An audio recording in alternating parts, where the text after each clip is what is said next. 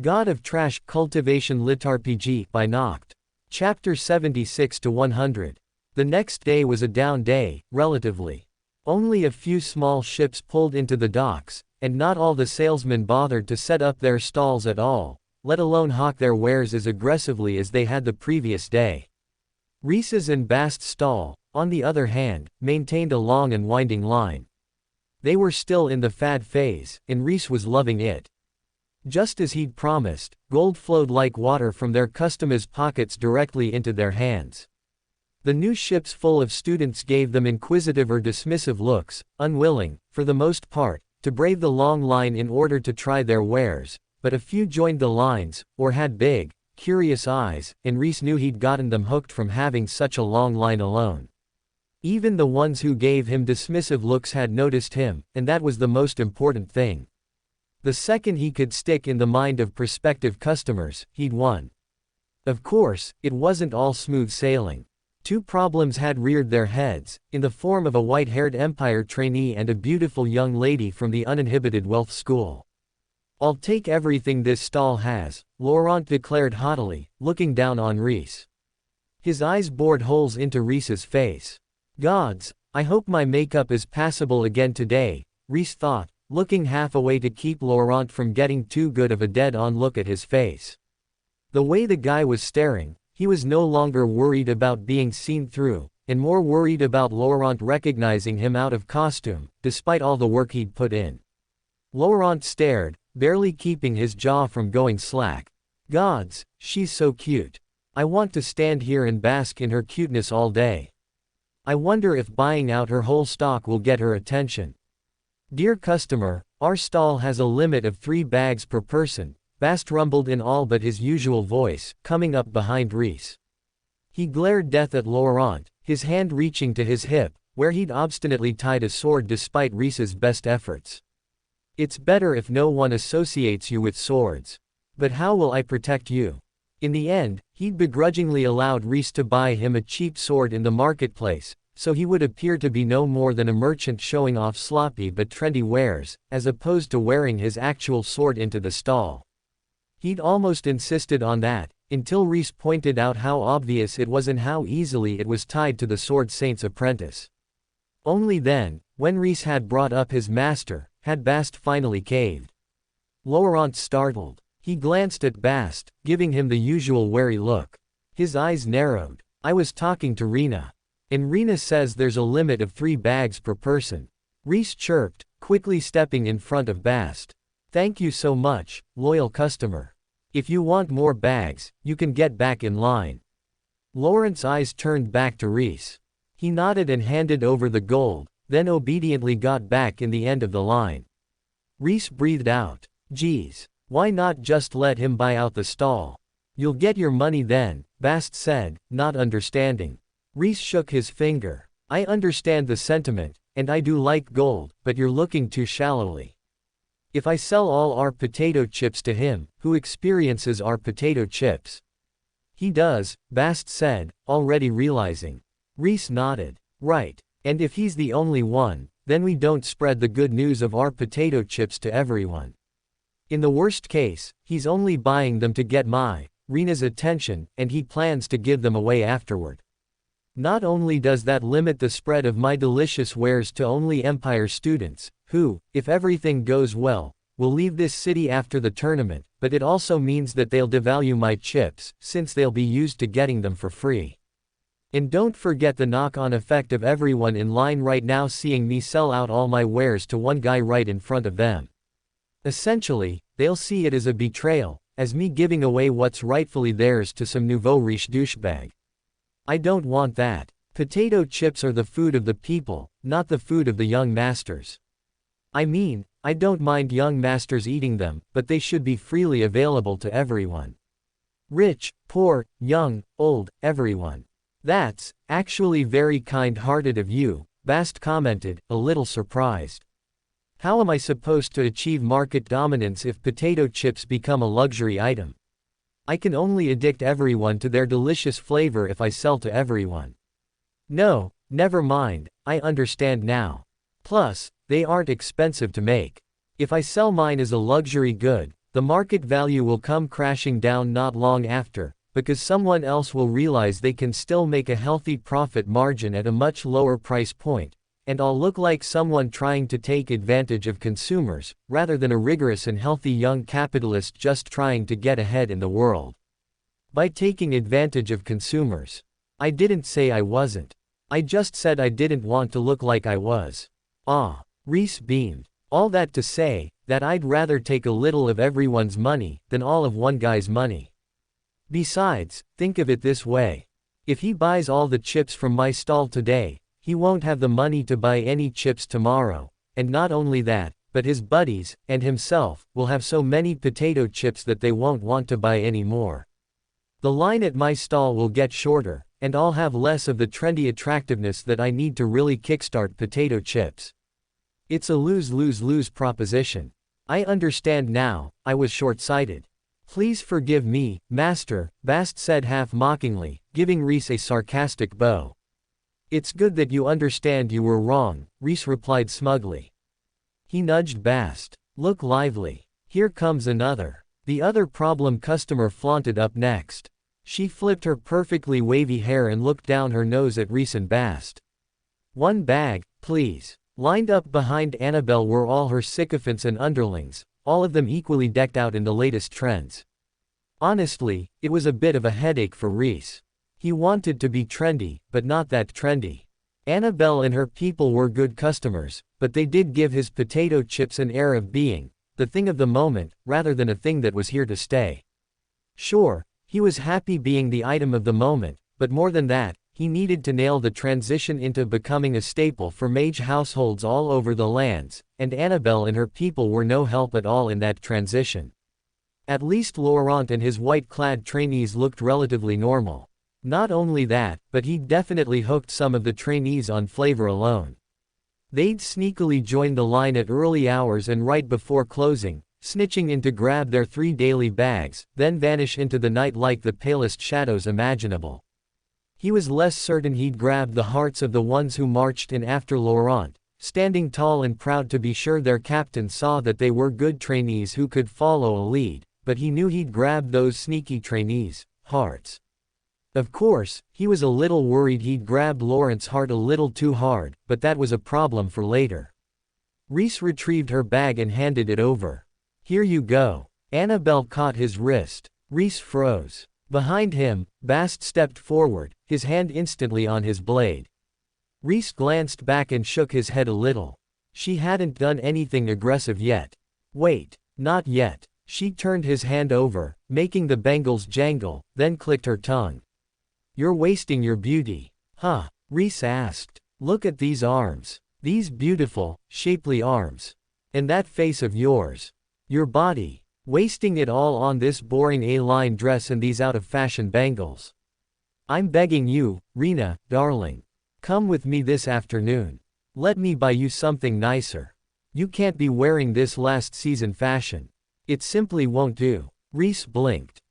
What? Behind him, Bast lowered his hand from his sword. The sound of barely stifled chuckling came from the back of the stall. You're the frontwoman of your stall. The face. It's essential that you look beautiful, she asserted. Let me do this for you. I'm begging you. The potential in your figure. The angles in your face. You could be a model, Rena, let me use you as my model this afternoon. Rhys licked his lips. He wanted to refuse, but on the other hand, the light in her eyes, the obsession in her voice, this was her path. Even without sensing anything like a path or enlightenment from her, he knew it. He hadn't had the chance to walk someone else's path, or see it expressed in their actions. If he let her take him, he'd get a valuable chance to advance his knowledge of paths, something he couldn't guarantee he'd get in his entire time at Infinite Constellation School. Certainly, but my friend Betsy comes with, Rhys agreed.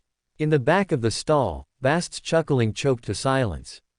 Annabelle lifted her chin, peering into the darkness where Bast usually lurked. Her eyes darted left and right, up and down, getting a good look at him. A challenge, but I agree. It will be a valuable chance to train. All her flunkies behind her gasped, and Rhys could already hear the rumor mill starting. She's going to be Annabelle's model. Annabelle asked her, she's never asked us. How lucky. Let me get a good look. What does Annabelle see in her? A sinking sensation that he might have bitten off more than he could chew crawled through Rhys, but he pushed it down. The chance to see someone else walk their path was worth it. Such a rare opportunity couldn't be turned down. Laurent, who'd been ever so slowly wandering toward the back of the line so that he could buy more chips, but bask in Rena's cuteness for the maximum time possible on the way there, whipped around. He marched back to the front of the stall. I refuse. Dear customer, please re-enter the line if you wish to buy more bags or talk to Rena, Bast intoned, resting his hand on his sword once more. Rena, come with me tonight. I'll show you around the ship. I'll take you through our camp. You can see the glory of the Empire, with me. Rhys's ears perked up. A chance to scout out the enemy. He couldn't turn that down. But, seeing Annabelle's path, but the enemy, but advancing as a mage, but knowing more about his enemy in the tournament and the future. Annabelle scoffed. I asked her first. She comes with me this afternoon. Perhaps in the evening, she might deign to visit you. What a wonderful idea. Yes, indeed. Laurent, please wait until Annabelle and I are done. I'll go with you afterward, as long as my friend Betsy can come, Rhys agreed easily. What a wonderful solution. He was starting to see why Annabelle was so popular. Laurent didn't even glance Bast's way. Of course. Any friend of Rena's is a friend of mine. I ain't your friend, Bast grumbled. Rhys nudged him. Now wasn't the time. He didn't like Laurent, or dislike him, except to the extent that he was something of a problem customer, but the valuable information they could obtain outweighed any consideration of his personal feelings. This was the Empire, the biggest threat to them personally in the tournament, or existentially as mages or members of this region. They couldn't turn down Laurent's invite. Thank you for the kind invites, Annabelle, Laurent. Of course we'd be happy to come with both of you. Laurent nodded, awestruck just from being in Rhys's presence. Rhys gestured for him to go, and he finally drifted off again, once more wandering toward the back of the line. Annabelle lingered just one moment longer, shooting a harumph after the retreating Laurent.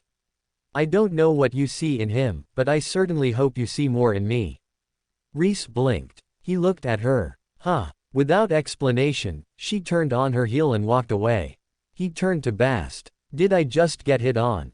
From Laurent. Yeah, are you only realizing now? No, from Annabelle. From the girl. Was she hitting on me? Bast rolled his eyes. Maybe on Rena. I wouldn't know. It didn't seem like it to me. Rhys pinched his chin, staring thoughtfully after Annabelle. He'd never been hit on, but Rena was so popular, were her charms simply so much that she charmed both men and women alike. Well, I'm not complaining. Even if they were only hitting on Rena, both Annabelle and Laurent had offered him unique opportunities. He wasn't about to turn either of them down. He glanced at Bast. How are the fries and tornadoes coming? As a response, Bast clunked down a few wraps of fries, folded together out of stiff paper Rhys had cleaned out of the trash, inspired by the British tradition of serving fish and chips in newspaper, in a tray out front. The next customers surged forward, curious about these new offerings. The twist thingies are more difficult. It's a fascinating sword technique, one I haven't yet mastered. Sword technique. Rhys half-asked, then cut himself off. What did he expect, asking a martial artist to slice potatoes? Of course Bast would transform a boring, menial task with a knife into a sword technique. The only wonder was that he himself hadn't realized such an obvious thing would occur. He nodded. I trust you can figure it out. I will, Bast pledged. The fries didn't bring as much appeal to the stall as Rhys had hoped, mostly because they sold out so quickly that only the customers at the very front of the line saw them at all. On the other hand, those were some very satisfied customers, able to try both the fluffy deliciousness of a French fry and the crispy crunch of a potato chip at the same time. He'd worried that it might be a bit of potato overload, but from the blissful expressions of his customers, there was no such problem. A few of them even tried the squirt of vinegar he recommended on the fries, but from the somewhat puzzled expressions, he chalked that one up to being a Britishism rather than a good idea. What was I thinking, looking to the British for cooking advice? British cuisine had a reputation as being bland and brown, except for the curries they'd imported from India, which didn't count, in Rhys's opinion, since that was delicious Indian cooking, not British cooking, but who was he to say? In any case, he should have known better than looking to the one spot on the globe known for bad food. I've really got to keep an eye out for tomatoes. This world had potatoes. It had to have tomatoes somewhere. He'd get his ketchup in the end. Still, there was more than one way to flavor a fry. Ketchup wasn't the be-all and all. He didn't feel like making mayonnaise, least of all because it required chickens, and he wasn't much for animal rearing and egg gathering, plus he had no idea how to speed up or enhance the laying process, but there were non-animal techniques to make fries delicious that he hadn't examined yet. In the meantime, I should try some seasoned salt. There was nothing like a fry with a bit of seasoned salt on it, especially Cajun seasoning. The market had a multitude of herbs and spices available. Sure, they were meant to be for potion making, but most medicinal herbs, especially the cheaper ones, were also used in magical and non-magical cooking. Rhys tucked that away onto his to-do list, and went back to selling potato chips. They sold out sometime around noon, about when they'd sold out on the previous day. Rhys put up the closed sign and took down their banners, waving a reluctant farewell to the customers who'd waited for not. Tomorrow. Come back earlier tomorrow. We'll have more tomorrow. Are you sure? We've got 2 dates tonight. Do we have any time for cooking? Bast asked, pushing his curls back for the 1000th time. Stop playing with your hair, you'll frizz the wig. And yes, we're mages. We don't need to sleep. What about growing the potatoes? Rhys shot finger guns at Bast. That's why you're going to stand here and wait for those 2 to show up, while I run down to the trash heap real quick and get them going. Bast sighed dramatically and shook his head. He drew the cheap sword. I'm going to go practice the tornado slash in the back of the yard. They can find me. With that, the 2 of them parted, Rhys running to the trash, Bast walking to the training grounds. Rhys returned to the stall grounds just after midday. He'd tried imbuing the potatoes with his path as they grew, but the potatoes were living things. Just like with the bones, they resisted any kind of intent or path-related influence, since they had their own path and intent. Rather than trying to overcome it, Rhys had backed off. Potatoes were not trash, after all. It was only after he transformed them into junk food that they became trash. Therefore, if he tried to imbue them with his path now, he'd have to fight against their nature. It's as I thought. I need to imbue it into them during the cooking process. The rats had continued to plant new potatoes, and he'd continued to nurture them, filling them with mana for the time being. While he was absorbing trash to give the potatoes mana, he'd also worked on getting the next round of bags ready. Eventually, there'd be enough bags in circulation that he could simply pick them up with the trash, clean them, refill them, and seal them, but he wasn't at that level of saturation yet, so he still had to make new bags. After that, it was a short stop at a broken mirror to make sure his makeup and clothes were still holding up, and then he'd run back to the plaza, collecting Bast from the training yard along the way. He'd had to absorb the impurities from himself and Bast to remove the stench of trash and sweat, respectively, then fix a few details of Bast's makeup that had gotten melty during his training, but for the most part, their costumes had held up. Annabelle awaited them in the plaza, surrounded by her flunkies, as usual. Rhys felt a twinge of intimidation as he approached her, but pushed it down. He was Rena right now, not Rhys, so even if he fucked up, it wouldn't be a black mark against his record, just Rena's. He smiled and waved. Hi. Hope I didn't keep you waiting. One of Annabelle's flunkies whirled on him, angry, but Annabelle waved her hand, and the flunky instantly fell in line. Not too long. Now then, all of you, be gone. The flunkies bowed and retreated. A glimmer of jealousy flickered in Bast's eyes. She nodded at them. I don't like for others to watch the process. It's far more trial and error than my reputation would have them believe. I'm the kind of person who only wants others to see once it's good enough to be worth showing. Rhys nodded. He understood. It was a kind of perfectionism, but to him, the most tolerable kind. Holding back and restraining yourself from screaming about every tiny advancement you made, To instead surprise those around you when you were finally satisfied enough with your skills when you showed them off.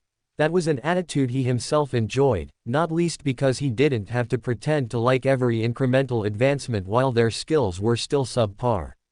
So, tell me, Rena. What is your personal fashion preference? Rhys blinked, taken aback. He hadn't expected to be questioned about it. Honestly, he'd expected her to drag him along and dress him up in the trendiest new gear, without asking him anything at all. What was Rena's fashion preference? Take your time. I understand everyone doesn't have an answer at hand, Annabelle said kindly, smoothing her skirts. I like slinky fabrics. Soft clothes that accentuate my frame, and block colors, Rhys said at last. He didn't want a complex design, or something that distracted from the chips. Simple, but attractive, and slinky, shiny fabrics that caught the eye were ideal. His whole body served as his advertisement, so he had to make sure it was one that drew the gaze and held it. Oh, and I want to be cute. He couldn't lose sight of his salesman nature. Cuteness was king, and he had to stay cute if he wanted to keep winning. Cute, but simple. I understand. Annabelle nodded. She gestured for him to follow. What about Betsy's preferences? Rhys asked. Don't have any, Bast grunted. Rhys nudged him. Annabelle glanced back, a small smile on her lips. You dressed her, no. It's obvious enough if you know what to look for. There's a cohesive set of design decisions between your and her outfits. If she let you dress her, then I assumed she would continue to allow you to take the fashion lead. Rhys raised his brows. Huh. He looked at Bast. Now that she'd pointed it out, he could see the cohesiveness in the choices he'd made. Color blocking. Solid fabrics, with no prints. Simple silhouettes that played into their body shapes.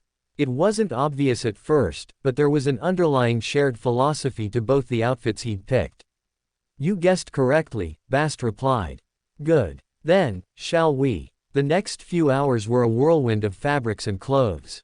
Annabelle had them put on, then take off, every possible combination of skirt, pants, blouse, and dress.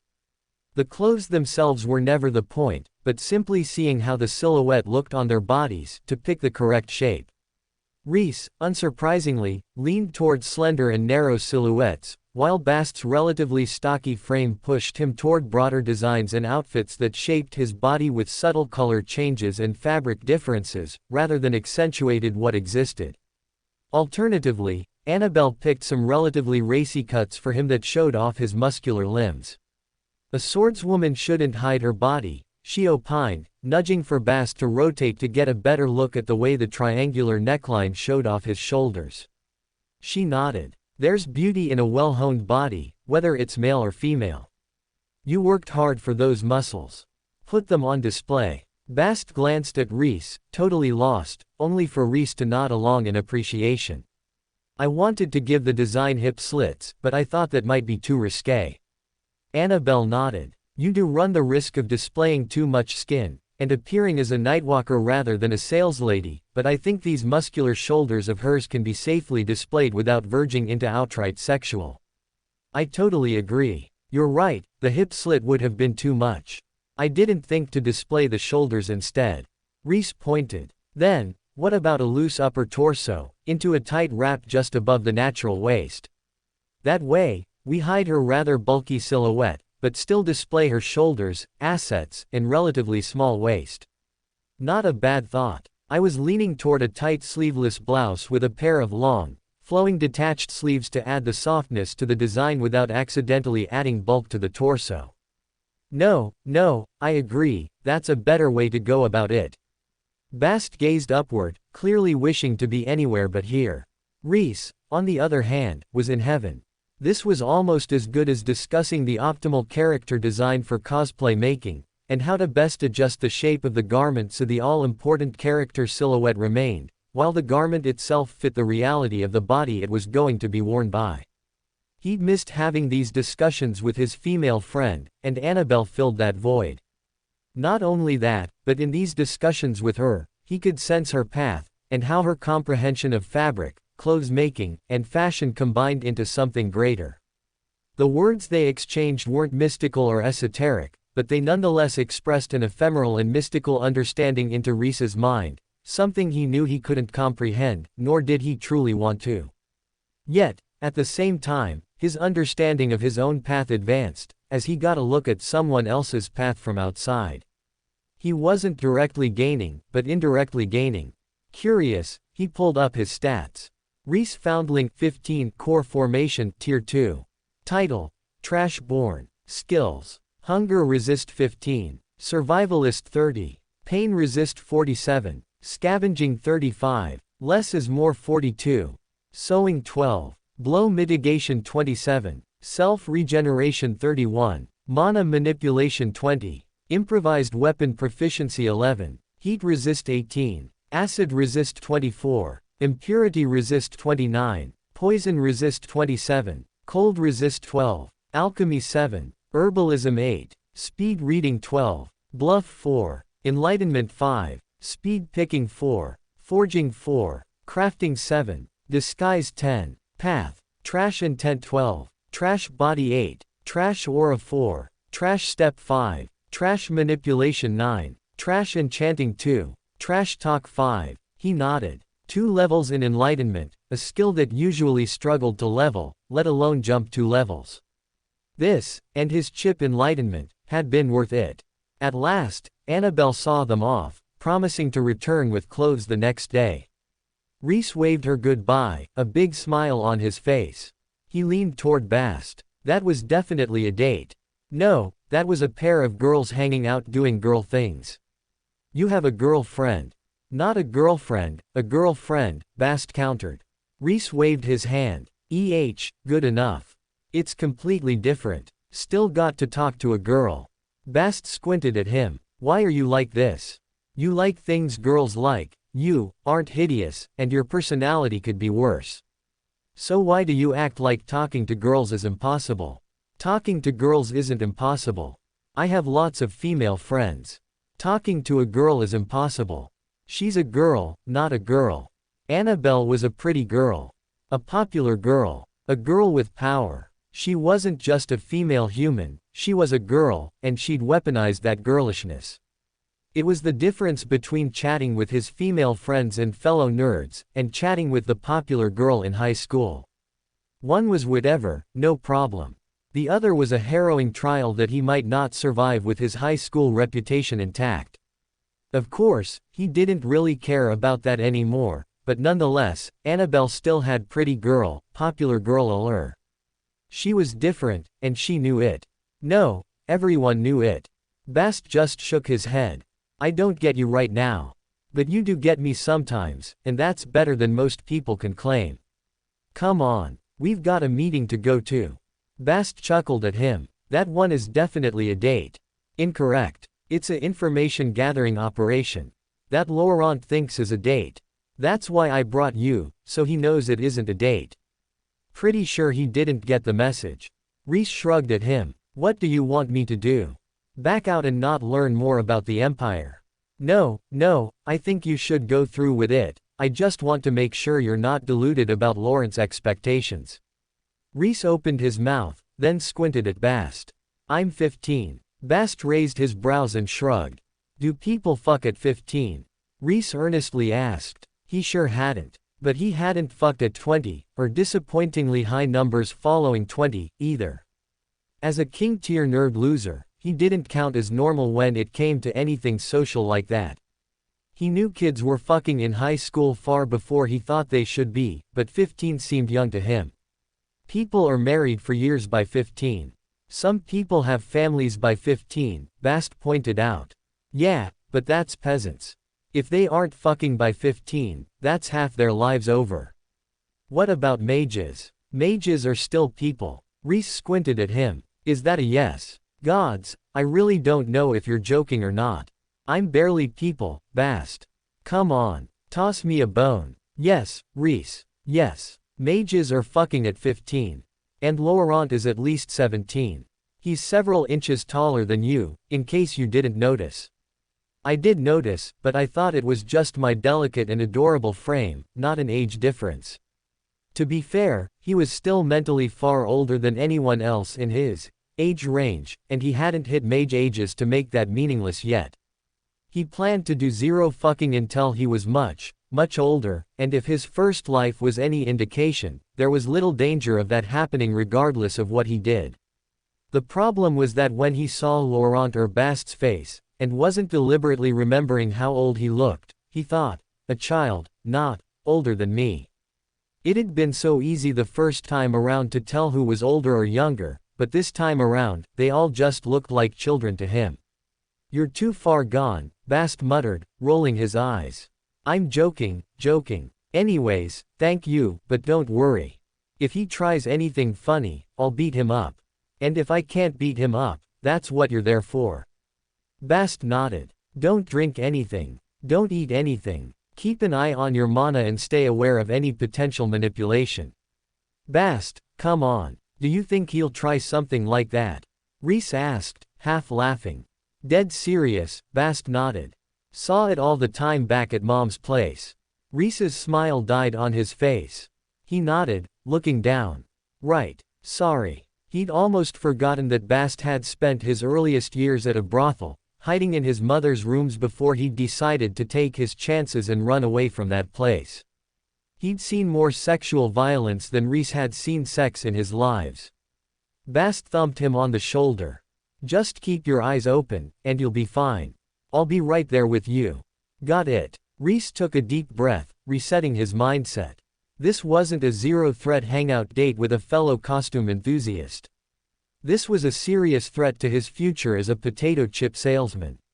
He didn't think Laurent would actually drug him and make attempts, but he was worried about getting his disguise ruined, and there were a lot of things that could ruin his disguise short of what Bast was worried about. He rather liked this costume, and it was doing good work for him. It wouldn't do if he had to suddenly kill off Rena and come up with a new saleswoman, but if Laurent found out he wasn't actually Rena, but instead Rhys, he'd be forced to do just that. But he couldn't give up now. The information about the Empire and the threat it posed, personally and existentially, were too valuable for him to turn back. So instead, he gritted his teeth and walked into the lion's den. Laurent was waiting for him by the chip stand, one hand resting on the table. He looked up as the two of them approached, and his whole face lit up. Rhys thought to Bast's warnings, and almost chuckled. How could someone so harmless and puppy-like do anything like that? But then, people were strange in love, and this was the enemy, who had mistakenly fallen for his female self. He hardened his heart and reminded himself not to let his guard down. This was the Empire, the ultimate threat before him. Underestimating this man would lead to not only the destruction of the potato chip stand, but potentially, his downfall as a human being. Honestly, between the destruction of his potato chip stand and his downfall as a human being, he'd much rather fall as a human being. He was quite comfortable with being trash, but he wanted to keep making money selling junk food to mages for as long as he could. Better to be caught as a crossdresser and ruin his personal reputation than ruin his future as a potato chip seller. Of course, in this case, getting exposed would lead to both, so he firmed his heart, girded his loins, and stepped forward to greet Laurent. He didn't make it more than a step before a pair of laughing boys stepped out of one of the taverns that lined the square and knocked into him and Bast. Still playing at being Rena, who was delicate and not much of a mage, Rhys stumbled over, falling into Bast, who didn't budge an inch. He caught the offending boy by his shoulder and shoved him away, letting Rhys pass by to stand on his other side. Both boys smelled thickly of alcohol, clearly enjoying their relative freedom away from their home school to indulge a bit.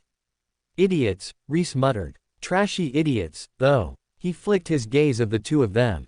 Day-drinking fools who acted before they thought. There was a place for people like them, and it was caught up in schemes enacted by people like him. He made a note of their faces for later, and went to walk past. Bast stood still, frozen like a board. Rhys furrowed his brows and glanced at him. Bast glanced away, turning his head from the boys. Rhys's frown deepened. He nudged Bast, trying to remind him that they were ladies. They'd succeeded at disguising themselves all day, so why would it stop working now? And then he looked at the boys again. Their robes were less grand than Bast's, touched with pale green instead of pure white, but they were a familiar design. Not unlike the masked Bast's attire. He glanced at his friend's face, raising his brows in an unspoken question. Bast nodded, just a hair, and Rhys's eyes widened. These were people he knew. Whether they were students at whatever school the Sword Saint lingered at, or apprentices of the Sword Saint's sycophants, they knew Bast, and Bast knew them. Well, I guess we're testing our disguises right here, right now, right in front of Laurent. Rhys glanced at Laurent, then let out a quiet sigh. Of course this was how this went down. Laurent's eyes widened. He pushed away from the stand, not sure if he should intervene or not. One of the drunken boys stumbled back a few steps, then caught himself and looked at the two girls. His eyes flicked up and down, and an appraising gleam appeared in them. He quickly grabbed his fellow and bowed to the two of them. My apologies, beauties. Me and my friend here were just passing through. Disguise 10 greater than 12. It's no trouble at all. Rhys beamed and put a hand on Bast's shoulder, pushing him forward. Keep moving. Now isn't the time. Trouble. Oh, I'd hope not. You see, me and Jacor here, myself, I'm Luke, nice to meet you, I'm sure. We were just having a night out on the town, and I said to myself, wouldn't it be nice if he had a couple of lovely ladies along to accompany us? Ah, that's what we're missing. Ladies. Jacor declared belatedly. He staggered a little where he stood, well beyond where he should have stopped with the liquor. Catching his footing for a second, he swayed in place, then squinted at Bast. Do I know you? Bast turned his head slightly away, using the wig to hide his face. Of course you do. We're Rena and Betsy. We run the potato chip stall, and I'm really afraid we have a prior engagement, Rhys said, smiling awkwardly and pushing past the two. What? Rena and Betsy? I had no idea we were in the presence of celebrities. Luke stepped forward to block Rhys's escape. Come, I'll pay for the first round. I won't take no for an answer. I think you will take no for an answer, Rhys countered dryly, getting tired of this guy's antics. If this was half of what Bast had to put up with from the sycophants, then he felt for the man. This much was already obnoxious enough. He really wasn't the violent type, but he felt the itch to get a little violent with these annoying guys. They were sticky as bubblegum on the sidewalk. They'd be useful if he needed to sick 'em on someone and distract them for a long time, but they sure weren't useful here, getting in the way of their meticulous plans. If these idiots knew they were preventing him and Bast from gathering valuable information on the Empire, he chuckled under his breath. He was pretty sure their masters would have words with them. That was no use to him now, but it was a welcome thought. Bast drummed his fingertips on his hilt. His muscles bulged with anger, a vein twitching in his forehead. If these were people he didn't know, Rhys was sure that sword would have already left its sheath. As it was, if he drew his sword, he was just as likely to give himself away as to scare them off. Rhys raised a brow and touched his storage ring, where the broken hilt laid, always ready to be pulled. He'd rather give himself away than give Bast away. One of them had a reputation, and it wasn't him. Bast shook his head minutely. It wasn't worth it, though Rhys could see the twitch in his brow and the unspoken not yet.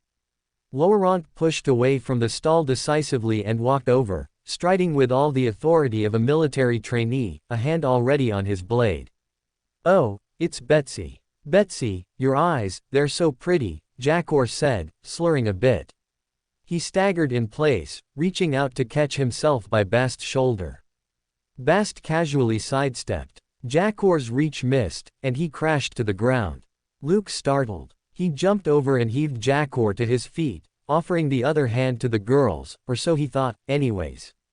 Come on. Don't say no. Excuse me. Those two have an appointment with me, Laurent declared primly. He drew to a halt, his back straight as a board, shoulders squared, chest puffed up in all his officious glory. Oh dear gods, just when I thought it couldn't get worse. For a split second, he'd actually thought Laurent might save them, but, could the man puff his chest up a little more, or maybe square his jaw a little more punchably?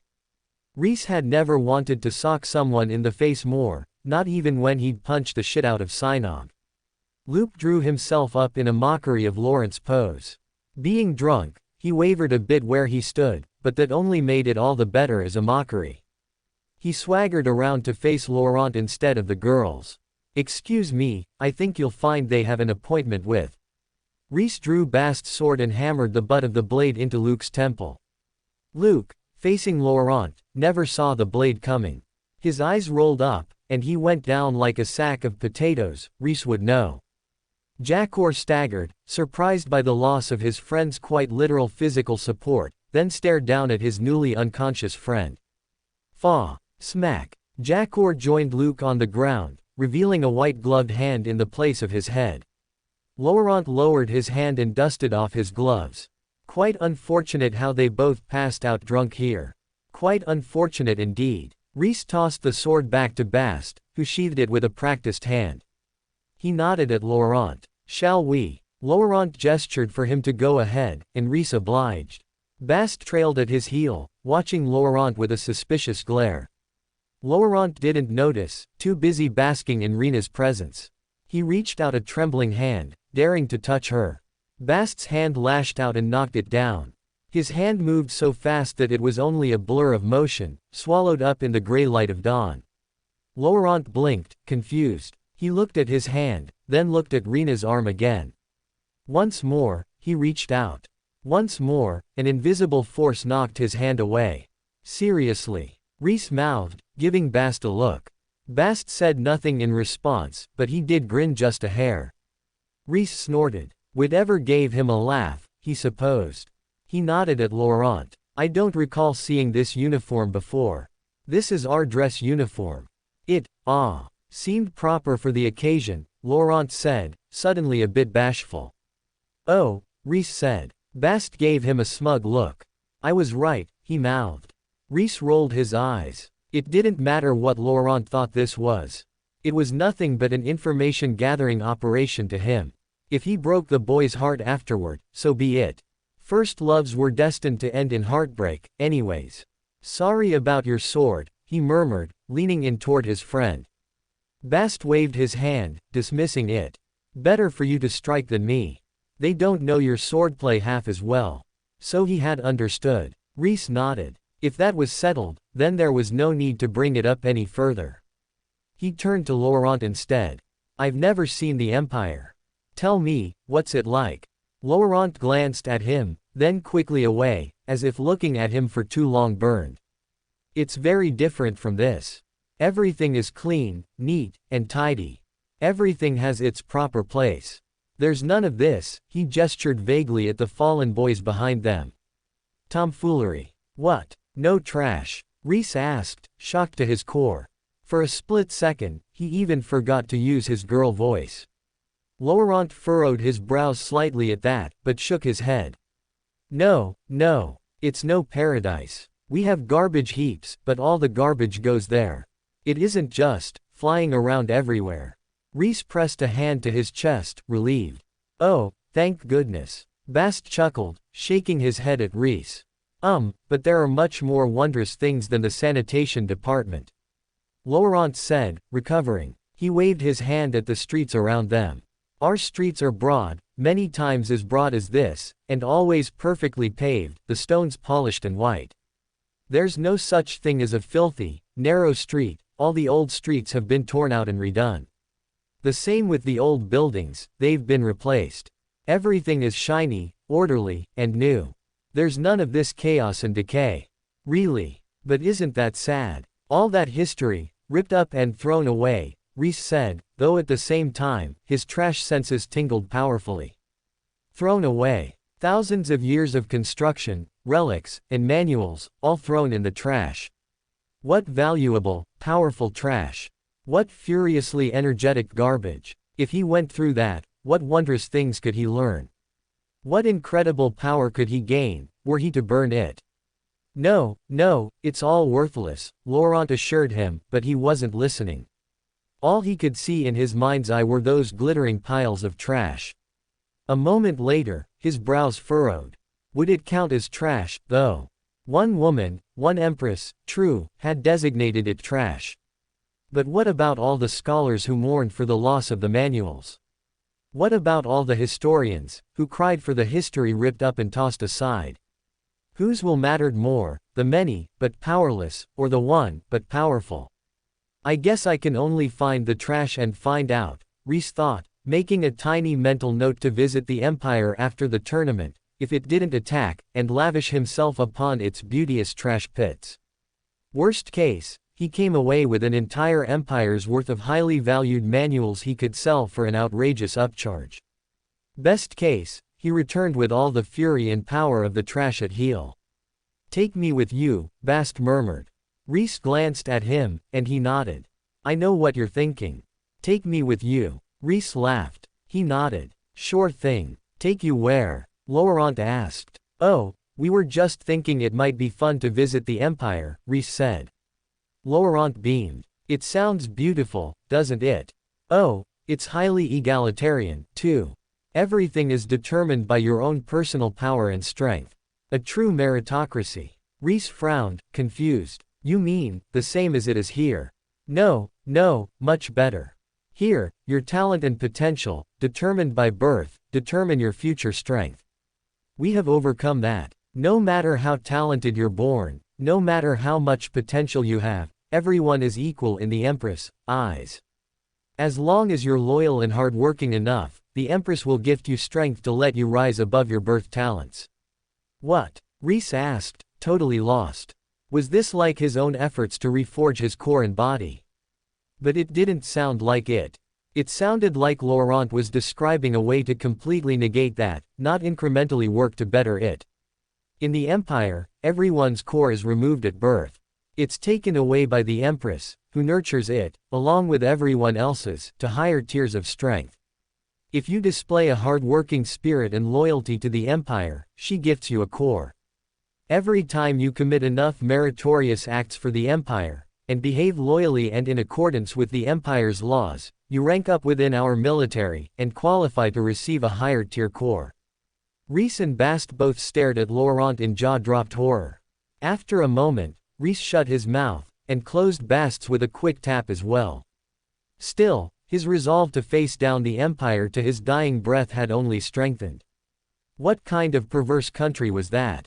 Controlling every piece of a person's potential, down to the strength of their core and the quality of their magic. Only loyalists could receive cores, huh? Then that meant there was absolutely no escape for dissidents, or even those who simply wanted to live differently from the Empire's edicts. They had to remain within the Empire, or consign themselves to be naught but powerless mortals, totally incapable of fighting back against the Empire. At the same time, he had to admit there was a cruel, cold logic to the thought.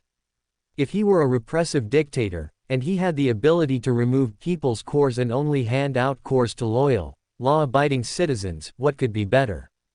A rebellion. That was a joke. At best, the rebels would be mortals. Outside forces, regathering their strength for an attack inside the Empire's borders. What strength? Anyone who spoke against the Empire, thought against the Empire, lifted a finger against the Empire, hell, jaywalked against the Empire, threw away their hope of ever obtaining magehood in the same instant. Horrifying, but logical all the same. The ability to freely extract and replace cores. The Empress is a foe far beyond my power, Rhys realized, touching his own core. He could do nothing against that. Hell, even Bast had no power in front of a force like that. He glanced at his friend, and his desire to keep him well out of the Empress's striking distance redoubled.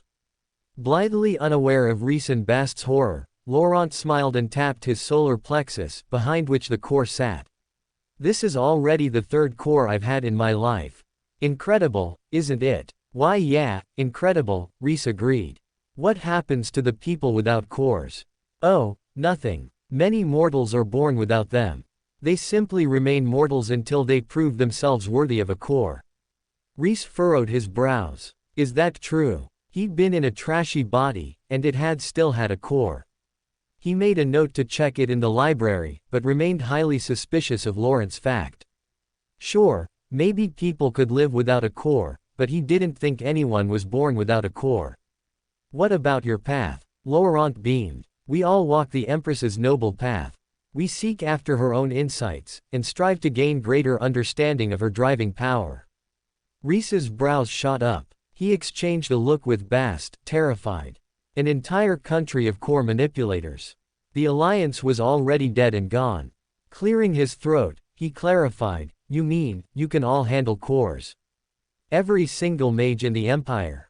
"What? Of course not. No, only the Empress has that power. That's a secret art she keeps for herself. And thank goodness, too. Can you imagine what a rogue core manipulator might do? We're fortunate it's our good and benevolent Empress who is the only one who can handle cores." "Truly," Rhys said, for the first time agreeing wholeheartedly with Laurent's sentiment. Another look shot between him and Bast, this time, of relief. When he thought about it, though, it made more sense. After all, one core manipulator gone rogue, stealing cores they didn't deserve, and empowering themselves, and the whole control scheme was gone. Better to consolidate that power into one person, or so a dictator would think. After a moment, he nodded at Laurent. "Then you don't grow your own core or expand your own core at all." "Well, it's not possible to be a mage without doing that," Laurent said, agreeing with Rhys's lived experience. "But, well, it's not your own core, you understand. All cores belong to the Empress.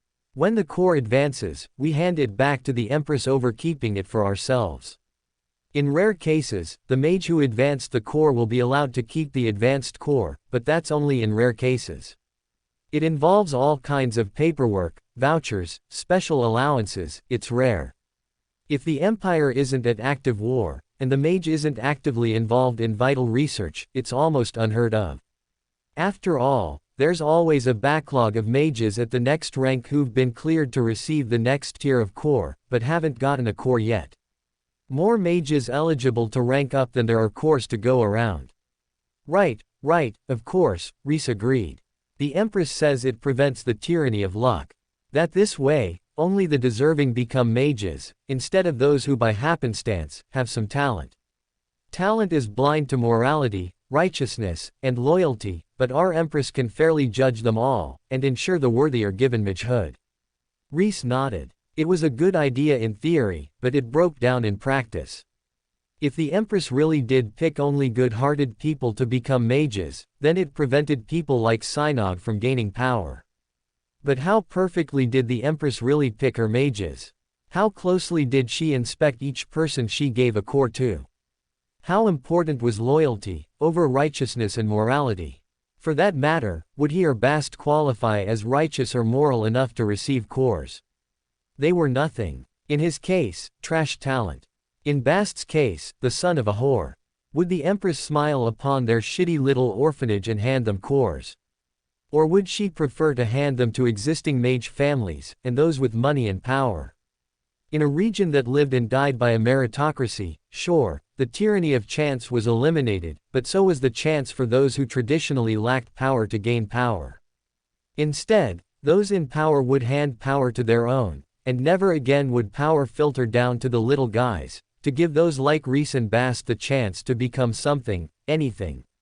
There would always be a tyranny of something. In Rhys's opinion, better the tyranny of chance than the tyranny of one single mage. Laurent noticed his expression and frowned. "You don't agree?" "Ah, well," Rhys shrugged. "I just thought that Etsy and I wouldn't get cores, in your empire." "Why not?" Laurent asked, shocked. A horrified look passed over his face as 1,000 immoral and unrighteous crimes ran through his head.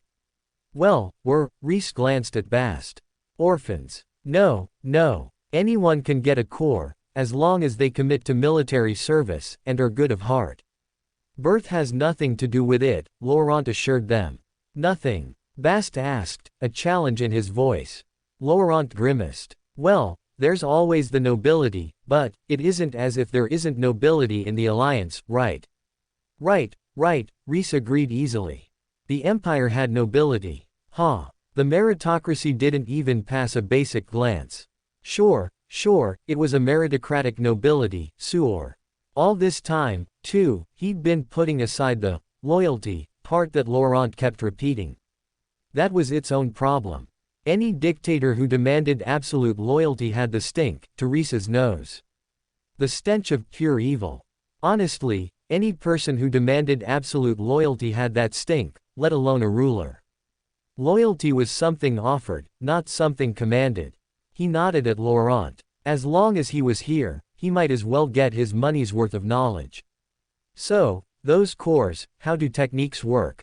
Skills. Laurent babbled on and on about the way a given core worked versus a natural core, until at last, he drew to a halt at the docks. Gesturing at the giant white ship, he smiled tentatively at Rhys. "Would you like to see the ship?" "Would I?" Rhys said, his eyes shining with earnest interest.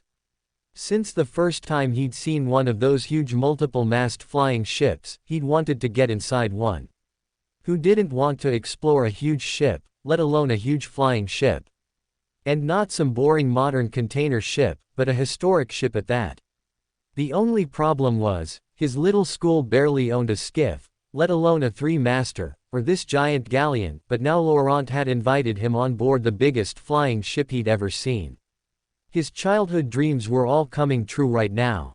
Bast nudged him. He nodded back. "Yeah, I know. I'll keep my eyes open and take care."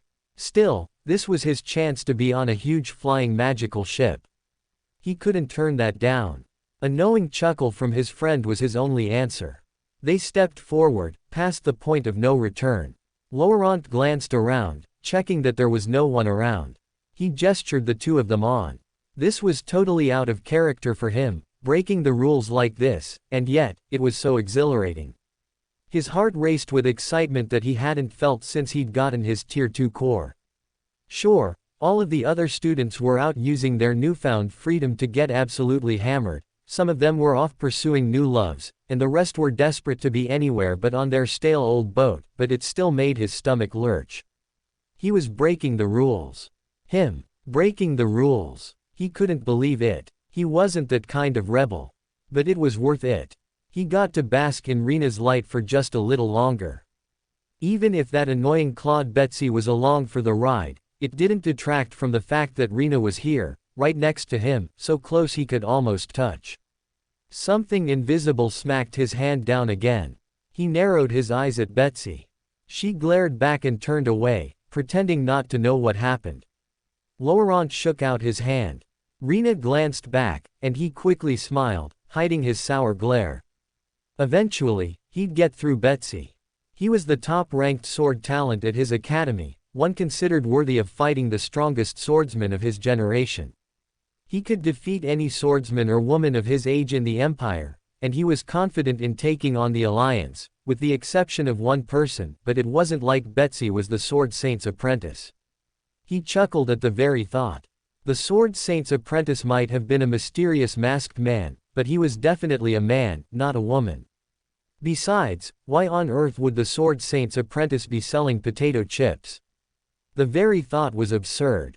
The Alliance's greatest sword talent had better things to accomplish. In fact, he was probably studying the sword right now, honing his abilities in preparation for their oncoming clash. Laurent smiled, a little smug. In fact, he wouldn't be shocked if that Solaire fellow wasn't as afraid of him, as he was of Solaire. The man in question sneezed, then glanced around. "I feel like someone was talking behind my back just now." "Huh. Weird," Rhys replied. He shrugged to himself a moment later. Bast was the Sword Saint's apprentice, after all. It wouldn't be shocking if someone was talking about him. Laurent cozied up beside them, coincidentally brushing shoulders with Rena as he squeezed by. Bast's eyes narrowed, and Laurent gave him a smug look back.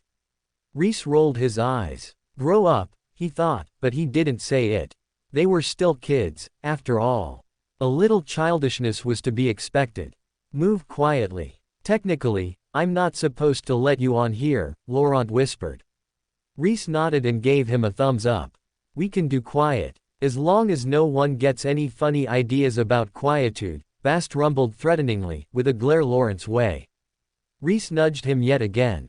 Now wasn't the time to scare off Laurent. They still had to see the boat.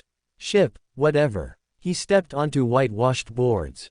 A vast expanse of ship spread before him, so vast that he barely felt like he was on a ship. It stood steady in the air, not really a surprise. It wasn't as if it were displacing air to stay afloat, but merely hovering on some magical technique completely unrelated to air. Then again, for all I know, it is displacing air, and it's simply the fact that the air is wildly insufficient to move this monster ship that leaves it so steady. The masts stretched high overhead, as wide around at their bases as Rhys was tall. Cannons lined the deck on either side, but they were fastened down, well and truly bound to the deck, their mouths plugged and their wheels chocked. They wouldn't be fired any time soon. Not that Rhys would expect the Empire to strike before the tournament. Better to impress upon everyone their utter dominance in all arts before destroying them in battle, and if they failed in the tournament, they could quietly withdraw without ever admitting they were going to attack. Not that he believed in the fairy tale world where that was possible, but who knew? Wilder things had happened when a country was controlled by one megalomaniac. He'd stayed awake through enough European history to learn that much. He put his thoughts to the back of his mind and stared around in wide-eyed wonder. It was so beautiful. This ship was everything he'd ever dreamed of. So big, so beautiful, so devoid of trash. Rhys peered over the edge, curious where they were dumping their garbage, but saw nothing. Maybe they hadn't dumped any yet. Surely they weren't storing it. Laurent glanced around, clearly excited to be here and breaking the rules. He waved them on, toward a porthole in the deck. Come on, this way. Rhys looked up. If there was anywhere they were hiding their garbage, it certainly wasn't on this pristine deck. There was only one answer: to go deeper. Yes, that was his only motivation, to find the garbage, and also gather information.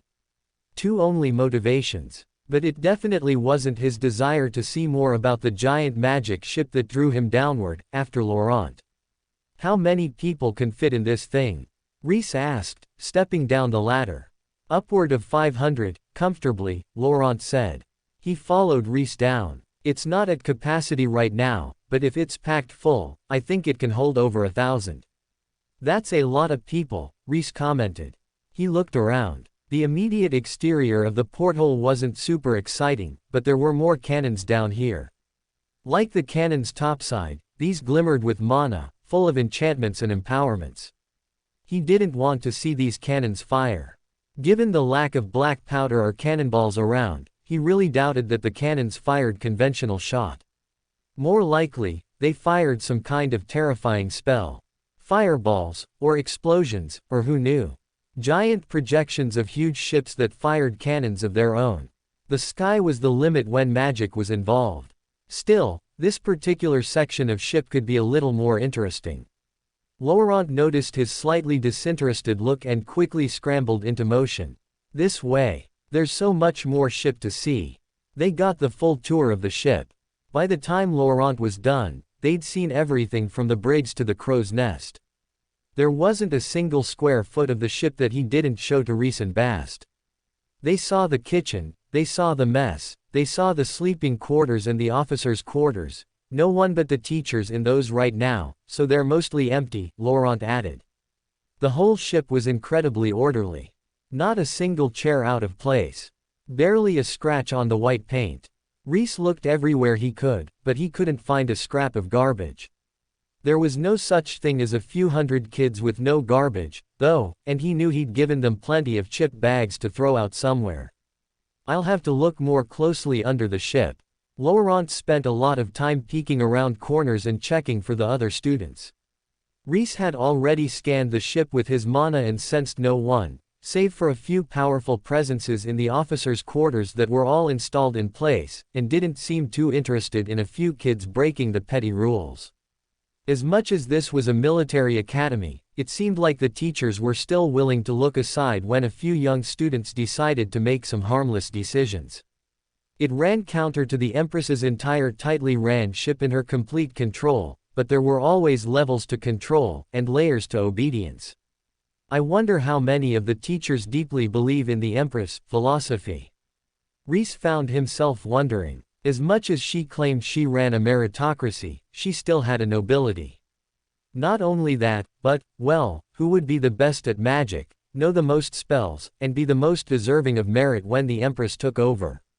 Some random mortal trash who'd never touched magic, or a mage who'd trained for hundreds of years, delving deep on their chosen topic and knowledge area.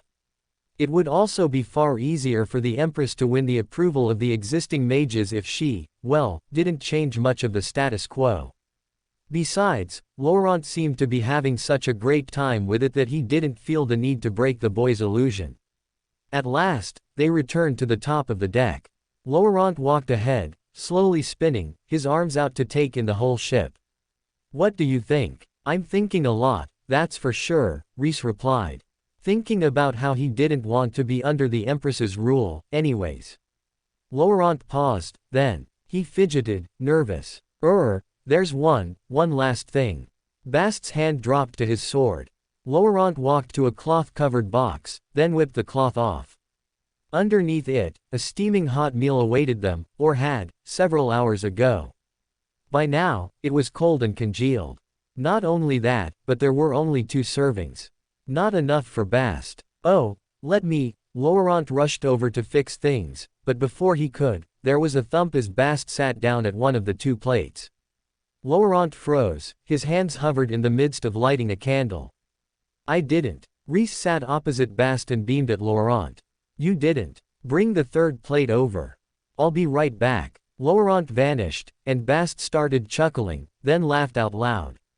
He thumped the table. "What?" Rhys asked. He was so deeply lost, watching you, and you were just, he mimed peeking under the table. "Ooh, is there trash over here? How about over here?" "Oh, come on. I wasn't that obvious." "You were pretty obvious." Laurent didn't notice. Laurent doesn't qualify as someone who can notice. "What does that mean?" "You know what that means." Bast stood. "We should go." Rhys stood as well. Yeah. He didn't sense any dangerous impurities in the food Laurent had prepared, which was honestly a bit of a letdown. As much as Bast had talked it up, he thought he was going to get to try his hand battling some poison impurities, instead of just impurities that happened to also be highly toxic. If there were no new and fresh impurities in the food, then he wasn't interested. No reason to stick around and get Laurent's hopes up too much, either.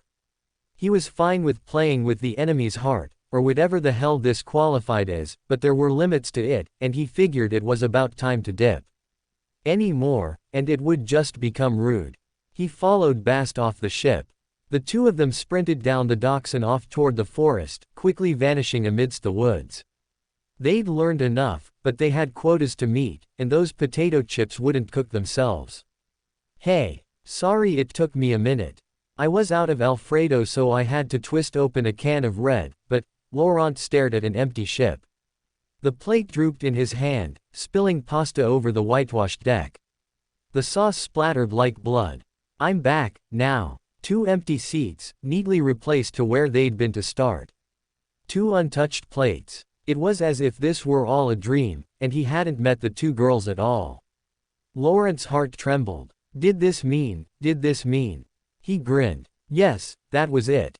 She was playing hard to get. Huh. He'd heard all about this from the girls who read romance books. Girls played hard to get when they were really interested in the handsome, powerful, mysterious man who had a lot of money and also loved them. Or something. He didn't really get the finer points of romance, but he understood the broad strokes. He was handsome, powerful, dare he say, mysterious, and he had money. In other words, irresistible. Surely Rena was only playing hard to get, and not totally disinterested in him. Still, he felt a little empty inside as he mopped up pasta sauce from the deck. Red, tomato marinara soaked into his rag. Somewhere down near the garbage pit, Rhys stopped dead in his tracks and sneezed. "What?" Bast asked, glancing back. "I don't know. I just got this feeling.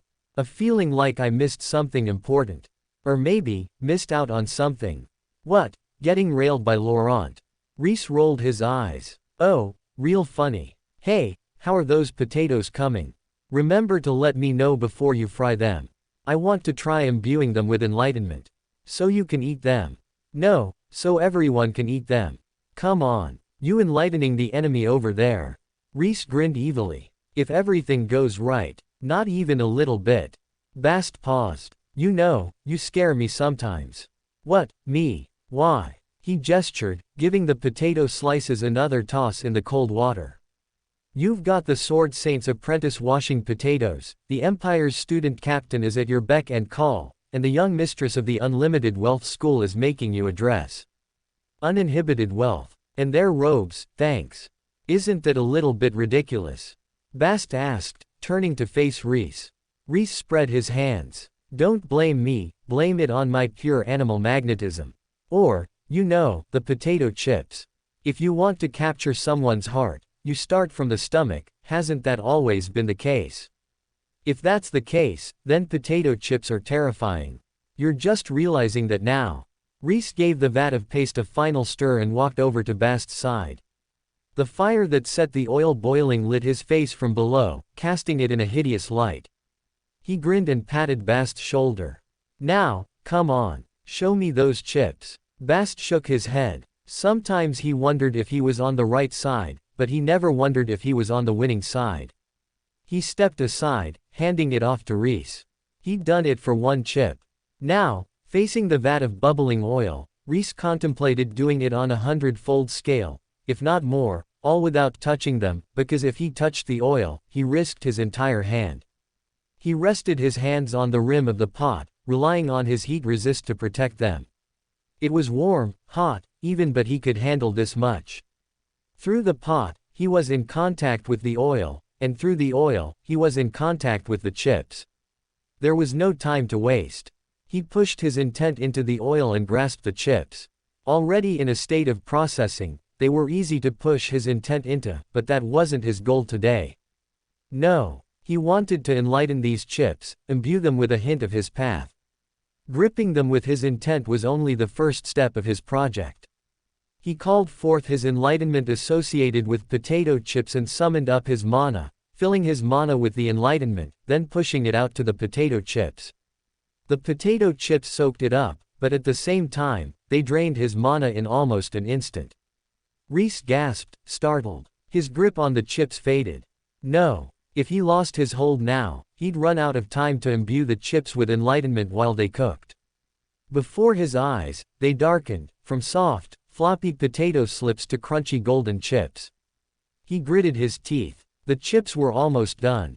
If he left them in the oil too much longer, they'd burn. Bast, trash, now. Which trash? Bast asked, looking around at all Rhys's piles. The unsorted stuff. Just throw it at me. Rhys shouted. Shrugging, Bast threw trash at Rhys. Rhys grabbed the trash and pulled it toward him. The momentum of the throw got the trash flying at him, and he used that to yank a solid bulk of it toward him. He pulled it into his core at speed and ignited it, shoving the mana into the chips. The blast of mana supercharged his attempted enlightenment, and the potato slices instantly filled with enlightenment. The potato chips continued to darken. There was no time left. He couldn't check to see if the enlightenment had set, or anything. Rhys gestured, yanking them out with trash manipulation. The chips flew free, trailing golden droplets of oil behind them. Right here, Bast said, holding out his hands with the fabric they'd been using for drying stretched between them. The chips landed on the fluffy towel. Rhys wiped his brow, then instantly charged in. How are they? Did they burn? Look fine to me, Bast commented, showing him the chips. Rhys stared at them, his eyes narrowed, scanning them closely for any defects. They were a little darker than normal, but not too bad. He reached out. Bast turned, moving the towel away from him. Nope. I need to taste test them to see if I succeeded. Rhys explained, dancing around Bast to continue to reach for chips. Narrowing his eyes, Bast lowered his hands so Rhys could take a chip. As much as Rhys wanted to grab all the chips, he limited himself to just taking one. He took a bite. Instantly, the warmth of mana suffused him, but more importantly, the tingle of enlightenment shivered at the back of his mind. Not enough for him to notice where it came from, or even know what it was he was sensing, unless he knew what he was looking for, but enough to trigger the pleasure response. Rhys grinned, then nodded and gave Bast a thumbs up. We did it. You did it, Bast returned humbly. He put the chips in the salt roller and started coating them. Rhys watched him work, then frowned. Bast, what's your path? The sword, Bast said simply. But beyond that, I don't know. We don't all have as easy a time at determining our path as you did, Rhys. There's mages who have worked for centuries toward a path, without ever determining precisely what path that is. Rhys frowned. Really? Centuries is rare. Decades is far more common, Bast allowed. He shrugged. I'm still young. Still learning the basics of swordplay. It's not until I master sword basics, intermediates, and even the master level principles that I will know what sword school calls to me most strongly, and only then can I begin to iterate on the school and carve my own path. I'm likely to follow my master, the sword saint's, path, but it's not necessarily a requirement. Are you satisfied with that? Rhys asked. Bast shrugged. It's not a question of if I'm satisfied or not. It's simply that my skills are insufficient to carve my own path. A martial artist's path is different from a mage's path, Rhys. Your path is founded on your obsession. A martial artist obsesses themselves with a weapon, then forges a path from that. Fundamentally, our paths take different shapes. Martial artists take longer to find our paths, because we first need to work to put our all, our everything, our obsession, into a weapon first. Rhys frowned. He pinched his chin. Isn't that what Straw wanted us not to do? He wanted us to develop intent, not just sword intent, or even improvised weapon intent. He had to admit that he himself had thrown that out the window, mostly because trash intent superseded intent for him, and more importantly, intent wasn't a trashy skill, and he had no way to convince himself it was, and thus, no way to learn the skill without years of effort, if he could at all. That path wasn't for him, but Bast was far more skilled. A glimmer appeared in Bast's eye, something hopeful but playful. And that's why I'm not just studying the sword, but every weapon I can get my hands on. I haven't given up on that dream, Rhys. And, maybe my path is something that lies on the other side of that obsession. Rhys nodded, finally understanding. If Rhys needed intent to inform his path, and intent required him to form a general shape intent out of a multitude of intent skills, then naturally it would take more time for him to find his path. After all, the skill took a great deal of time and effort to learn. It was a serious prerequisite to forming a path, unlike Rhys's path, which only required him to realize his own obsession for it to take form. If he compared the difficulties of their paths, and considered their relative complexity as their power potential, then his was definitely trash tier. Not that he'd expected any different. So it's not that you don't know what your path is, but that you're still searching to discover everything your path can be, before you resolve to a path and close off your potential in non-path skills, Rhys rephrased, nodding to himself. More or less, Bast agreed. It was a reasonable decision. If Rhys wasn't trash through and through, it was one he would have considered. As it was, he was so trashy that if he didn't rely on his path, he'd never progress, so there was no such thing as an option for him. Still, no reason to pressure Bast to pick or step onto his path too quickly. Better to let Bast decide when it was time to take that step, if it was going to limit his future afterward. He didn't see how his path had limited him, personally, but there were a lot of factors at play. His obsession with trash was abnormal. He wasn't a martial artist, he was trash to begin with and couldn't level up too fast except through trash. There were so many variables that he had no idea what it was that set him and Bast apart and made their paths different. Research for another day. Bast glanced at Rhys. Why the sudden interest? Rhys shrugged. I just didn't want to be stealing your time away, if you had a path to attend to. At that, Bast snorted. He rolled his eyes at Rhys. Not everyone spends every hour of every day obsessing about their path, you know. Lots of people study other fields, or practice things unrelated to their path. You're a rare single-minded individual who wants nothing more than to advance your path, and you spend pretty much every waking hour working on it, or something related to it, but lots of us have healthy schedules and do a lot of other things at the same time. Like help our friends make a healthy spot of gold and put up with their cross-dressing hobby simultaneously. You're also making that gold, Rhys pointed out. And I appreciate that, Bast replied with a nod. I'll put up with a lot in exchange for this much gold. Rhys glanced at Bast. We're coming up on the tournament. If you have any last-second training to do, go do it. I don't want to keep you from your training if it means you lose in the first round. First round. Bast scoffed, amused more than insulted. He gestured at Rhys. Aren't you the one who should be worried about the tournament, more so than me? Your future and your school's future hang on the line, right? Rhys shrugged. I have a lot in the bag that I haven't shown anyone. I might need to push myself to my limits, but I'm confident in taking down any one person at my tier. Yeah, you've got some nasty tricks up your sleeve, don't you? I wouldn't want to fight you at your full nastiness. You could say potential. I could, but we both know that's not what I mean. Rhys nodded. True. His full potential was much less scary than his full nastiness. Full potential, after all, implied his full strength and magical prowess. Full nastiness, well, that was where he brought impurity potions, impurity imbuing, and even curses to bear. It was in that state that both he and Bast had confidence in him defeating just about anyone at his same tier level. Even so, he wasn't planning to use curses against Ernesto. He wasn't stupid enough to do that. Ernesto knew he'd taken Walter's curse, and they both knew that curses were not positive in the eyes of the Alliance. In fact, he wouldn't be surprised if Ernesto tried to maneuver him into using his curse in battle. The upside was that Ernesto had no idea what his true capabilities were. He hadn't used the full extent of his trash skills against any of Ernesto's students, or even his full martial might. If Ernesto thought he was only as strong as he'd shown against his students, Rhys would stomp all over his champion. He didn't think Ernesto would hold back enough that the champion would be just strong enough to defeat him. If anything, Ernesto would just pick the strongest champion he could find. The fact that Ernesto's image of him vastly underrepresented his actual abilities meant that Ernesto would certainly underestimate him, though, and he greatly appreciated that. Much better to be underestimated than overestimated. Even when it came to picking the strongest champion, as long as Ernesto subconsciously considered him not much of an opponent, he'd work less hard to convince a very strong student, as opposed to just a strong student, to fight Rhys.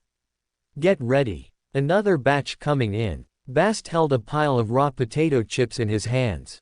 I'm ready. Rhys lifted his hands off the cauldron and shook them a few times to reset his heat resist, then put his hands on the cauldron again and focused.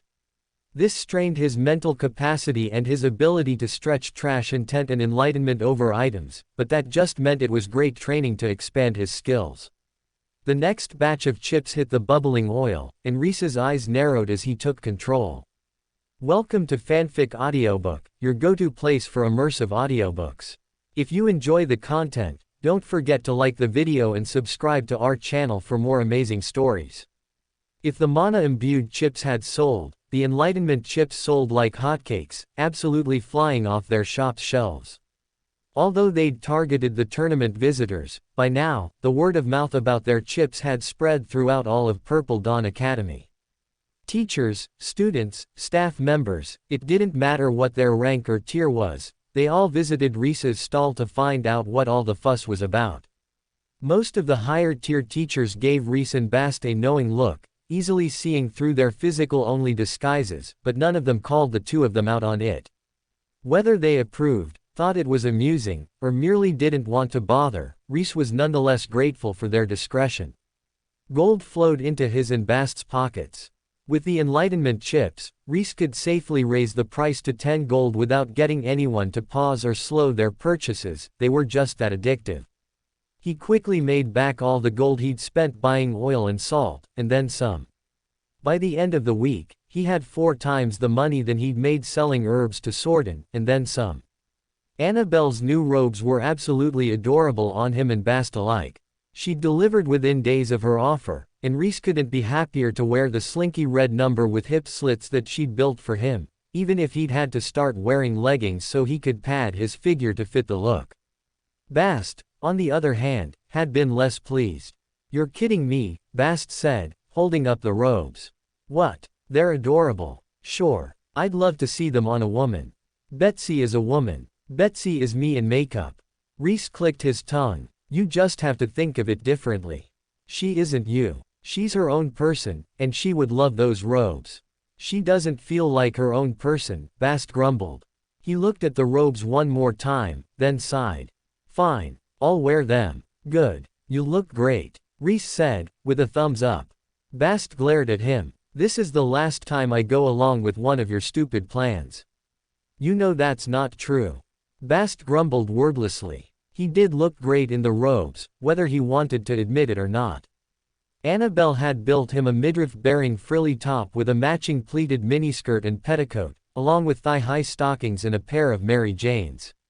It was a startlingly risque outfit, given that mages preferred ankle-length robes, but it wasn't out of the pale, given that adventurers and martial artists often wore shorter and more practical clothes. There was nothing practical about a miniskirt, but Rhys wasn't about to point that out. He was too busy selling them as the sexy potato chip ladies to worry about that. They had left cute somewhat behind to go for sexy instead, but now that they were past the initial advertising phase, it was better to change their clothes every now and again so they looked more real, as opposed to wearing the same robes day in and day out. It wasn't unheard of for a mage to only wear one pair of robes, but it was rarer for female mages than male mages. He didn't want them to get outed for only owning one pair of clothes, so it was better to swap between two sets than to simply keep wearing the first set. As for alternative forms of potatoes, Bast unlocked the secret of using a sword to get a perfect spiral potato cut, and spent his time in the back of the stand carving potatoes into spirals and selling the tornado potatoes. Since they only had mana, they sold at less volume than the chips, but the alternative was that they were attractive and interesting to prospective buyers, and as a consequence, drew people to their stall out of novelty alone. French fries had fallen by the wayside. They sold well, but not better than chips or the tornadoes, and the fact that they had to make them fresh, while they were of little interest to Bast or Rhys, meant that they were low priority as a consequence. If a customer asked for them, they were happy to oblige, but they didn't go out of their way to make them. Rena, if you would. Annabelle took her chips and offered him a folded set of clothes in response. Rhys accepted them gratefully, the same as he had the previous 3 times. She looked over the outfit she'd handed him yesterday and nodded approvingly. As I thought, it fits perfectly. Bast chuckled in the background, shaking his head at Rhys. Rhys smiled, not really sure why he was the focus of Annabelle's obsession, but happy to get new clothes for free, anyways. These clothes were worthless to him, except to give Rena an ever-changing costume. They were gifted, not thrown away, and his empowered robes were far more defensive than he could possibly make these, even though they were made out of high-value fabric. No, because of that. It was somewhat useless to have a wardrobe of women's clothes, but who knew? Maybe Rena would have to make another appearance in the future.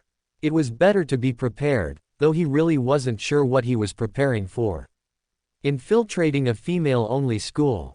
Was there even a female-only school? Like this, Rhys and Bast continued to make money, all while the other students finished last-minute preparations for the tournament.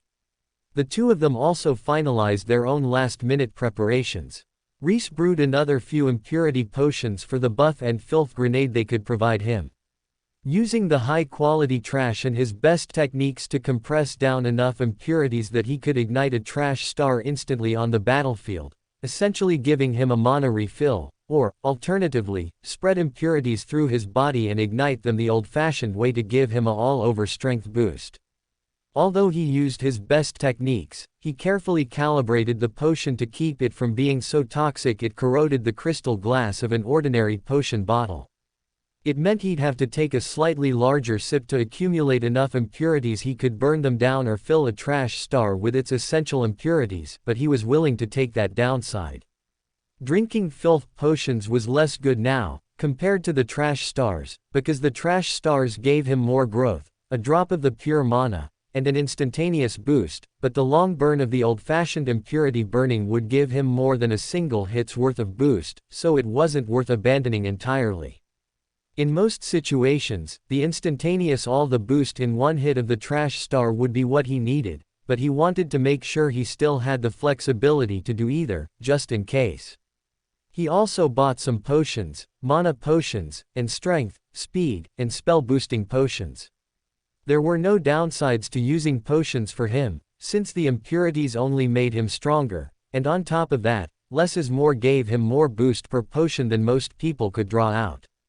He made a mental note to try creating different types of trash potion in the future, to see if he could draw out the different types of boosts the way people could in ordinary potions, but now wasn't the time.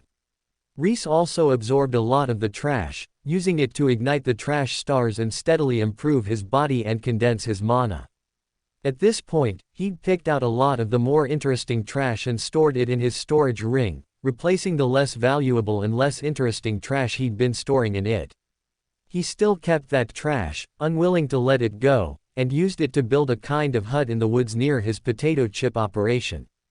Bast shook his head at him when he saw Rhys building his trash hut, but he said nothing, so Rhys ignored him. Bast practiced his sword skills and did lots of body training exercises in between selling chips, including some he did in the back of the stall whenever he wasn't doing much in the potato chip stand. Rhys continued to absorb his impurities, and the rats' impurities, which was a big boost for both Rhys, Bast, and the rats. The rats in Purple Dawn Academy had largely been recruited to his cause at this point. When he went back to his dorm room, he could always find 1 or 2 rats waiting for him to extract their impurities. They brought him interesting tidbits, like who Ernesto contacted, and where the Purple Dawn prisons were, but never any news on Straw. Rhys had known it had been a long shot to start out with, so he wasn't too disappointed. He was fighting mages, after all. There was every chance that the prison where they kept Straw was highly warded so nothing could get in or out. No, in fact, it was more likely than not. He told the rats to keep him updated on the places they couldn't go, but since the academy was so large, and there were relatively few rats within the academy, there were lots of places where they either couldn't enter, or which they'd never been and simply didn't know about. Some of those were almost certainly not Straw's prison. For example, the rats let him know that there were rooms in the library they could never enter, and that they'd recently felt it was outright impossible to enter the library. Given that even Infinite Constellation School had restricted rooms in their library, and given that it was currently occupied by a cat spirit, he chalked that up to Az's presence and the normal operation of a library. Some places were more interesting, like the spot in the depths of the prison where they couldn't enter. But since he'd always expected there to be special prisoners in the prison who were so restricted the rats couldn't easily enter their vicinity, that wasn't much news, either. Definitely somewhere worth checking on, but not the smoking gun he was hoping to find. He shared what he found with Bast, who largely agreed with his assessments. Occasionally, Bast frowned, and he shook his head and told Rhys what was actually in the room. As the Sword Saint's apprentice, he'd often been in the higher end, warded rooms the rats couldn't enter, and so he could fill in the pieces of the map the rats couldn't.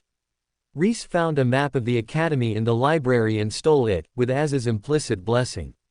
He annotated it with symbols to indicate whether he knew about the room or not, and whether he considered it a possible hiding place for Straw or not, though he was careful not to use anything that could be easily decoded by others, and kept the map in his storage ring, where no one could access it unless he was dead or indisposed. Even then, he kept it right next to his toxic potions, so if he needed to destroy it, all he had to do was smash things around in his storage ring real quickly. The day of the tournament arrived. Both Rhys and Bast had matches on day 1, so they shut down the stall for the day. Even if both of them were confident, they didn't want to be distracted on the first day of the tournament, on their very first match. Rhys spent his morning in the trash heap, absorbing enough impurities that he could ignite them at a moment's notice, but not yet igniting them. He didn't see Bast all morning, presumably because the man was doing last-minute sword practice. Looking at his storage ring, Rhys's eyes lingered on the sword he'd found at the bottom of the toxic trash pit, the one gleaming with sunlight. He still hadn't tried to reforge it, not least because his skills were still inferior. Repairing the furnace and making chip bags had helped a lot, both in his personal understanding of the art and in leveling his skill, but he still wasn't confident enough to risk the sword to his skills. The sword was trash, right now, but it could be so much more. Besides, he risked throwing away that sunlight glimmer if he failed in the forge.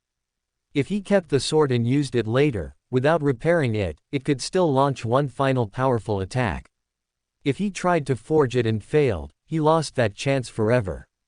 For now, especially with the tournament and his future on the line, it was better to keep it as an ace in the hole, versus risk trying to fix it with his weak skills and lose it. The bell sounded. The tournament was about to begin. He drew out his sword hilt and tucked it into his robes, then straightened. He was ready. It occurred to Rhys, as he walked to the tournament, that all this time, he hadn't seen the Sword Saint. Was he not present? Then again, with the Empire looming, he wouldn't be surprised if there were important things he had to do right now. If anything, the fact that he hadn't seen the man was reassuring. This whole time, he'd mimicked the merchants and set his stall up at the docks, where the new students arrived. Now, though, the docks stood empty.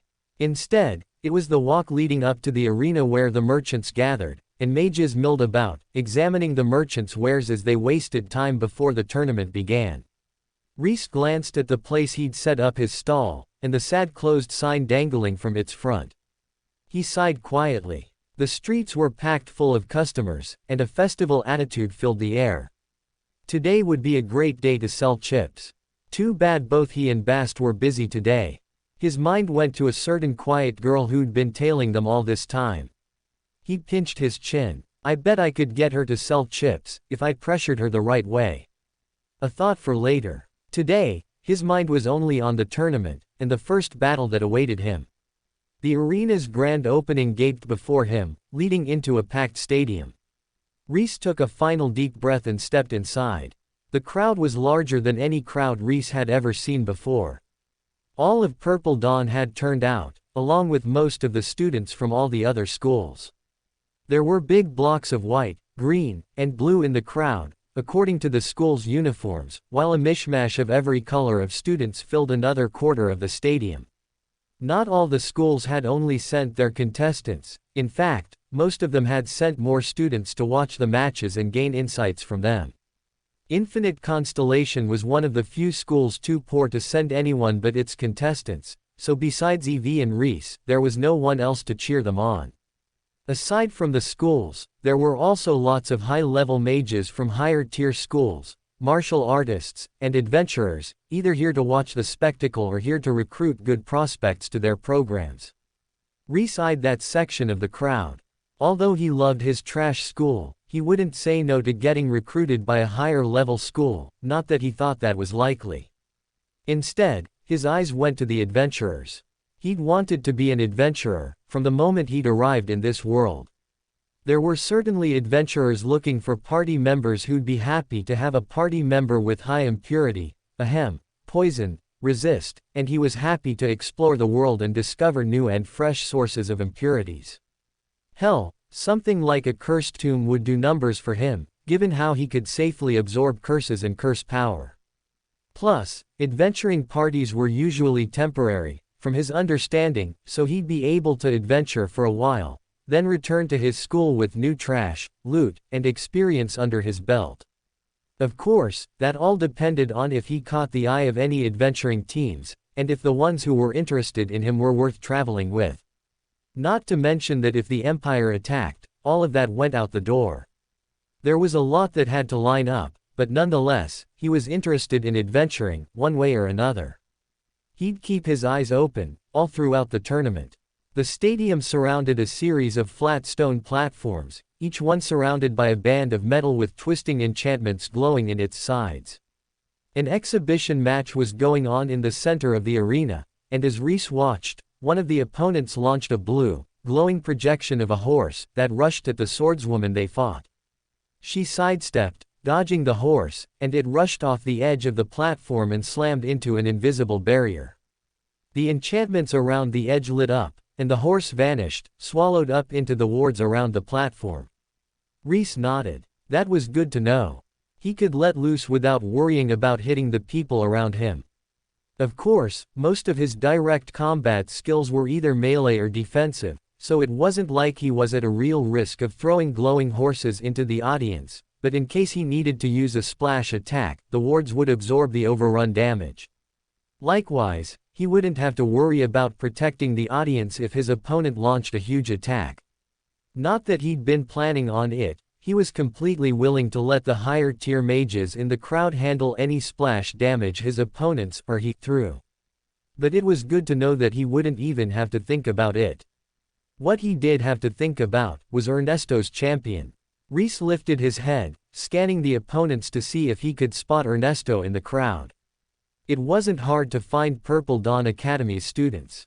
They grouped into a rough mob, all wearing the same purple and black uniforms that Ernesto's students had noticeably not worn in Infinite Constellation, save the purple-lined black cloak some wore draped over their shoulders. Out of the students in the crowd, about half wore the uniform and half didn't. Either that, or the Purple Dawn students had a lot of guests in their section. Maybe it was like his high school, where kids had been free to wear whatever they wanted, but if they were on the sports team, they had to wear the sports uniform. Of course, his school hadn't had a uniform except for the sports team's uniforms, and they were only the kind of uniforms they wore during sports, but it was the same idea. There were several teachers mixed in with the students, the teachers usually hovering by groups of students that they seemed to be responsible for. Unlike Rhys's relatively free-flowing school where students were free to show up to any class they pleased, it seemed like Purple Dawn assigned students to classes, and teachers to those classes, so certain teachers were responsible for certain students. Then again, Rhys reflected, I did kind of dodge any opening year bureaucracy. Hell, he hadn't even gotten assigned to a dormitory, and he was 100% sure that one was some kind of oversight, exacerbated by the fact that he, as an adult, hadn't really wanted to be assigned to anything, and had instead chosen to live in a cave. He was pretty sure he could have gotten a dorm if he'd made it known to anyone that he didn't have one, but his mage body was durable and didn't really feel the elements, so he preferred the freedom of sleeping where he liked. For all he knew, he had been assigned to a class, he just hadn't bothered to ask anyone whose or where he is supposed to show up, because he hadn't cared, and didn't want to bow to anyone else's idea of what he should learn. He'd had enough of that. Better to pursue what he wanted and nothing else, for the first time in his life. He scanned the group until he found Ernesto at last, standing at the edge of the group of students. Ernesto leaned toward a mountain of a man, a teenager whose muscles strained the absolute limits of what his extra-large uniform could manage. He kind of reminded Rhys of a younger Synopsis. Rhys pursed his lips and nodded to himself. He'd dealt with that kind of thing before, so he wasn't too scared. A cloaked figure stepped up behind Ernesto and tapped his shoulder. Ernesto turned. The two spoke for a while, Ernesto nodding along. The figure was slim, but their exact figure was too obscured by the cloak for Rhys to see much. Heavy shadow followed them around, darker than the shadows around the other students. Rhys raised his brows. Oh, that made so much more sense. That figure exuded Ernesto's goth wannabe aura.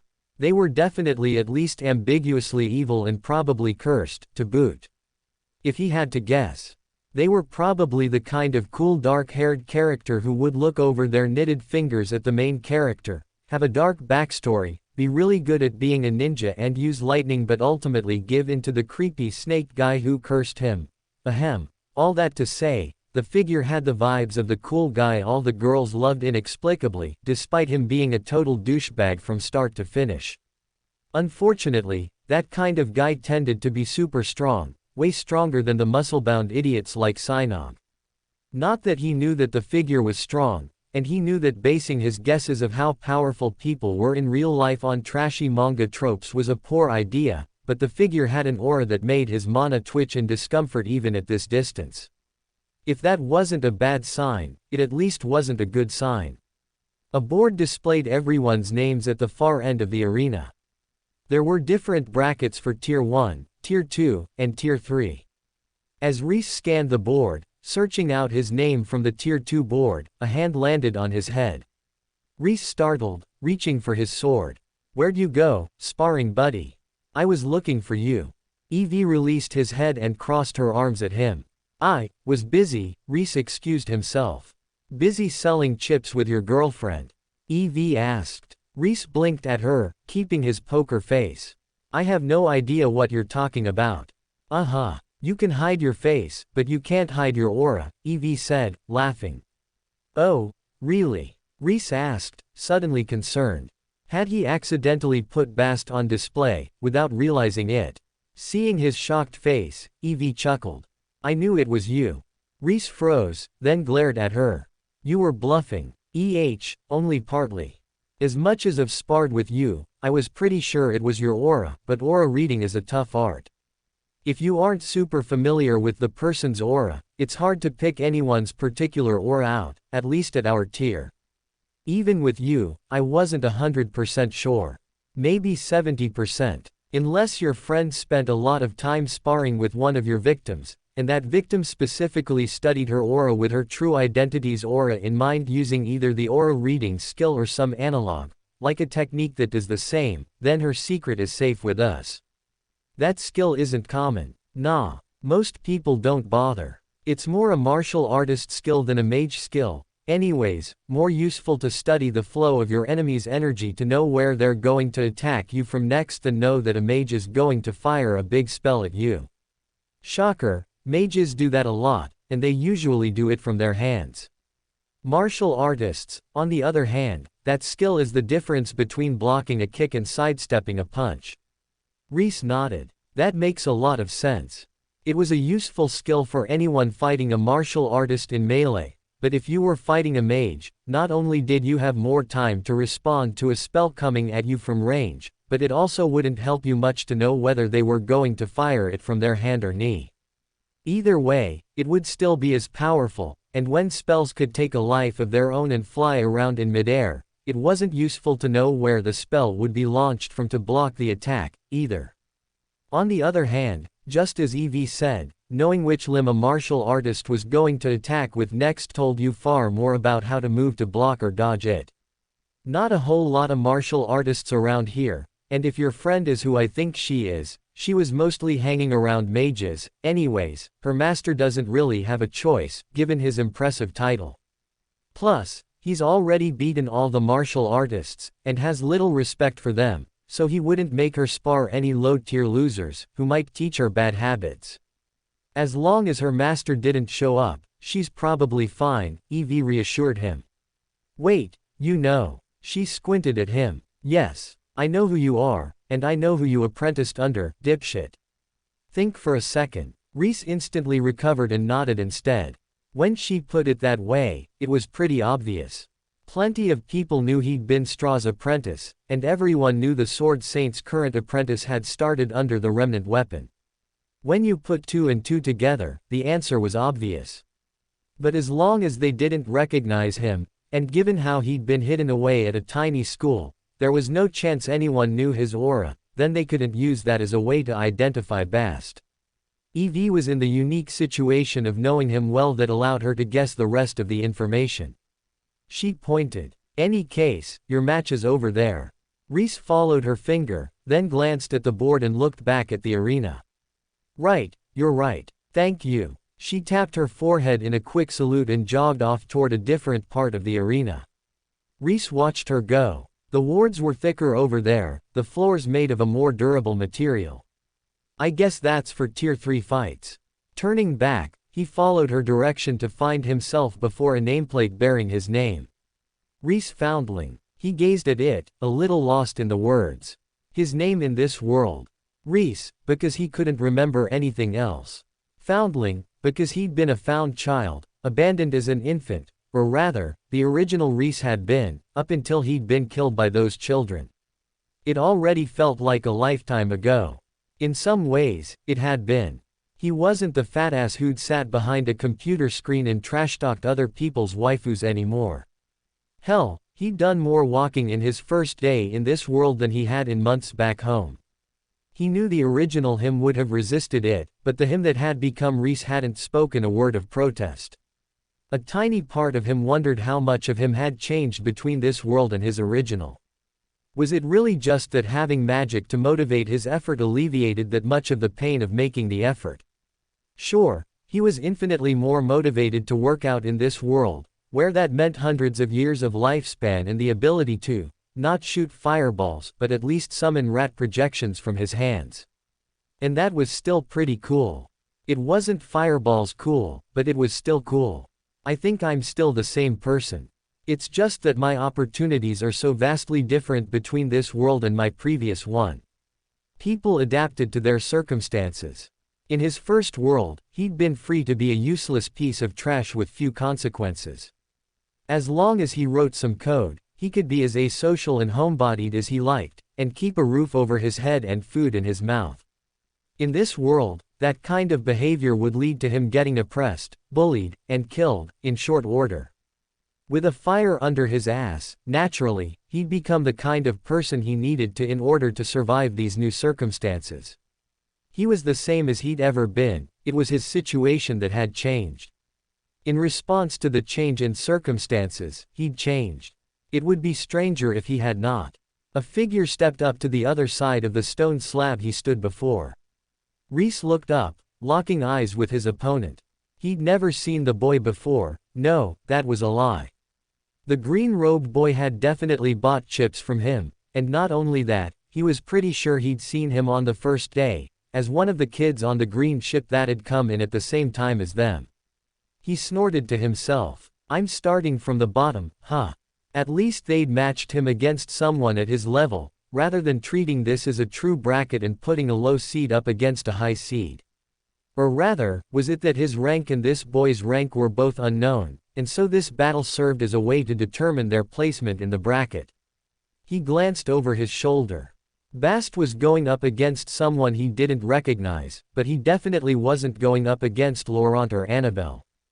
Having sensed almost every student's aura during his stint selling potato chips, he knew Laurent was legitimately one of the strongest students, and Annabelle, likewise, was powerful in her own right, maybe stronger than Laurent, maybe weaker. Since Bast was fighting neither of them, his second guess was more likely to be correct, that this was a way of measuring the unknown student's strength, rather than that the bracket wasn't putting high seeds against low seeds. The boy in green cleared his throat. Rhys checked the board one last time to learn his name, then stepped onto the stone platform opposite the boy. He bowed. Rhys Foundling. Well met. Rather than return his bow, the boy harumphed and tossed his hair.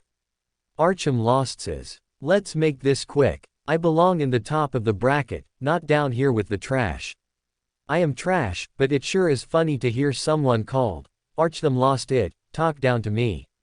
I've at least got a name for a name, not a random nonsense phrase, Rhys pointed out. What did you lose, by the way? I can help you find it. I know all about where to find lost trash. Trash talk 5 greater than 6. Archem's face flushed. His hand darted to his sword, gripping it so tight his knuckles went white. You'll regret those words. Really? A level? That wasn't even some of my better work, Rhys muttered to himself. Kid must have been sensitive about his name. Well, fair enough, it was a doozy of a name. Still, if he was too weak to take it, he should know better than to dish it. Rhys had been perfectly civil with him until good ol' Archim footballs put some spin on it. Kiddo had decided to get mouthy. A level? You got a level, how? What? Archim stared at him in confusion, utterly lost. Rhys chuckled. If that's too much for you, then I've got bad news, buddy. You belong right down here in the trash with me. With a shiver, the sword slid from Archem's sheath. He pointed it at Rhys, his hand shaking. Take that back. Don't think I will. In the distance, a bored-looking official glanced at a sundial, then drew back her hands. Balling them up together hammer-fist style, she slammed them into a giant bell. It rang out, and Archim leapt, swinging his blade over his head at Rhys's crown with a savage shout. Guess that's the starting gun. Rhys grinned and stepped forward, lifting his hand toward Archem's bared blade. If Archim Cowboys was this easy to antagonize, this was going to be a fun fight. Archim swords, bad boy, Rhys encouraged Archim with a vicious glint in his eye. He lifted his hand to match Archem's bared sword, a chunk of dark metal barely visible in the palm of his hand. Archim growled and swung down with all his might, putting his whole self into it. To be honest, Rhys was pretty sure 50% of the Archim bullshit he was making up was nonsense. No, 100%, but it bothered Archim, and that was what mattered. He'd say any amount of nonsense, so long as it antagonized the person on the other end. His long history as the shit-talker on comms in FPS games meant he could keep up an endless stream of trash talk mid-battle, as long as the other person got frustrated by it. And Artyom was the perfect victim. He didn't even have to hit the heights of his skills to piss the guy off. He could say literally anything, and Artyom's face would tint a deeper shade of red. Honestly, he was kind of enjoying himself, though he was pretty sure Artyom didn't share that sentiment. Artyom's sword swished through the air, gleaming with ferocity. Seconds before it carved through Rhys's hand, he activated the lump of metal in his hand. A cauldron formed of blue light manifested, and Artyom's sword cleaved into it, cutting halfway through, but not all the way through. Artyom stared, confused. Rhys grinned. He waved, and with a flicker of his fingers, cast the rat projection. He was already under attack, so the rat immediately leapt up his body, swirled around his arm, and jumped at Artyom. Artyom shouted in shock and jumped back, pushing away from Rhys, only to find his sword lodged in the cauldron's intent. The rat jumped from Rhys's arm to Artyom's and quickly clambered up to his shoulder. Artyom batted at it with his free hand, only for the rat to crawl past him. It nipped at his ear, then darted away when he tried to smash it with his shoulder and head, dashing around to claw at his eyes instead. Artyom yelped and jumped back, discarding his sword.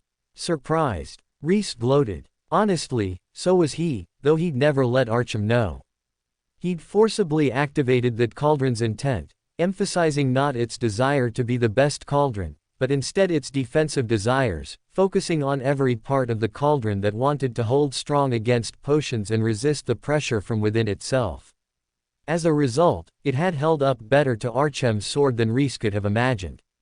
He threw the cauldron intent, and consequently, Artyom's sword, behind him, off the platform, then turned to his opponent, prepared to take another attack. Artyom batted at his head and shoulders, struggling against the rat. He stumbled around, desperately keeping the vermin from gouging out his eyes. The rat scurried over his hair, reaching for them from above. He brushed it off, only for it to bite his hand, claw on, and scramble up his arm again. Panicked, he beat at it, dancing around wildly. "Get it off me! Get it away!" Rhys raised his brows. That was easier than he'd thought. He hadn't had to use his impurities at all, not burn them, ignite the star, or use his filth potions for evil. So much for, "I belong in the upper brackets, not down with the trash like you," or whatever Artyom had said. It looked like he was just as trash as Rhys was, though then again, that might be exactly why Rhys was able to handle him so easily. The trash master versus the trash. The battle was predetermined. Mustering his strength, he spun around and hammered Artyom in the chest with his heel. Artyom staggered backward, still fighting the rat, and stumbled off the platform. The referee, a Purple Dawn teacher, stepped forward and raised her hand, pointing toward Rhys. "Match, Rhys, of Infinite Constellation." Rhys turned to the crowd and bowed. He received little applause, nor had he been expecting much. There were dozens of battles going on right now. Most of the attention was focused on the higher profile fights, like Bast's, or the higher tier ones, like Ev's. "Who cares? Just, get it off me." Artyom squealed, still battling the rat. "Oh, right." Rhys snapped his fingers, and the rat vanished, fading into a waft of blue smoke. Artyom stumbled one last step back, then let out a relieved sigh. He dusted off his shoulders, straightened, and shot Rhys a dirty look. "What was that filthy spell?"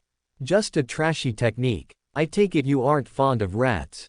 Rhys asked. "Who is?" Rhys shrugged. "I don't mind them so much myself. They're clean and intelligent, and they're kind of cute once you get over their rattiness." Artyom gave him a look of absolute disgust. "No. More for me." Rhys lifted his head and searched for Bast's match.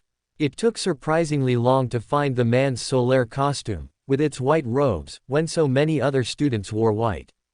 When he finally did, it was just in time to watch Bast flash across the stage and send the other student flying off the platform with a strike so fast Rhys couldn't follow it at all. He raised his brows. As expected of Bast, honestly, but all the same, wow. His friend had really come a long way.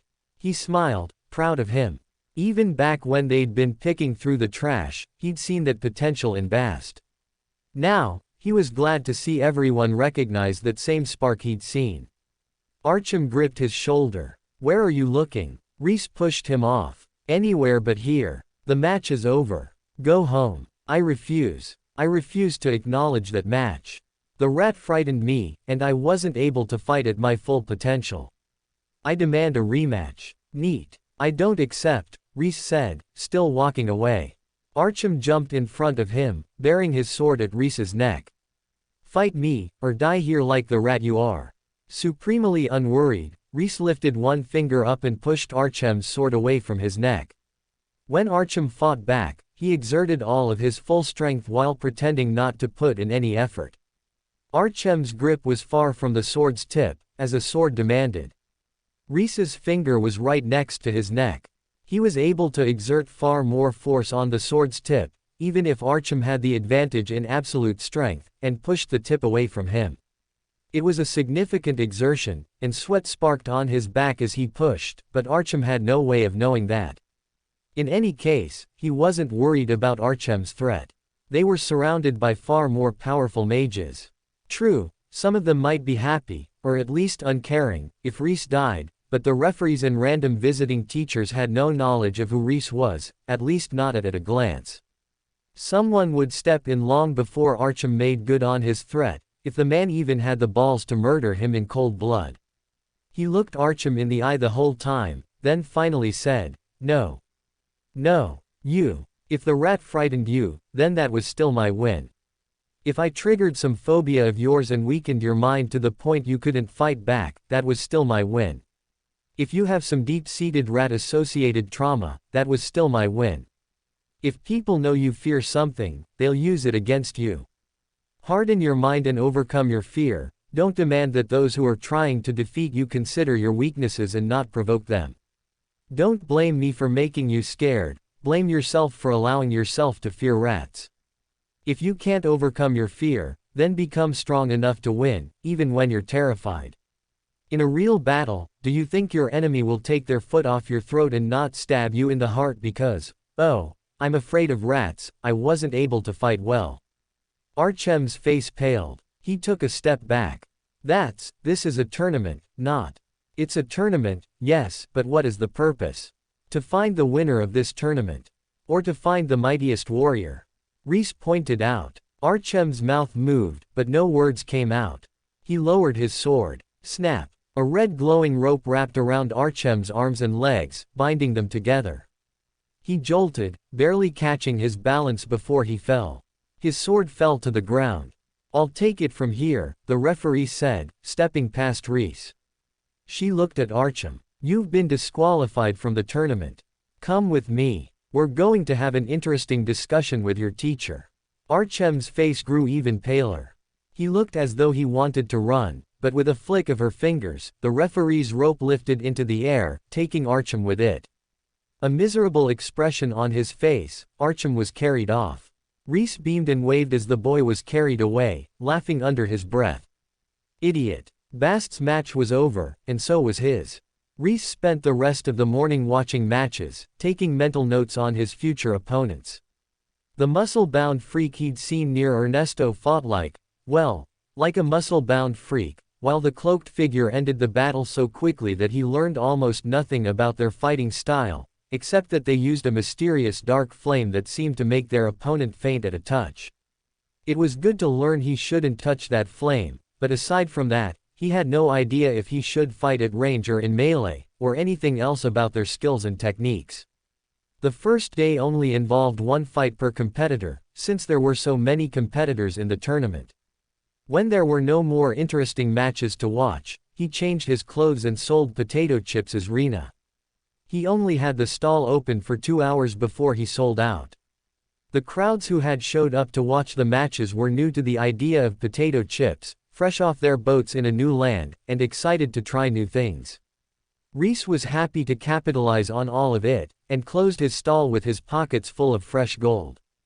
He separated half of it out for Bast and headed back to his room to rest for a moment before his regularly scheduled potato chip frying session.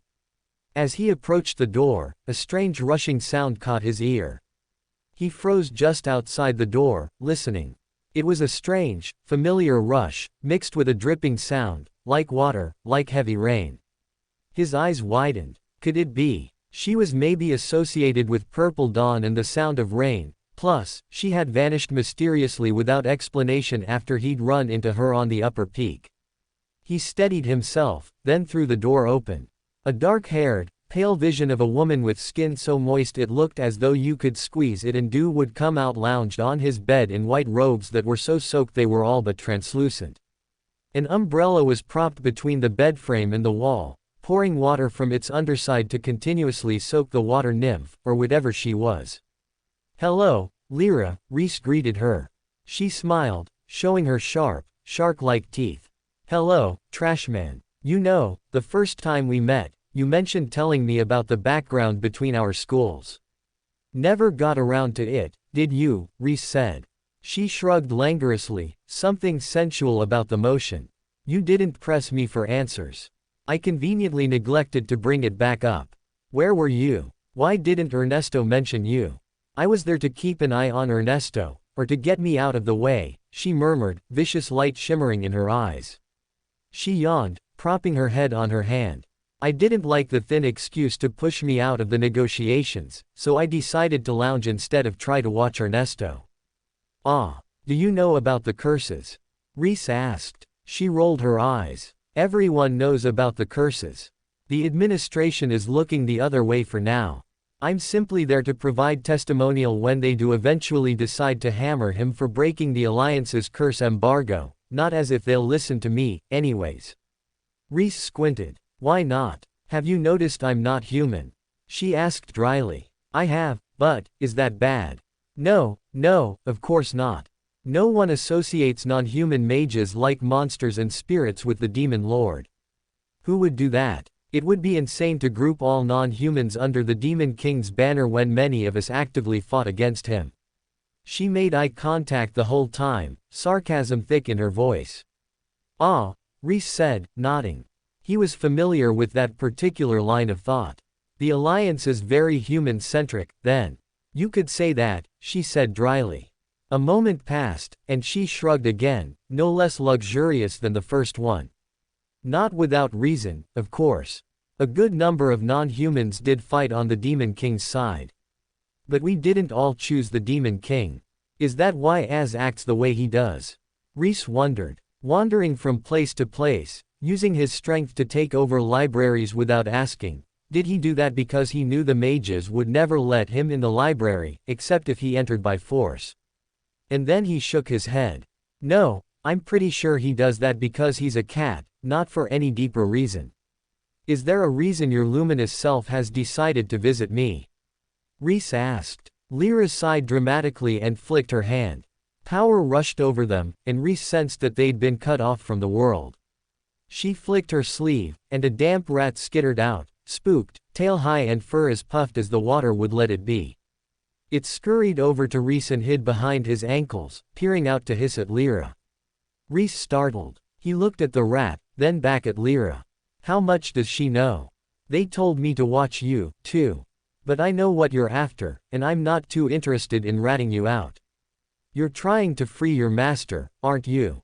"The straw man." Rhys narrowed his eyes. He said nothing. "I don't mind. I think he's been unjustly captured, simply because he's inhuman. He was created by the Demon King. He didn't choose to fight under that tyrant's banner, and he escaped the Demon King even during the King's reign. When they captured him, he was quietly mentoring a few students, nothing illegal. The Alliance's bias against non-humans is what drove his capture, not his actions." Rhys watched Lyra closely. Her body posture remained as relaxed as ever, but there was a subtle tension in the lines of her neck and her shoulders that hadn't been there before. Her lips pursed in distaste.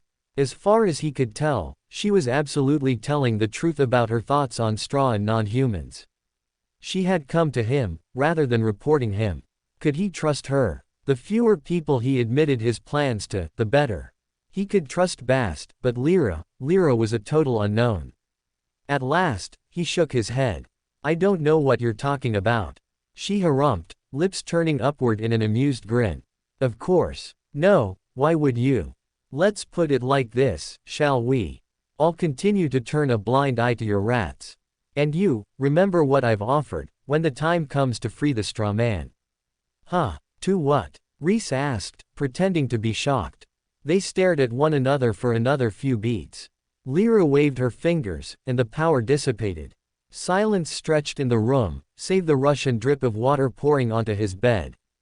At last, Lyra said, your bed's wet. I noticed, thanks. She rose and walked out without another word, her wet robes and pouring umbrella trailing a puddle behind her. Rhys moved out of her way to let her pass, and she stepped in, close enough his chest grew wet. I hope I haven't mistaken you, Rhys foundling. For a single beat, Rhys stared at her, lost. In the next, he realized what she meant. It was fine that he had denied her guesses, but in doing so, he had put her in a vulnerable spot. If he truly wasn't interested in rescuing Straw and chose to go to the authorities right now, it would be Lyra's head that rolled. Of course, that was assuming this wasn't a setup from the beginning, but honestly, he didn't think it was. There was fire in Lyra's eyes, the fire of a true conviction. And of everything he'd seen of her so far, he didn't think she was the kind to take action that disagreed with her fundamental beliefs, even if it was giving the guy who'd cleaned out her fountain information she didn't want to give him. He lowered his head. I don't think you have. Their eyes met. Her blood-red irises burned into his, searching his face. Whatever she found there, it satisfied her. With a quiet huff, she turned and sloshed off. Rhys watched her go. He'd thought it would be him and Bast against the world, rescuing Straw, that the cursed doll was evil, and that was all there was to it. But it seemed there were nuances to this world, subtleties and associations that he hadn't even considered yet. This world isn't trash. The words rang in his head, some undeniable truth to them. This world wasn't trash. Something about that was important, desperately so. He tilted his head, brows furrowing as he thought, but whatever it was, it wouldn't come to him so easily. His eyes drifted to the window as he thought, and he jerked up. The sky was getting dark. It was potato chip cooking time. If he didn't get there soon, Bast might think he'd abandoned him. Putting the thought aside for a moment, he raced out of the dormitory and back toward the trash heap. As he ran there, he reconsidered his train of thought. All things considered, there was every possibility that Bast was going to be spending this afternoon training, or doing something useful, instead of playing around and making potato chips. Gold was everything to Rhys, trashy as he was, but Bast was a real swordsman with a real master. He might not be available to make potato chips, even if he wanted to. Ah, well, if he was making potato chips alone, so be it. He'd keep the gig running until Bast showed up again. He therefore wasn't completely shocked to find the trash heap quiet and empty when he arrived. It didn't bother him too much. Humming to himself, he got started on growing the potatoes and heating up the oil. He ignited the impurities he'd spread in his body earlier. Even for him, it was dangerous to leave impurities in his bloodstream for too long. He glanced at the big trash pile, a bit of longing in his heart. He'd been putting the trash on back burner to focus on junk food, but now that he had junk food down and gold flowing into his pockets on all but autopilot, it was time to turn his attention back to the trash, and his ultimate goal, absorbing ever more and more powerful impurities. The rats dug up a fresh batch of potatoes, and he accepted them with grace. Bast, can you? He faced an empty kitchen, with nothing on the table. Right. He's got better things to do. Rhys drew out his knife. Then again, it never hurt to develop his knife skills. All blade skills were valuable, even if they weren't for a weapon he was currently using. The potato chips came out a little less consistent, but they were still passable, as far as Rhys was concerned. Besides, he had the formula nailed enough, that he didn't have to worry too much about a few little inconsistencies in chip width. The customers should put up with it, as long as he kept the enlightenment sensation in his snacks. Using his skills and speed, he powered through enough batches of chips to satisfy 2 hours of tomorrow's customers. The sun had set by the time he packaged the last ones, and the moon was approaching its apex. Rhys dusted the salt off his hands and strode out into the trash. Most of the stuff near this edge was fully sorted, with only the most unusable garbage left. In other words, garbage perfectly suited to being burned. The trash star technique was as much about the mass of the trash as the toxicity of it. In essence, the trash stars meant the quantity of the garbage counted as much as the quality, whereas previously only the quality had counted for anything. This trash was both high quality and quantity, less quality than the toxic trash heap, but the quantity made it almost as good. Still, he wasn't satisfied with merely igniting more trash stars. He could advance evenly and slowly this way, but that wouldn't break him out of being trash. It would only mean he remained a trashy tier 2. Sure, he'd trounced Arches, or whatever his name was, but that was mostly due to trash talking the man until he couldn't think straight, drawing him into pressing the attack before he took measure of Rhys's strength, accidentally triggering a phobia of his, then immediately ring-outing him before he actually used any of his real techniques. It was the equivalent of button bashing against a pro fighting game player and getting off a single cheese combo to kill their fighter once. It worked once, but that was it, once. One win didn't win a tournament. Now, he could have ring-outed Archie without the rat phobia, but that wasn't the point. The point was, squeaking out a victory like that wasn't a consistent, reliable strategy. He needed consistency, reliability, and the kind of overwhelming power Bast had, where nobody could question whether he deserved the win or earned it.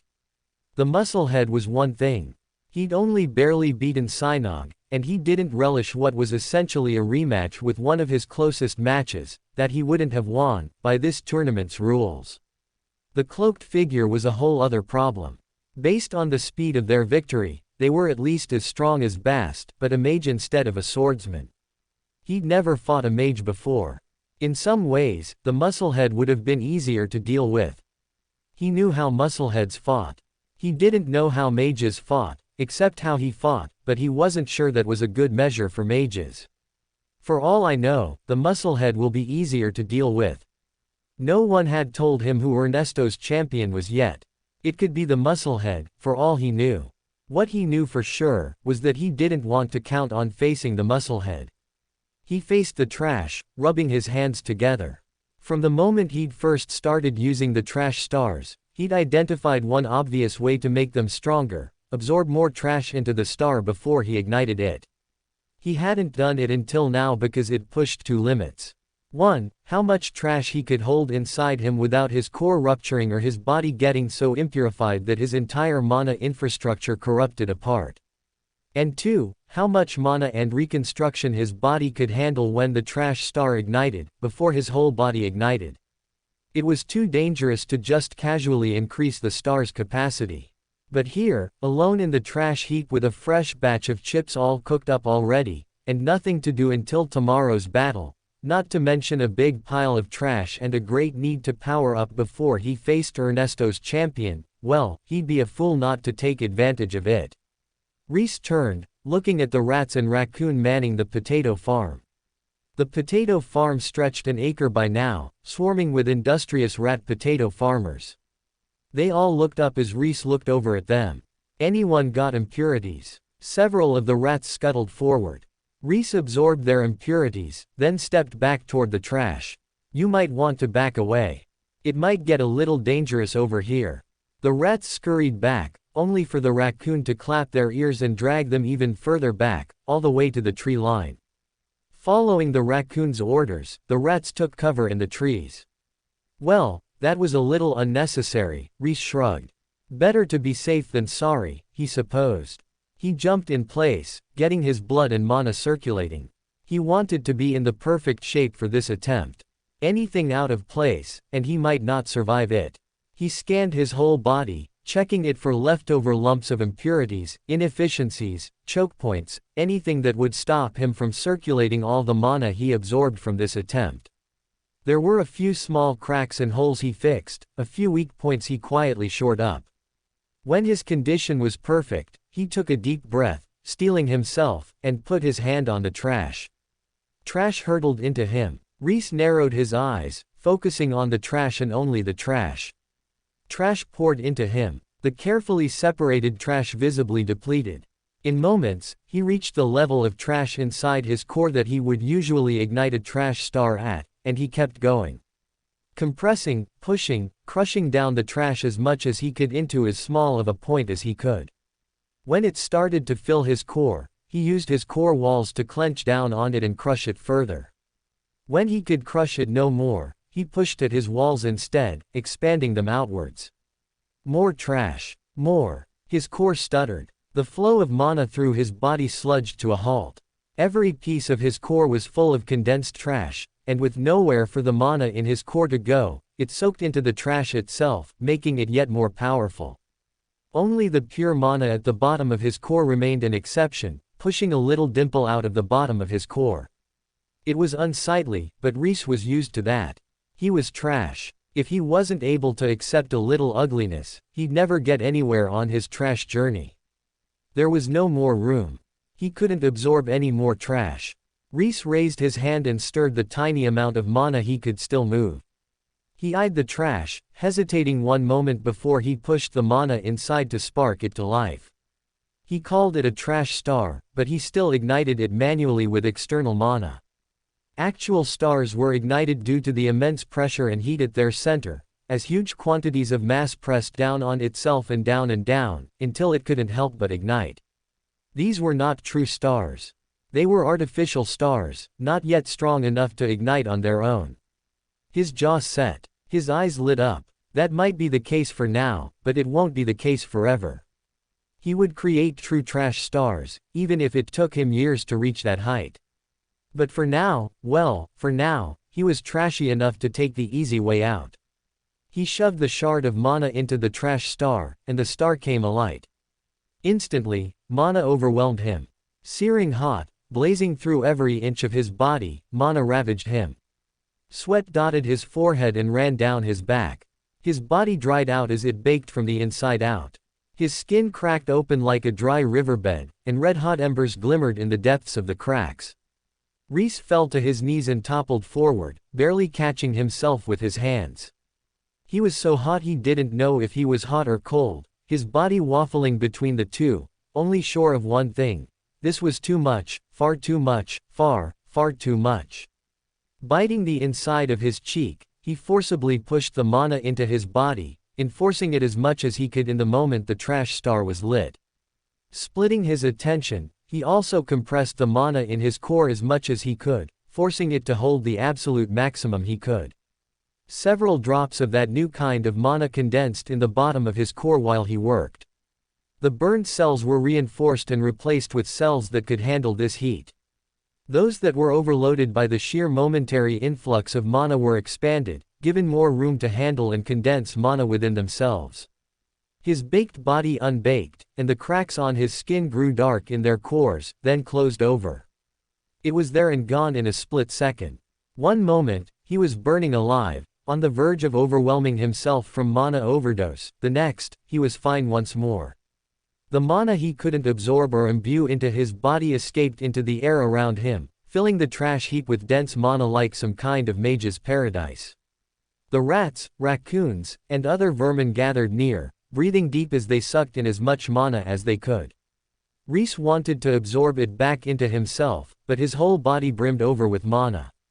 Heat enhanced his body, condensed mana tightly in his core, and still his mana passages and cells shimmered with excess mana. He felt like a fat kid after a big chicken dinner, his belly big and round, so full that he couldn't possibly fit another morsel in his mouth, except it was mana, not food.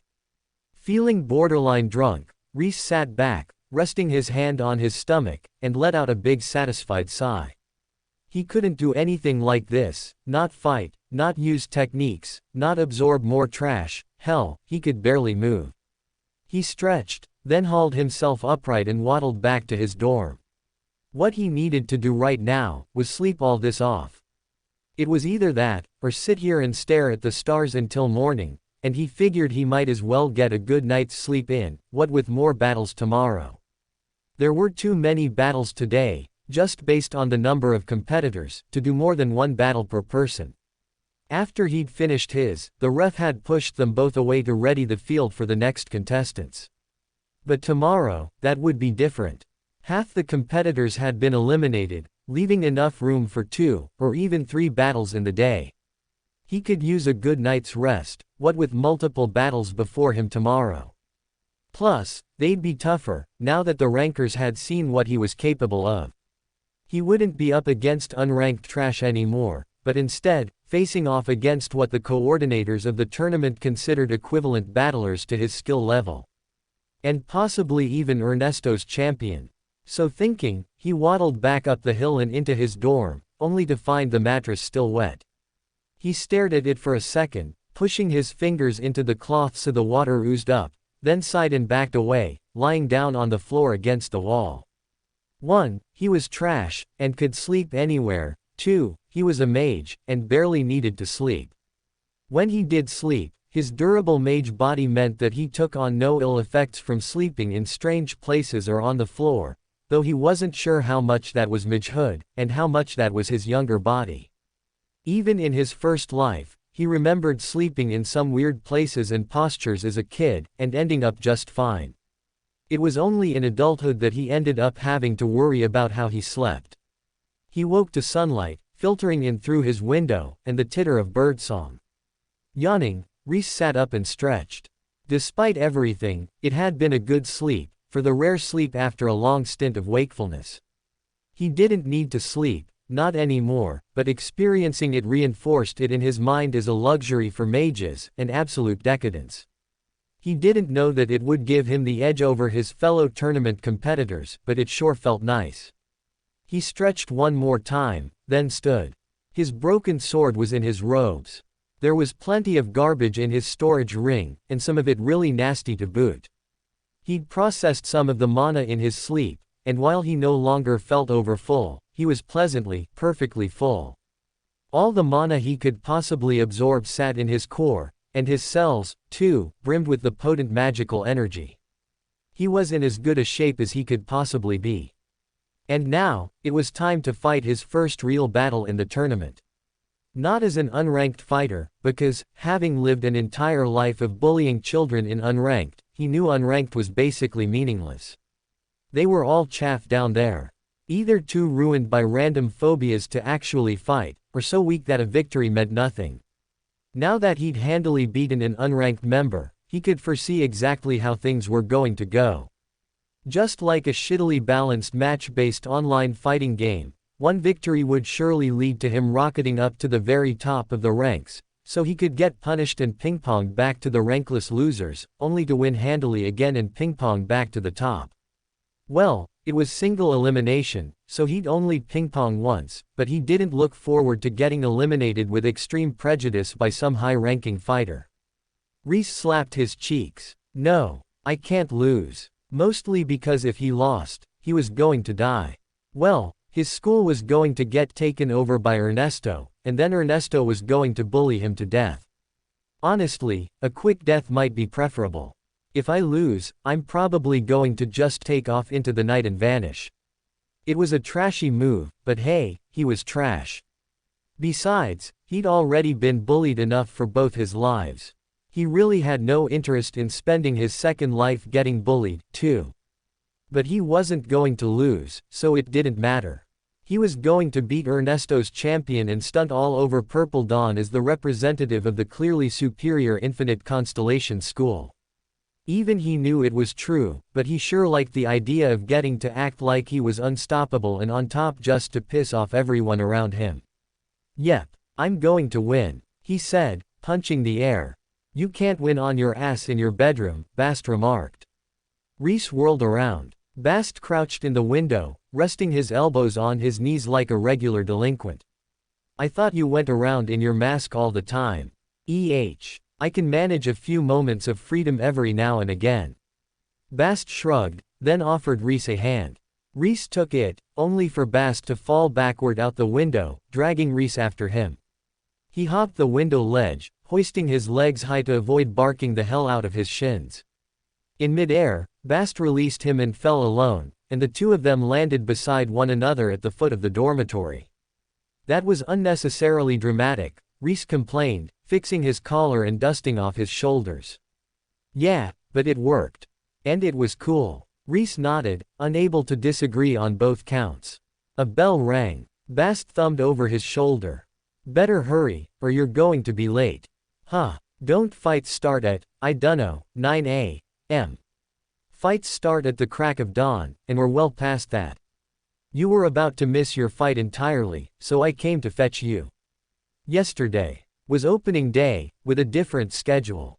Rhys stiffened. That did sound reasonable. And he'd never seen a schedule, either, or looked for one, which, in hindsight, he really should have done.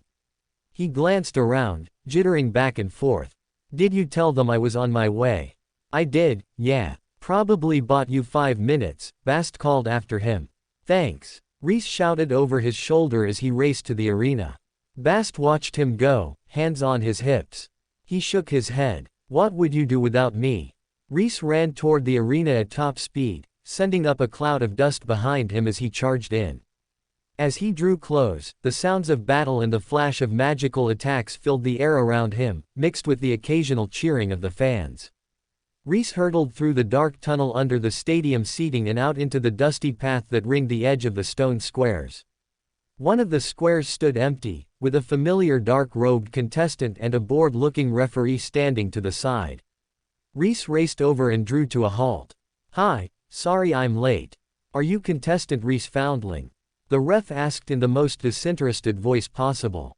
Yes, that's me. She nodded, gesturing at the cloaked figure. It was the same one Rhys had seen around Ernesto yesterday.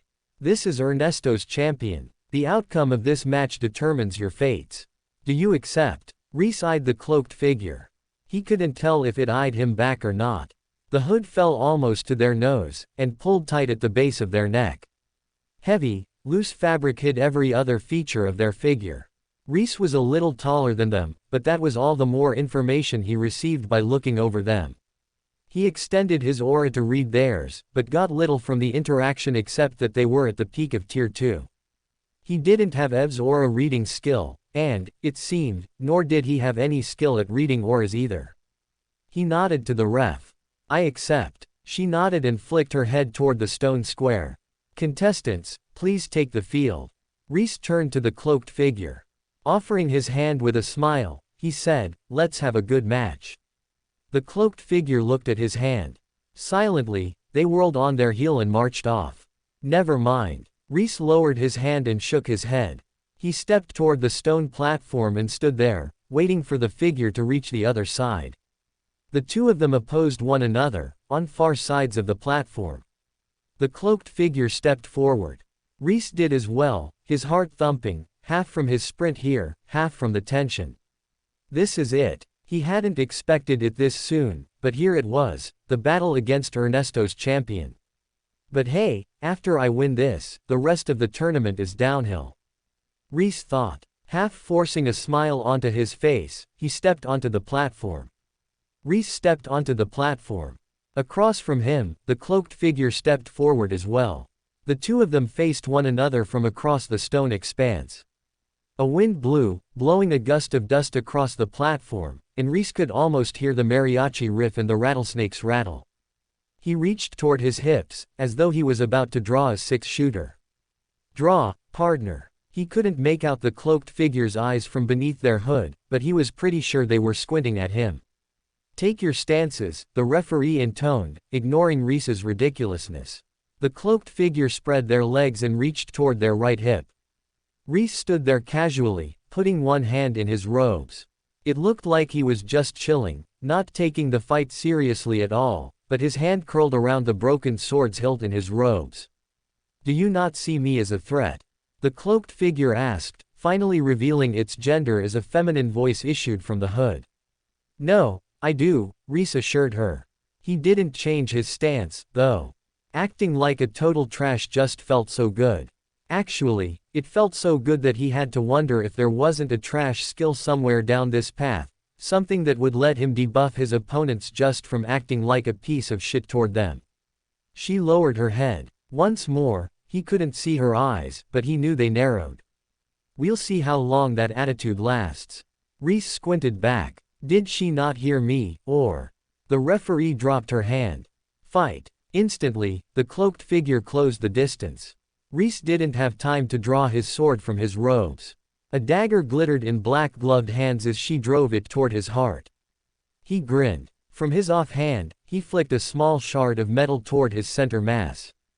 The cloaked figure saw it coming and sneered. It wouldn't hit her dagger or her hand. His attack had missed. Millimeters before the dagger pierced his chest, Rhys activated Trash Intent. A steel pole extended outward from the shard, catching both Rhys and the cloaked figure in the chests. Rhys had been expecting it, and was braced for it. The cloaked figure, on the other hand, was mid-leap. The pole jabbed into her chest and through her back, and she tumbled across the platform. Rhys deactivated Trash Intent and caught the shard as he charged after her. She was downed and rolling. Now was the time to force her off. Her cloak twitched. Something sharp and white hurtled out from under it and closed in on Rhys at speed. He activated the Trash Intent again, projecting the rod into the ground this time to push himself back. The white thing smashed into the stone floor instead, shattering the platform. Rhys deactivated Trash Intent again and danced back. The cloak churned, as though a huge spider crawled out from under it. Watching from a distance, Rhys took the opportunity to toss out a few extra pieces of garbage on the stage between him and her. Whatever was happening, he knew he wanted to give himself as much of an advantage as he could. With a roar, the girl tore the cloak off and bounded to her feet, revealing one of the finest character designs Rhys had seen since he'd arrived.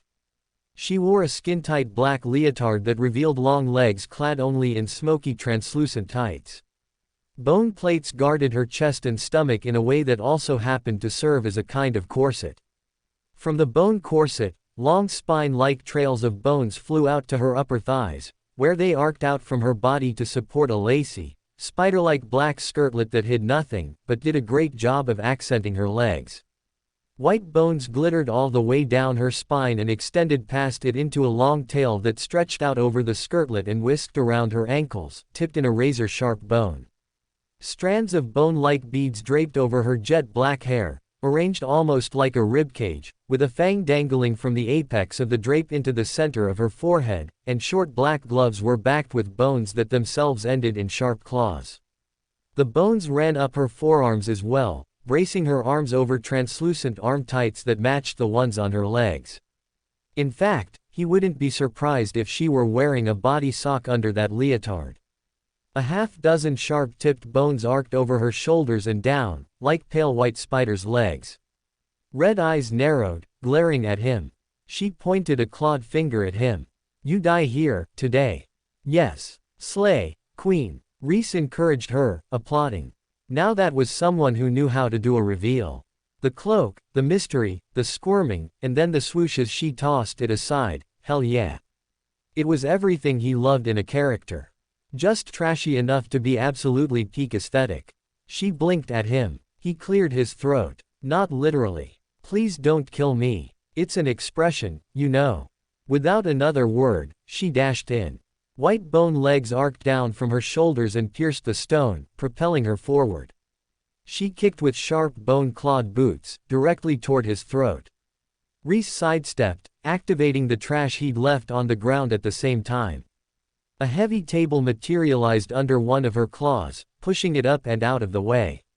She stumbled sideways, only to fall into a cauldron on its side, her claws scrambling to find purchase on the strange round shape that rolled as she stepped on it. As she struggled, Rhys dashed in. He drew his sword at last and, canceling the intents on the floor, sliced at her chest.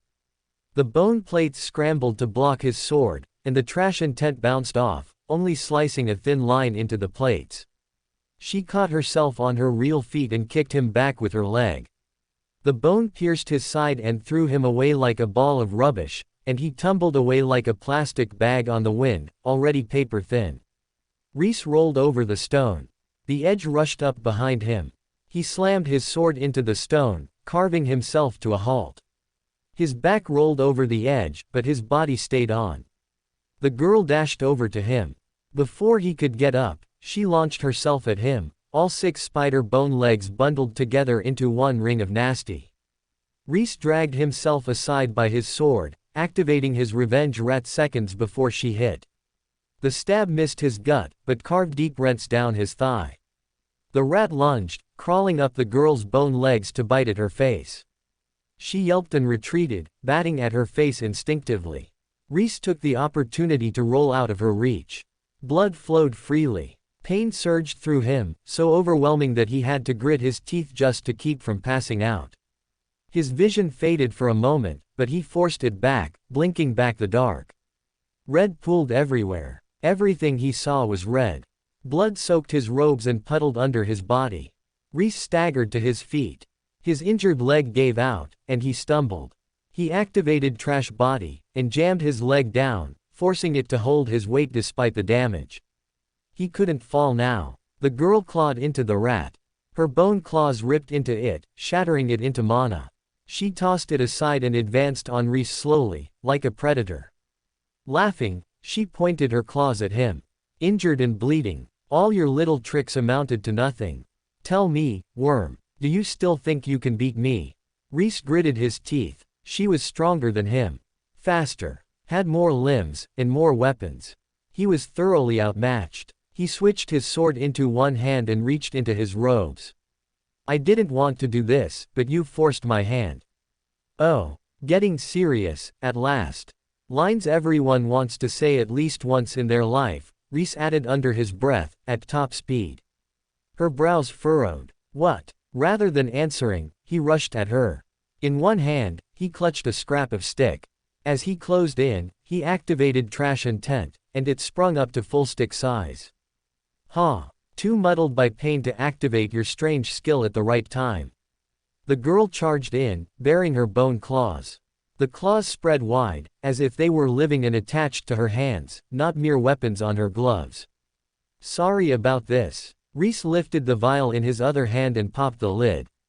It was the weakest of the potions he'd brewed, but he still felt bad about using it in battle. Chemical warfare was a war crime, after all. Then again, he was pretty sure the Geneva Convention would have words about using bones as weapons and want to regulate the usage of magic in general, so what use was it in this world? The gunk was too thick to flow out, so, using mana, he scraped out a tiny bit from the vial and smeared it on the end of the stick. He formed his hand into a claw and struck, using the force of even a cornered rat to propel his stick faster and with more force. Less is more, 42 greater than 44. The message activated as the stick was already en route. A horrified look spread over his face, but it was too late to retrieve it. Less is more worked offensively, too. How potent was this gunk going to be? Laughing, the girl blocked with her bone legs. That isn't enough. The gunk struck the bone and ate through it with a horrific hissing sound. The bones blackened around the impact site, and the tip of the outmost bone cracked and fell free from her body entirely. The stick pierced through, the gunk hissing through the bones like they were made of sugar, not hardened enamel. He tried to pull back, but it was too late. He'd put his all into the strike. The arrow was flying, and there was nothing that could put it back in the bow now. The girl's eyes widened. All her bone plates gathered up in the place the stick flew toward, stacking up between him and her body. One after another, the stick burned through. The acrid smell of melting bone filled the air as it punched through the armored plates as if they were paper. The strike slowed, between the armor and Rhys himself trying to abort the strike. At last, it came to a halt, the very tip barely piercing her skin. The girl jumped back, then screamed in pain and horror. Black veins spread from the point he'd struck through her body, climbing up her neck and down her legs and arms. She stumbled, then fell to the ground. Broken bone limbs kicked all around her, and her body convulsed. From where he stood, Rhys could sense her mana going into rebellion. She wasn't used to handling impurities. Even this tiny amount of impurities was enough to tear her into pieces. Victor, Rhys foundling. In the stands, Ernesto jumped to his feet, already shouting and protesting Rhys's victory, but Rhys heard none of it. He ran to the girl's side. Now that he'd won, he had no interest in watching her die. Her eyes widened as he closed in, and she clawed out, struggling away on her broken bone legs. Don't. Don't. It's okay. I'm here to help. Her eyes rolled back in her head. She went limp. He could sense her life force fading. There was no time to waste. Rhys put his hand on the wound and drew the impurities out of it. They'd already circulated throughout her whole body, since she was spinning her mana at battle levels, but they were his impurities, the ones he'd forged, and he knew them intimately. They weren't like the ones in Bast's body, that had dug deep into his cells and mana passages and took on his aura. They were fresh, new, and still more a part of Rhys than they were a part of her. One call, and they all came running, flowing neatly into his body. As the impurities flowed out of her, the black veins faded, and she blinked back to consciousness. She squinted at him, taken aback. Why? You were going to die, Rhys explained. But I'm an opponent. He gave her an exasperated look. In a multi-school tournament for fun. I'm not trying to kill people in cold blood. She quieted, looking down as she took in what he'd told her. Rhys turned his focus back to drawing the last of his impurities out of her. To his surprise, this wasn't her first run-in with impurities. Her body was laden with them. The weakest kind, it was true, with only a few of the second-tier ones, the ones the rats had, that he used in his Trash Star's core, buried in her core. He didn't touch those, since they seemed almost a part of her, in a way Bast's and even Rhys's impurities weren't, but also because they felt strongly like curse power. No, not just the impurities. All the bones feel like curse power. She was laden with curse power. It ran thickly through her body and flowed through her veins like mana, to the extent that Rhys wasn't sure she had mana at all. She'd been a real threat, a rabid attacker who pushed the offensive so extremely that, unlike Ernesto's other students, Rhys had had no time mid-battle to evaluate what kind of mana she was using. But now that battle was over, he had time to inspect, and being this close to her, he couldn't help not notice how much curse power riddled her body. More than any of Ernesto's students, it was so inherent to her that he wasn't even sure she knew how to use mana. Rhys finished drawing out his impurities and stepped back, looking down at her. His brows furrowed. Did Ernesto do this to you? She startled, looking at her now clean limbs and body, then looked at him. You did. I mean the ones that were already there. Was it Ernesto? Not that he needed another reason to hate the man, but he didn't want to start blaming his enemy for every ill, either. Her face twisted into a scowl. No, I was born like this. They're a part of me. Obviously. Obviously. You truly don't know what I am. Rhys shook his head. Nope. She made a face as though she didn't know whether to laugh or cry, shoving herself to a sit. Her bone limbs trembled, then regenerated, new bone tips pushing out of the broken, jagged ends. I am Sable, daughter of the abhorrent beast, one of the remaining free remnant weapons. Rhys's mouth formed an O. I see. Interesting. Was this what Straw would feel like, now that he'd awakened to sensing impurities? He was curious to find out. She raised her brows. Are you not terrified? No. Well, my master as a child was the straw man everyone's so scared about, so you could say my relationship with these remnant weapons is a bit different from everyone else's.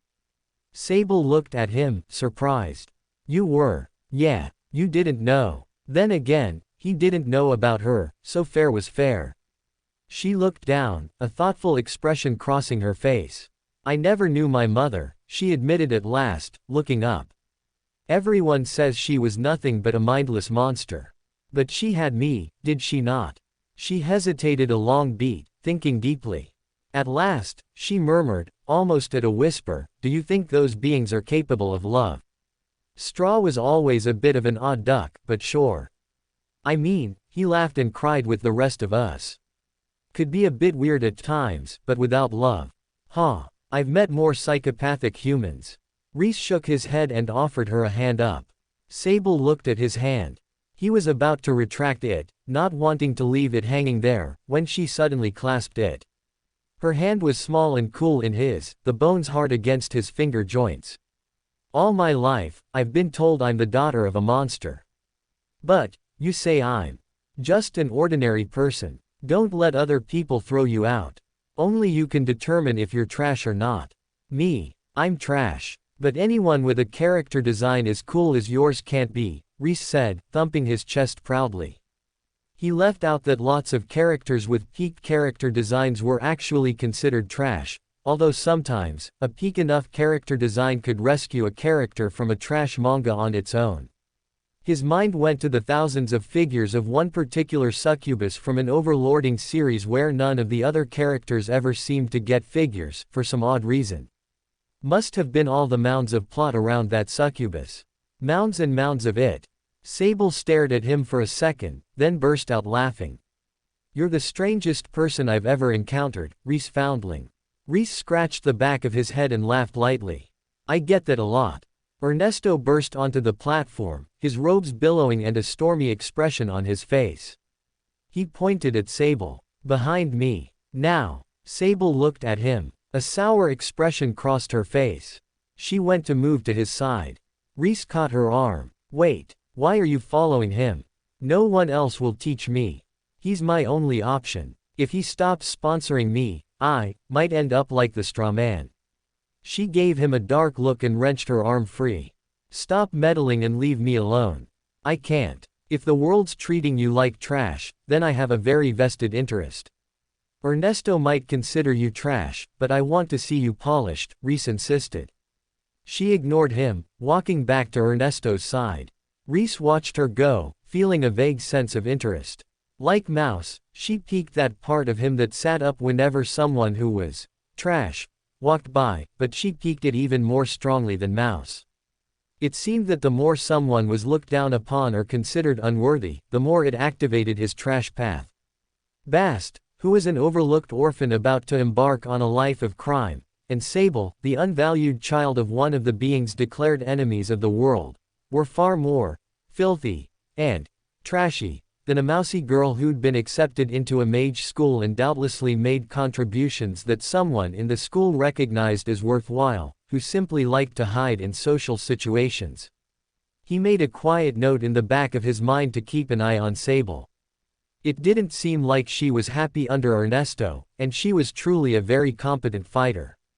Plus, as someone born into using curse power, she was an ideal teacher to help him unlock the secrets to processing, storing, and using curse power and curses himself.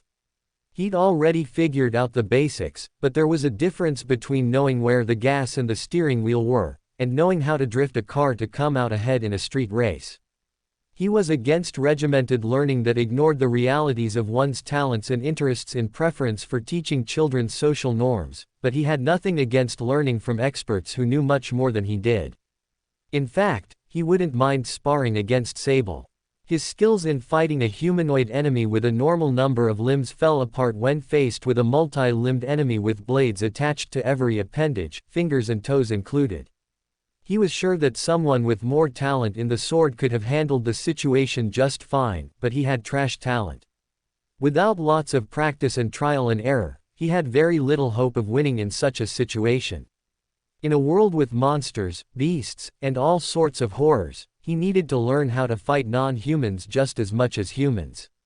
Sable provided that in a relatively safe format, depending on her level of association with Ernesto. Do you require healing? The ref offered quietly to Rhys. Huh, oh. He looked down at his bleeding leg. It was ripped up pretty badly. He waved his hand. I'll be fine. Reaching into his robes, he took out a potion and took a small sip. She raised her brows. You'll need more than that. Probably, Rhys agreed. Better to do it one sip at a time so less is more could kick in, though. Speaking of his first skill, he looked at the potion, then took another tiny sip, thinking back to his use of the filth potion in battle.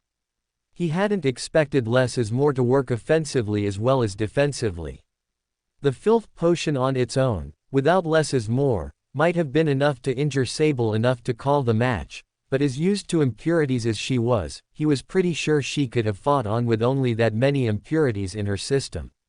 With his potion and less is more, though, he'd absolutely overwhelmed her impurity resist, assuming she even had the skill. Honestly, I didn't expect the potion to be that powerful, he thought, putting the health potion away to check his filth potion. This level of filth potion was easy for him to absorb now, so easy he'd subconsciously taken it as weak. That, and he hadn't used very much of it. He'd thought it would turn the tides, not end the battle. True, less is more did kick it up, and he hadn't expected it to activate, true, but if he'd been told less is more would activate on it, he would have said it would go from pain to paralysis, not severe danger to almost death. Asking him if he needs healing. You should be checking on my student, Ernesto demanded. The ref looked Sable up and down. Sable, for her part, had the good graces to look embarrassed. She looks fine to me. She didn't a moment ago, when he almost killed her. Ernesto accused Rhys, jabbing a finger at him. Deaths are acceptable in the heat of battle. All contestants understand this, the ref returned in a bored turn. Wait, really? Rhys asked, a little shocked. He was expecting to face potential death due to his status, but he was expecting it to at least be against the rules when it came. It was totally acceptable to kill in this tournament. Holy shit. The ref gave Rhys a look. Before you get any ideas, death is only acceptable in situations where it would injure the attacker to avoid killing their opponent, and will always be deeply investigated. Rhys put a hand on his chest. Phew. That was more of what he was expecting. Death was an acceptable consequence of a bad situation, not a normal outcome of a battle.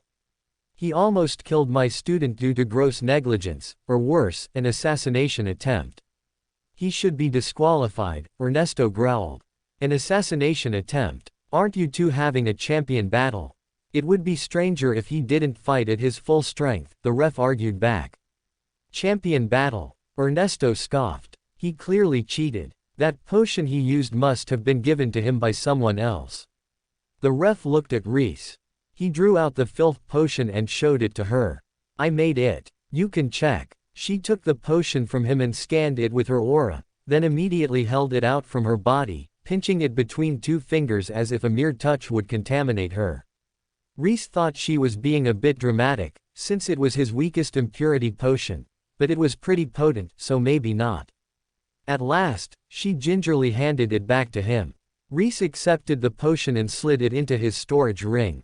She shrugged at Ernesto. It's his. He made it, fair and square. Are you going to argue that he isn't allowed equipment in the tournament? Next.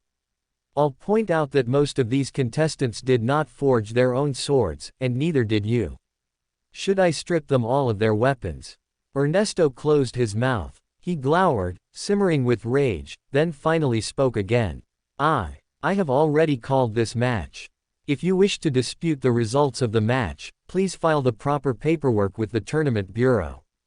The ref waved him away, turning toward the next two contestants. Nerva, you dare. By the power vested in me by Purple Dawn Academy, I dare. Ernesto's teeth ground. He turned to Rhys, his eyes narrowing. Watch your back, child. I won, fair and square. What, are you afraid to admit it? Rhys asked. Ernesto narrowed his eyes. Sable, do you want to stick with a sore loser like this? You should think long and hard about what kind of future you want for yourself, and if a future under Ernesto is the future you seek. Sable looked at him. Her red irises glowed faintly in the bright sunlight, coloring her black lashes. Their eyes met for a long moment, and then she looked away. It was fine to be the moody, emo kid, as long as she broke free of the abusive adult manipulating her at some point. If she didn't, she was doomed. Rhys really liked her fashion sense, and didn't want to see an incredible costume like that wasted on a character archetype fated to fade in Act 2, long before she hit the enduring love a truly iconic design deserved. Rhys watched as she followed Ernesto away, a bit sad to see Sable go. He was always reluctant to see fine, polishable trash leave his hands. At last, he turned away. She'd find him again. He had to trust in that. He wasn't that worried about Ernesto fighting his win via paperwork. All he had to do was notify a quarry, and she'd handle that for him. If it got bad, if it didn't, he'd simply continue with his legitimate win. Alternatively, he could always pull the trashy teacher move, and shout out to that one legalistic guy in the alliance, whatever his name was, Griffin, maybe. That overly upright guy who believed in the rules and laws more than life itself would surely puzzle things out, and in taking the side of the rules, take Rhys's side. Things would have to be going truly horrible for him to reach out to Griffin, but it was always an option. Oh well. He'd won. It wasn't a good win, or an easy win, or a clean win, but a win was a win. That, and he'd discovered just how potent his potions actually were.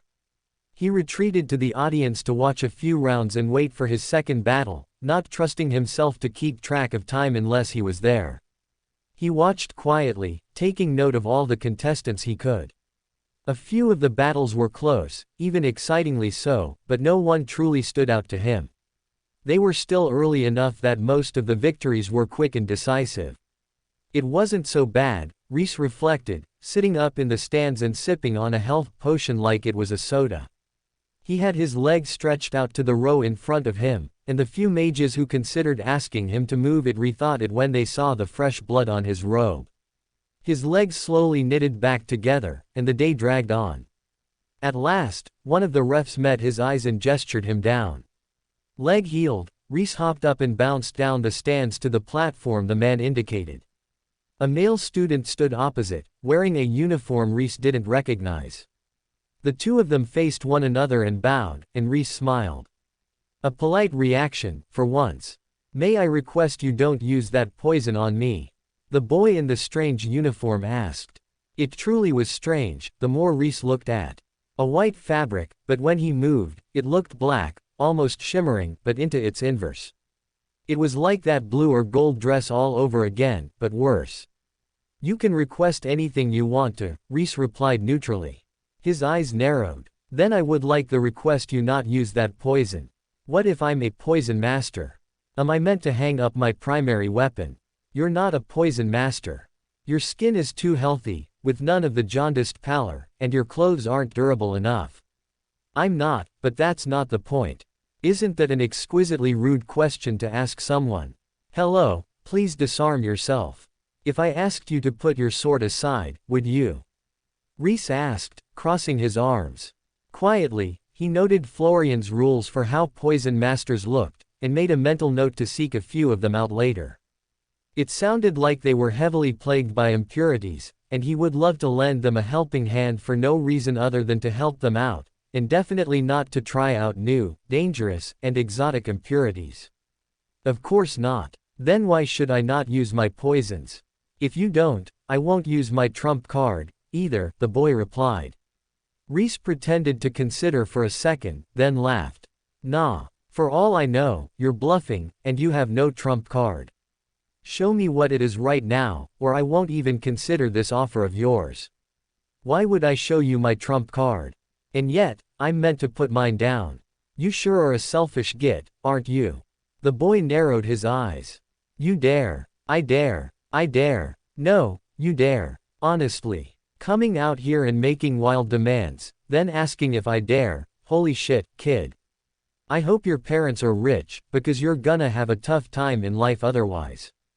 The boy retained his firm stance, looking down on Rhys, but a hint of flush appeared in the tips of his ears. "You dare besmirch the Coyle family. Our noble line has produced mages for many centuries. Oh, so you do come from money. That explains so much." Rhys paused, then looked at the boy in a new light. He leaned in. 10,000 gold, and I put my poisons away." The boy spluttered. An aghast look spread over his face. "You mean to ask for bribes, in the light of day?" "Sure, why not? Come on, it's just 11,000 gold. 12,000, and I put my poisons away. Surely a young master like you can spare a mere 13,000. The boy spluttered again, shocked. Such blatant escalation. "You shameless extortionist. 15,000 gold, and I promise, I won't touch a single poison," Rhys replied. That much would actually make a significant increase in the gold he'd made from the potato chips. At that level, it might actually be worth it. Not that he'd planned to use poisons against this pathetic young master, but he wasn't going to put away his ace in the hole without receiving something in return. What an absurd suggestion. "I would never," the boy insisted. He leaned in. "Are you serious? Do you have 16,000 gold?" Rhys replied. The boy startled. Hurry up. The price is only going to go up. 17,000. Baring his teeth, the boy hesitated, then drew his sword. You leave me no choice. Ah, too bad. Rhys shook his head in disappointment. I really would have put down my poisons for the low price of 20,000 gold. You will mock me no longer. I am more than my father's money. The boy roared, closing in on Rhys. I'm really not mocking you, I just want a lot of money, Rhys replied, drawing his broken sword. The boy scoffed. He swung at Rhys with a telegraphed overhand swing, a smug expression on his face. You think you threaten me, Florian, with a broken sword? I'll have you know that. Gods, you talk too much, Rhys muttered. He swung upwards, activating Trash Intent at the last instant. The sword leapt to life as Rhys parried Florian's strike, then vanished again in the next moment. He raised his brows. It was a heavy blow, but not something he couldn't handle. Compared to Bast or EV, it was downright light. Florian reeled back. He'd put all his strength and weight into the blow, but this Rhys character had countered it easily, with one hand. And somehow with a broken sword, to boot. Florian's brows furrowed. He looked at the broken sword, then at his. It shouldn't have touched. The broken sword was too short to have hit his blade, so how had Rhys countered his strike? Or at least, that's what I'd guess he was thinking, based on his facial expressions. Rhys lashed out, striking at Florian with the broken sword. Florian flinched back. The broken blade whiffed by his chest without striking. Rhys grinned. He hadn't activated Trash Intent, on purpose.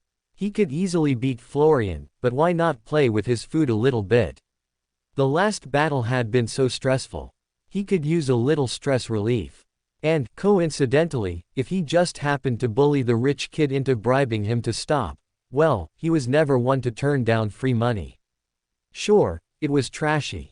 It was outright scum behavior, in fact. But Florian was the kind of pompous rich kid that desperately needed to be taught a lesson, and Rhys was the kind of guy who had lots and lots of lessons to give. He liked to think of it as doing the world a favor, by bullying the rich kid a little bit. If he didn't, no one would, and then he'd end up as the kind of douchey rich-ass scumbag that Rhys hated more than anything. Yes, this was an intervention. An intervention for Florian's sake, yes, a good-hearted effort on Rhys's part to give the child a gentle lesson, but also an intervention for the sake of the entire world. Who knew what kind of bullshit the kid would get up to with his daddy's money in the future if Rhys didn't put a stop to his rich kid behavior now? Besides, if Rhys's guess was right, Florian should be stronger than Sable, if he'd made it to this part of the tournament, but he wasn't. He was much weaker than Sable. He'd been willing to buy Rhys's filth potion from him. Rhys was willing to bet Florian had bought a little more than that, to get here. Florian sneered. Too poor to afford a functional blade. You can't fight with that broken sword. You sure about that? Rhys darted in, jabbing his sword at Florian's chest. Florian hopped back and blocked. Their swords clashed. Florian drew a brilliant blue gem out of his pocket and lifted it high. Come forth, waves of the depths. Wash this peasant back to the slums where he belongs. A cool wind blew. Water splashed out of the gem, hurtling toward Rhys. Rhys dashed to the side seconds before a tidal wave burst from the gem and slammed into the wall of the square. It rebounded and rushed at him from behind, spilling by his legs. Rhys stumbled. Florian turned around and lifted another gem, this one pure white. Freeze, crystal ice. Freeze like the hobos in winter's grasp. White crystals spilled out of the gem. They brushed the water and instantly froze it solid. Rhys jumped, pulling his legs up out of the water milliseconds before it froze beneath him. He expected to immediately drop to his knees, but his hop took him high enough that he had plenty of time to extend his legs and land on his feet. He's not completely incompetent. He was only using items, but if an item could kill, who was to say it was right or wrong to use it in battle? It wasn't like someone could complain that their opponent had brought a sword when they had bare hands. That was just the nature of battle. Money was an advantage, just like skill, practice, and hard work were advantages. He might complain, but hell, being born rich was luck, just like being born talented. Besides, He came from a world where all battle was determined by purchased items, so the idea of invalidating Florian's power just because it came from money made very little sense to him.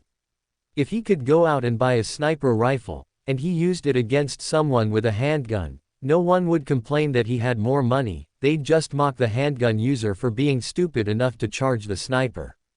No, he respected Florian's right to buy his strength. What he didn't respect was Florian's rich kid attitude. He summoned a piece of pipe to his hand and grinned. It was time to teach this rich kid just how much trash could do. Florian flicked his hand, trading the white gem for a shard of metal. Pierce, needles, like the needles rained down. Before Florian could finish his doubtlessly insensitive statement, Rhys braced himself in the broken ice and pointed his steel pole at Florian. Florian's eyes narrowed, and he braced himself in response, having seen the pole used against Sable. Rhys laughed. You think you're so much better, just because you have a little money. But anyone can kill you, you know that. Anyone. He activated Trash Intent, putting as much speed and power into the activation as he could. It burst forth and smashed into Florian's shoulder. Blue light flashed, then shattered as Rhys pierced through some kind of shield he hadn't even known existed, and a blue stone hanging around Florian's neck shattered. He'd meant for the pipe to cut into his body like it had with his skirmishes back in Infinite Constellation School, but Florian's shield slowed it. Instead, it pushed Florian back. He staggered with the hit, tripping toward the edge, then gripped the white stone and slid over the remaining ice sideways, rather than backwards. In his other hand, he held the needle, and pointed his hand at Rhys. A second flurry of needles crowded the air, flying toward Rhys. He dropped, swapping his pipe for a cauldron, and hid behind it. The needles pinged off the Trash Intent, hard enough that Rhys felt every hit through his mana. He tensed, barely resisting their hits. He had no time to fight back, or worry about his next move. Every piece of his focus and mana had to be put into the cauldron, or else it would disintegrate against the needles. It was his first time using Trash Intent against a barrage attack like this with serious mana behind it. Sure, he'd used it before, but usually against martial artists, where they'd hit his item with one serious blow, maybe even crush the Trash Intent, but that was it. He had to worry about the backlash from a broken intent more than the sustained mana drain of keeping it active under an attack. But now, he had to hold intent while hundreds of needles slammed into it. It was a totally different mana drain and level of effort compared to the single big hit he usually had to deal with against the likes of EV or Synog. He wasn't used to it, and as a result, had no space to do anything but defend. While he defended, Florian pulled a fresh shield necklace from his storage ring and slid it over his head. He clicked his tongue at Rhys. Pathetic. Where's that attitude from earlier? Asking me to pay you to not use your techniques. But look at you now. Totally tied down. Rhys rolled his eyes. Florian was the one to bring up his filth potions first, and besides, if he did use it, he was 100% sure he could win the battle right now. He wasn't using it for two reasons. One, he wanted to teach Florian a lesson, and two, he didn't want to grow too reliant on it, to the point where he couldn't win without using it. It would make him too easy to counter, and there was no point to rely on it overmuch when he had so much else in his arsenal that he'd barely used. Better to treat this battle as a training exercise to test out the limits of his techniques, rather than win it in one hit and learn nothing. After all, he'd already learned new things about how his Trash Intent skill worked when used defensively. If he'd finished Florian in one hit, he would have learned nothing. And there's a third reason: if I rely on it too much, people will counter it, and then it won't be my ace in the hole anymore. Of course, he was still trashy enough to use his sure-kill technique to secure the victory if he was backed into a corner. But no point doing that until he had to, and he still had plenty up his sleeve. He narrowed his eyes at Florian's fresh shield necklace. That was annoying, for sure, Florian having an unknown quantity of shields hidden in his storage ring. Nothing wrong with buying power, and hell, he himself had used the technique of tanking so hard that it drove the enemy insane, dragged their mentality down, and forced them to do something rash that gave him the opening to kill them. He'd done it before in all kinds of games, from card games to hero shooters and everything in between. But it didn't mean it wasn't annoying when Florian used the tried and true technique against him. It'll be easier to ring out than kill him, he thought, but based on how smug Florian was about everything. The boy had already realized that. He was rich, not stupid, even if the two were often synonymous. His smugness indicated that he was at least smart enough that the other young masters at the school weren't able to beat him down for his lack of academic skill, and if anything, the skills he'd used so far, bought though they might be, were used tactically and with great effect. If he'd been fighting someone other than Rhys, they might have worked. He glanced down. His legs bled, pierced through with a dozen needles. During Florian's first barrage, he'd just stood there with the hopes of getting off the steel pipe sneak attack, and paid the price when Florian had a secret defensive shield. If not for Trash Body, this fight would already be Florian's. Until my mana runs out, though, I've got a physical boost. But Florian, on the other hand, had lots of items to rely on. In the battle of attrition, Rhys was the one on the losing side, given Florian's bottomless wealth, and his very bottomable mana pool. Rather than ringing out Florian, which the boy would expect, what he actually needed to do was land one big hit.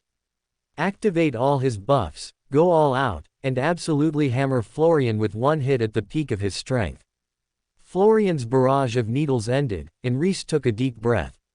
He grinned. It's go time. It's go time. The needles in Rhys's legs left a numb, tingling sensation there that he almost hadn't felt at all through Trash Body. They were poisoned. No, not just poisoned, the entire needle was made of poison. Or in other words, impurity. Rhys released his cauldron's trash intent and drew in strongly, and the needles sucked in through the holes in his legs. Florian stared in shock, and a few members of the audience sat forward, not that Rhys noticed. He was too busy dashing, not toward Florian, as the boy had expected, and thrown up his arms to block the surely oncoming attack, but toward the other needles, scattered over the battlefield and mixed in with the shattered ice. His trash step activated, but that wasn't his purpose. He slapped his hand down on the ice and drew it into his core along with the scattered needles. They'd been discarded in the battle, therefore, they were trash. The needles, too, were impurities, which made them doubly trash. The debris on the field vanished. A single chain remained behind, the shield necklace Florian had discarded earlier. Rhys snatched it up and tried using trash intent to bring back the gem and its function. The gem reappeared, no problem at all, but when he tried activating the shield, mana vanished from his core at a terrifying rate. Startled, Rhys quickly deactivated the trash intent. Was it that the shield was too powerful for his trash intent to replicate, or was it that replicating magical effects of items through trash intent, as opposed to just replicating the item itself, was the prohibitively expensive part?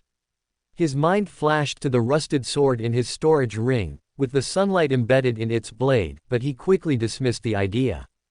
The shield necklace was doubtlessly less powerful than that relic, not to mention that the relic was one of a kind. He wasn't going to test whether he could reactivate that magical effect through trash intent until he was sure he could reactivate magical effects through trash intent. Though, to be fair, the fact that trash intent had drawn on his mana at all when he'd tried to reactivate the magical effect suggested that trash intent had the capability to replicate magical effects.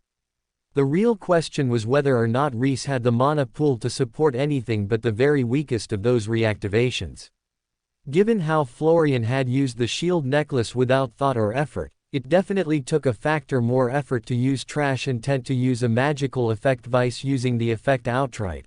On the other hand, it might be that he had to recreate the enchantment via trash intent, which cost more mana to start out with compared to activating the necklace, and that might be the bottleneck.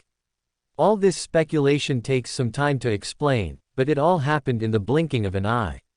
Rhys gripped the necklace tight, then absorbed it, opting to use it as trash rather than save it to try to reactivate the magical effect later. He wasn't the poor scum Florian took him as, but instead, the nouveau riche kind of trash. The price of a shield necklace was nothing to him. He only hadn't bought one himself because the ones in the market seemed flimsy, unlike Florian's, which stood up to his powerful attack.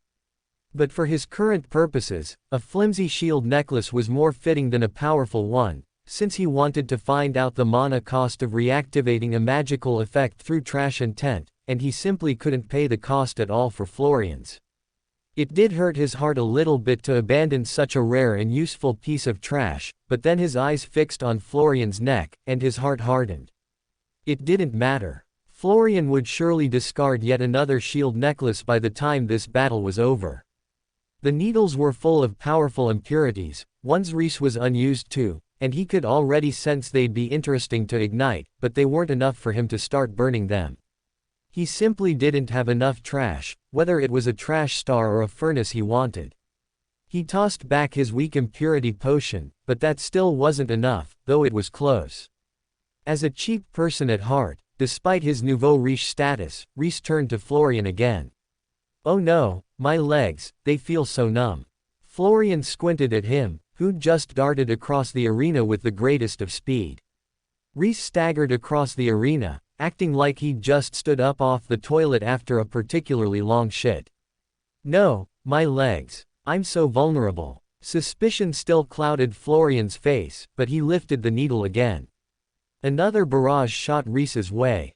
Rhys's numb legs suddenly regained feeling, and he jumped into the air, backflipping away from the needles.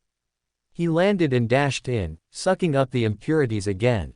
"You are a poison master," Florian accused him, holding the needle back as though Rhys might go for it. "No, I'm not. You said it yourself," Rhys responded. He went back to staggering across the field outside of Florian's melee range.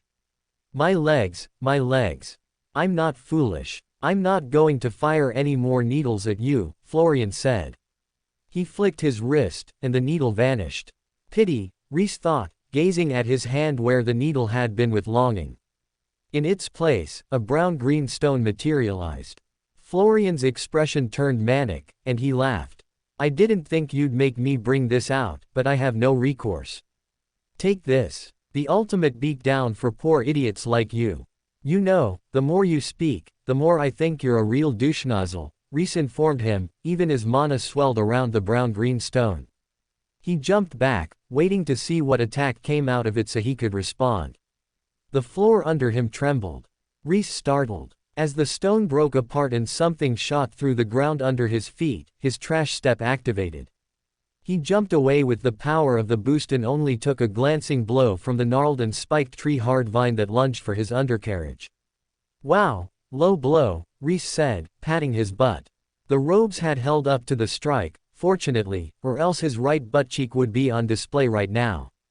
As it was, his ass smarted, and a few prickles on his leg where the spines had scraped past warned him of poison in the form of delicious fresh impurities. The vine retreated, and he sensed its mana curling around underground, seeking after him to strike again. He looked at Florian. "That 1,000 years move is crazy outdated, man. It's just sexual assault nowadays. Aren't you afraid you'll get cancelled?" Florian only laughed. "What's wrong with attacking my opponent's weak points? You're the fool for not armoring the places you're vulnerable." Rhys scooted over to the broken stones where the vine had shattered through the floor and absorbed the debris, aka trash, they'd left behind. He had enough impurities, now, to burn them, but he didn't have quite enough for a trash star. He looked at Florian and considered his shield amulet. He didn't want to just beat the man, he wanted to teach him a lesson. Florian needed to learn what happened when he attacked a man with nothing to lose, and Rhys had a double serving of humiliation right here, ready to serve up. No, no, no, not humiliation, humility. Yes, yes, I'm doing him a service. He nodded to himself, then drew a filth potion and sucked down another big sip. A trash star was a momentary boost, a big hit that would doubtlessly break Florian's shield and wring out the man at the same time, if not outright leave him with a mortal wound. Burning impurities, on the other hand, gave him a sustained boost that would be just enough to trash Florian for a while. So, as the vine punched through the ground under his feet, Rhys activated the impurities. The fire surged up, and the impurities hit. Time slowed. The vine moved in slow motion, hurtling toward the crux of his legs. Rhys stepped back, neatly sending the shattering rock into his core to burn with the rest of his impurities. The vine grew, but slowly. Rhys swept his sword at it, casually activating his trash intent as he did so. Mana resisted his cut, but he overwhelmed it with his impurity-boosted power. His sword severed the vine, and the top half of it fell away. Florian's mouth opened in shock. He stared, startled. Before Florian could even finish reacting, Rhys slashed twice, 3 times, then scooped up the pieces of the vine and fed them into the impurity furnace as well. Black smoke billowed up behind him, and he let out a long sigh. He'd been using the trash stars so much recently that he'd forgotten how good this drawn-out boost felt. The rock in Florian's hand shattered. Florian's face twisted in disgust, and he threw it away. Rhys's body moved without him prompting it to, purely on instinct, and he dashed to Florian's side and scooped the shattered stone out of the air, instantly sending it to the furnace. Florian startled and hopped to the side in shock, but to Rhys, in his sped-up state, it was as though Florian were moving through water, and he, through air. He hammered a kick into Florian's hips and sent the boy rolling across the ground. Florian's shield shattered. Rhys dashed in. He loomed over Florian. Florian instantly equipped another necklace seconds before Rhys stomped on his head.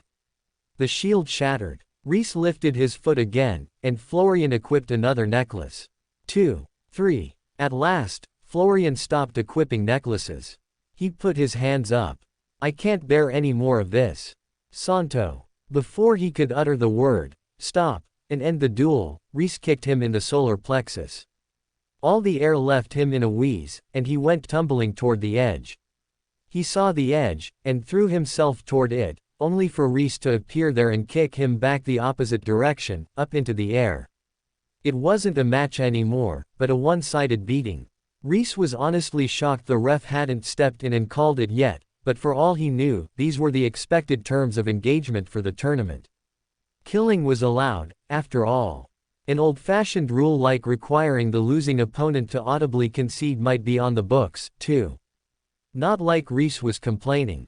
He was happy to give this young master a beating with no sidekicks, bodyguards, or parents able to intervene. Flying through the air, Florian shouted, "Icons!"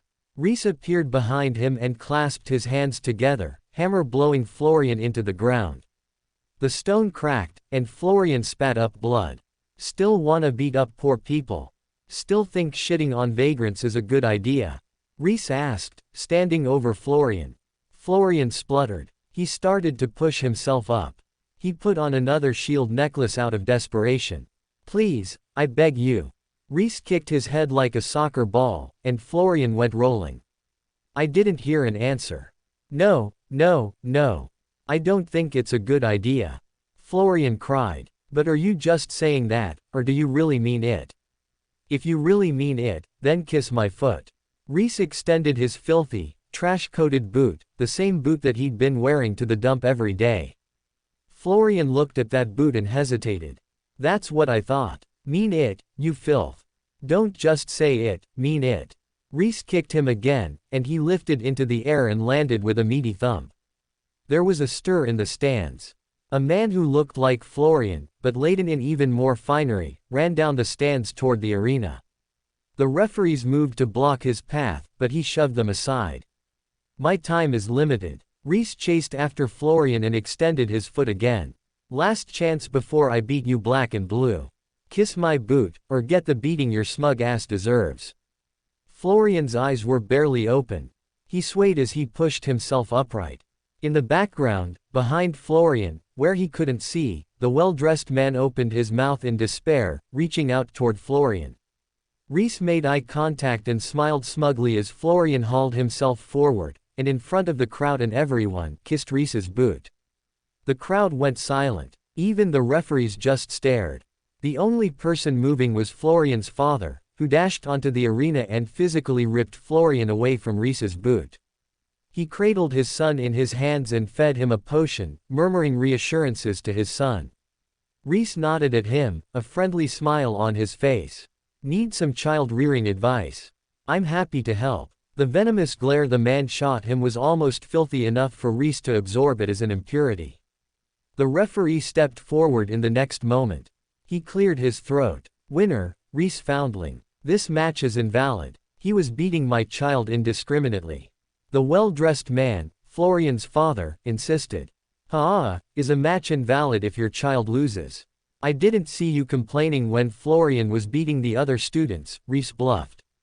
He didn't know that Florian had one-sidedly beaten his opponents. Honestly, Florian hadn't stood out enough for him to actively watch the kid, but given the way he'd instantly tried to overwhelm Rhys and spent the entire battle talking down to him, it would surprise him more if Florian didn't beat his opponents half to death.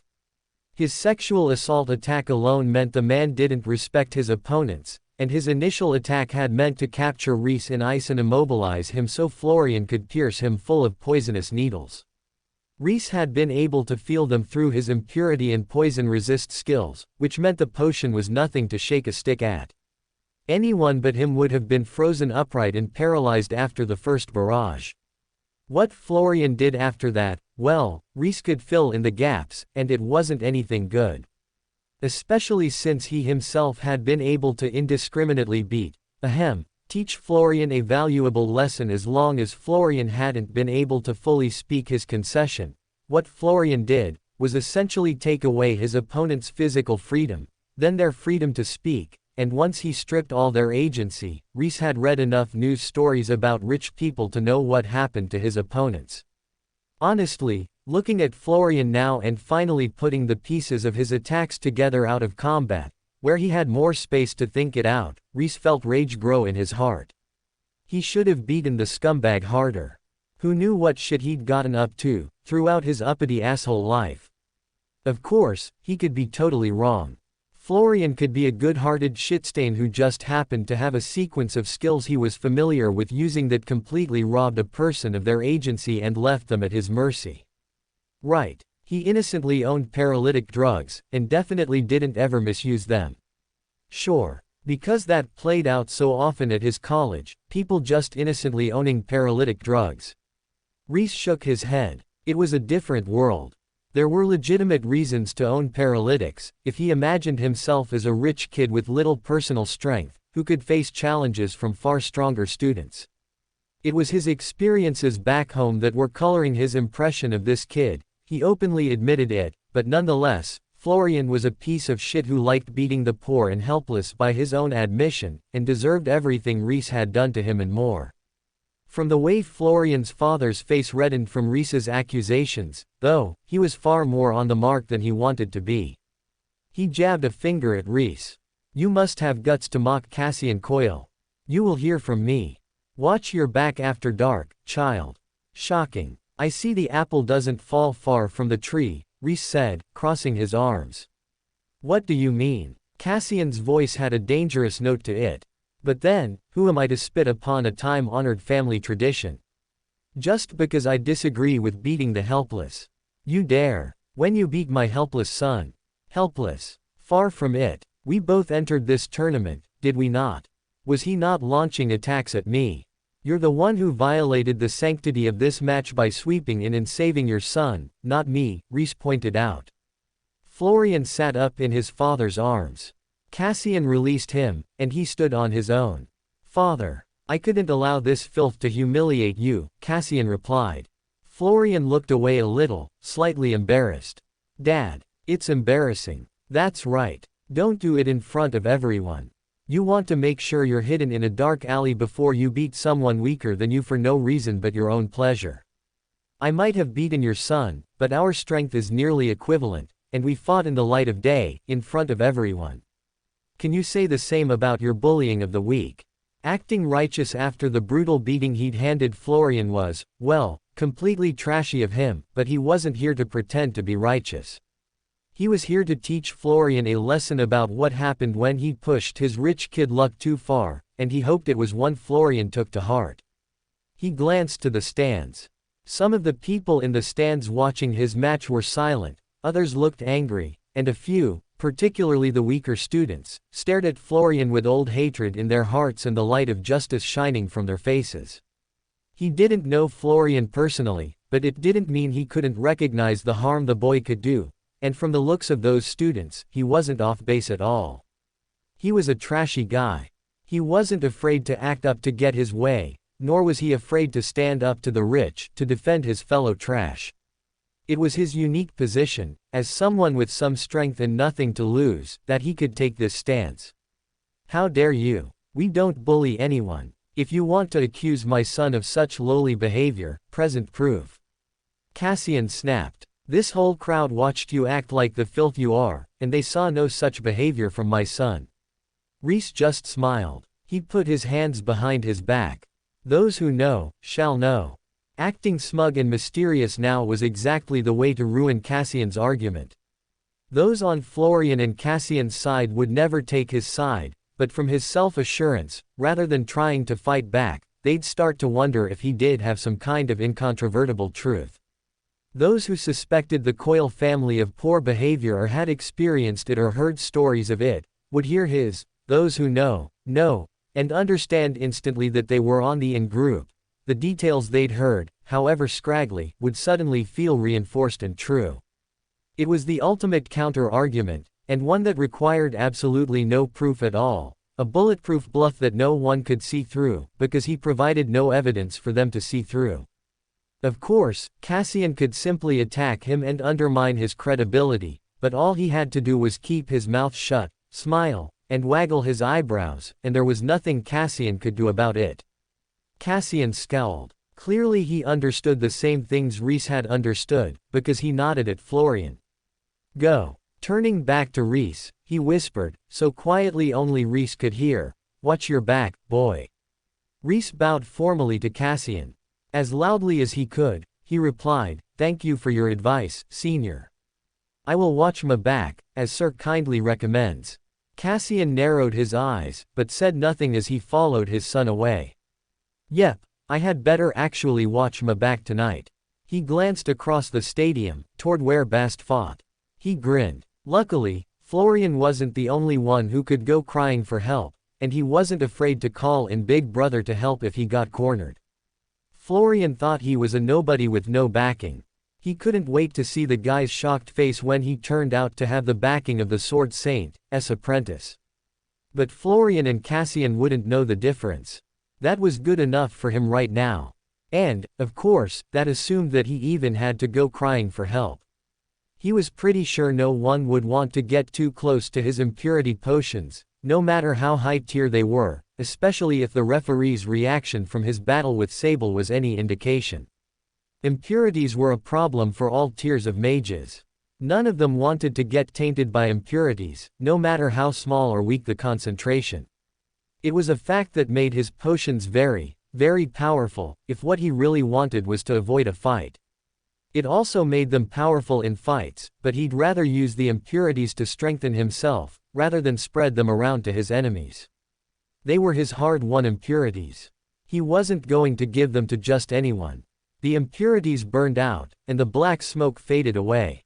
Rhys put all his weapons away and drew out his healing potion to take a few sips. His legs were riddled with holes, and he had plenty of bruises and frost issues all around. He needed to heal a little before leaving the arena in case anyone came backward. It was going to be difficult to keep up the potato chip business while someone was watching over him, but then, that hadn't stopped him when it was Mouse, and he didn't intend to let Cassian stop him, either. He was willing to bet Cassian wouldn't follow him all the way back to the trash pit, and if he did, then Rhys welcomed a fight on his home turf. Make things easier on him, if he was surrounded by trash when he fought. Not only would it allow him to use even more free-form melee weapons, but he'd be able to power up at a moment's notice. Sitting there, with nothing better to do, he pulled up his status screen. Rhys Foundling 15 Core Formation Tier 2. Title: Trash Born. Skills: Hunger Resist 15. Survivalist 33. Pain Resist 50. Scavenging 38. Less is More 46. Sewing 12. Blow Mitigation 29. Self-Regeneration 35. Mana Manipulation 23. Improvised Weapon Proficiency 15. Heat Resist 18. Acid Resist 24. Impurity Resist 32. Poison Resist 20. Cold Resist 16. Alchemy 10. Herbalism 11. Speed Reading 14. Bluff 7. Enlightenment 5, Speed Picking 7, Forging 6, Crafting 8, Disguise 19, Path, Trash Intent 14, Trash Body 10, Trash Aura 5, Trash Step 9, Trash Manipulation 11, Trash Enchanting 4, Trash Talk 8, Enlightenments, Trash Life, Cornered Rat. He pinched his chin and nodded, pleased with his progress. He'd grown more or less across the board, and made significant improvement on a lot of skills important to him in his path. His skills were all growing in powerful ways. He was getting stronger. The path skills were growing much slower than the other skills, but now he was sure that a few levels in a path skill meant much more than a few levels in a non-path skill. He'd been training his path a lot lately, but only gained a few levels, whereas his ordinary skills had climbed significantly despite him not particularly focusing on them. Still, the amount by which his skills had gotten better indicated to him that they'd all been growing well, whether path skill or not. The matches wound down. Rhys's leg healed, and he vanished to sell Chips's arena for a bit, during which he sensed no one in particular watching him or coming for his rear. It probably took some time to coordinate a back attack. He got it, so he probably wouldn't have to worry about the revenge attack until tomorrow. Once more, his chips sold out, and so he stowed Rena and headed back to the arena for the last few matches. To his surprise, the stadium was still full, despite the last few matches petering out, and not a single interesting battle amongst them. Rhys listened as he climbed slowly back to his seat, until he finally overheard the conversation he wanted to hear. "Coming tonight. I thought it was just a rumor." "No, it's true. The Empress is making an appearance. She's supposed to give a speech to kick off the final rounds of the tournament." Rhys raised his brows. The Empress herself. Interesting. Not shocking that Purple Dawn Academy would invite the figure pressuring their region to make a speech. In fact, it would probably be disrespectful if they didn't. No, he was surprised that she had accepted, and not only that, was willing to make a public peaceful appearance before what he assumed was the unstoppable hostile takeover, also known as invasion. Then again, if she really was more powerful than anyone here, and not only that, but had the ability to rip anyone's core out of their body, what did she have to fear from a public appearance in a place that likely hated and feared her? They had no counter to her power. If she wanted to take over, what could they do but ease the transition? They could, and should, fight back, but if the Empress was half as strong as Rhys's impression of her so far, it would be a hopeless battle, at least for the initial strike. Maybe they could pull an American Revolution and do a bit of guerrilla fighting against the Redcoats, assuming her forces were stupid enough to march in formations, but given how mages fought in general, Rhys highly doubted they'd be facing regimented lines of riflemen. Then again, maybe the Empress was less powerful than her propaganda made her out to be. Maybe she was the woman behind the curtain, so to speak. He highly doubted it, but all things were possible. Tonight, very soon, apparently, he'd have his first chance to encounter her.